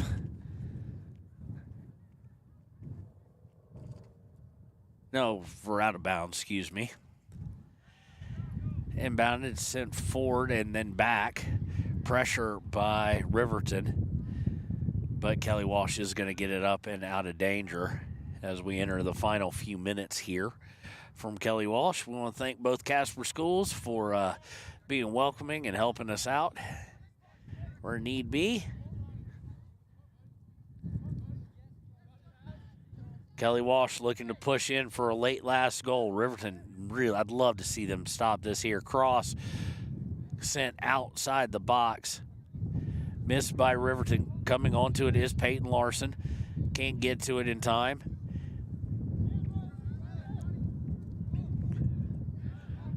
Riverton looks like has made some of its substitutions as well. Like Hunter's out of the game. I would guess he's probably done for the day.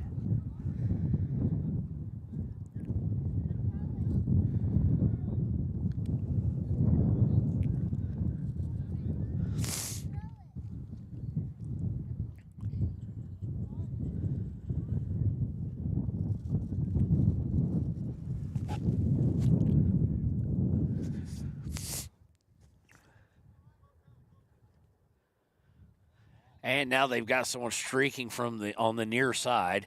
That shouldn't come as a shock. And good job getting back by Riverton. Both Withrow and it looked like Heil got back. Heil played the ball nicely, but Withrow got back as well to cut off any passing lane after getting caught a little bit flat-footed there.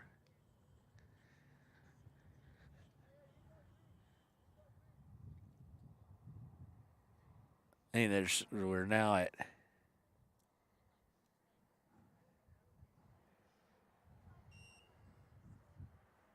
3:56 to play. Throw in by Kelly Walsh, and it goes out of bounds. It'll be Riverton throw.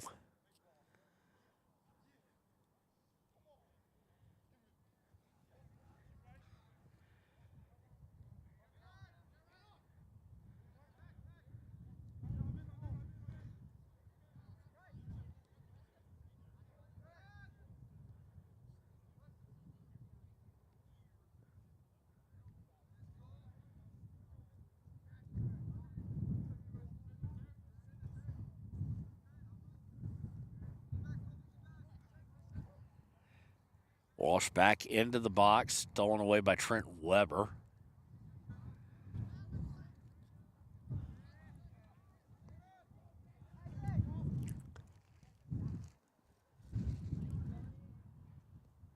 Cross, they're in the box. They got something going, and Ryan Cox dives into it.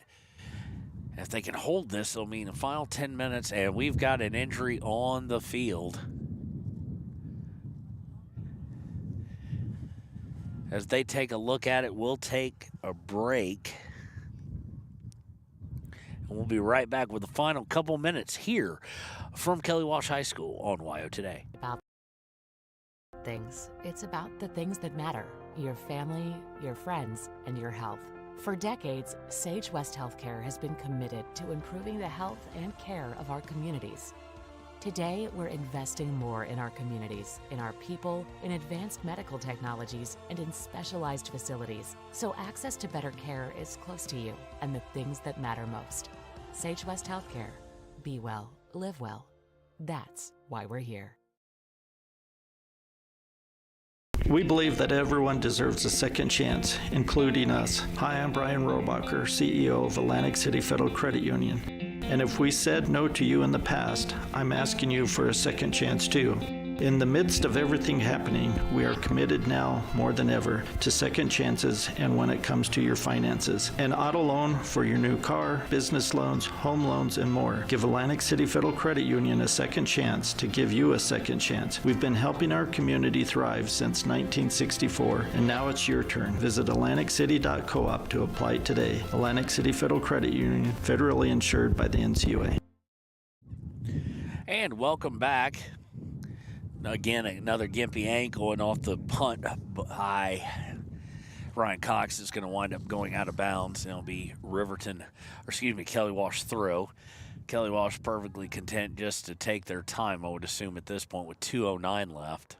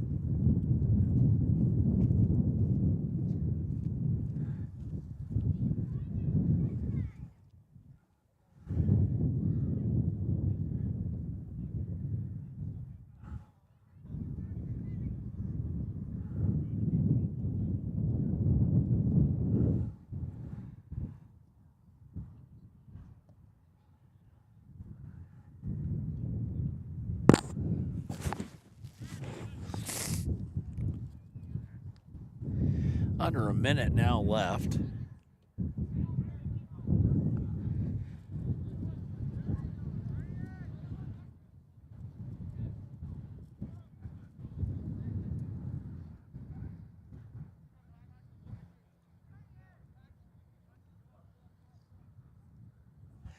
Kelly Walsh throw it in. Looks like 26 seconds left here, or 36. Can't tell from the angle again.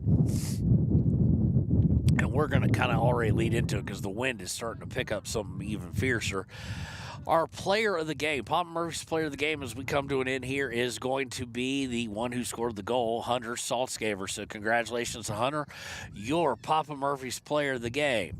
For the Gatorade Good Sport and Effort game, I'm going to give it to the guy who took the beating in order for it to happen, and that will be Blake Gantenbein. So congratulations to them. And that's we're going to wrap things up. Your Clicker Ticket postgame show, your final score, 10-1 in favor of Kelly Walsh. We'll check out Facebook, and we'll let you know when the next game we're going to cover for Riverton Soccer is. For the whole crew at Why Today, we want to thank you. This has been Kevin Shields, and we will see you next time here on Why Today.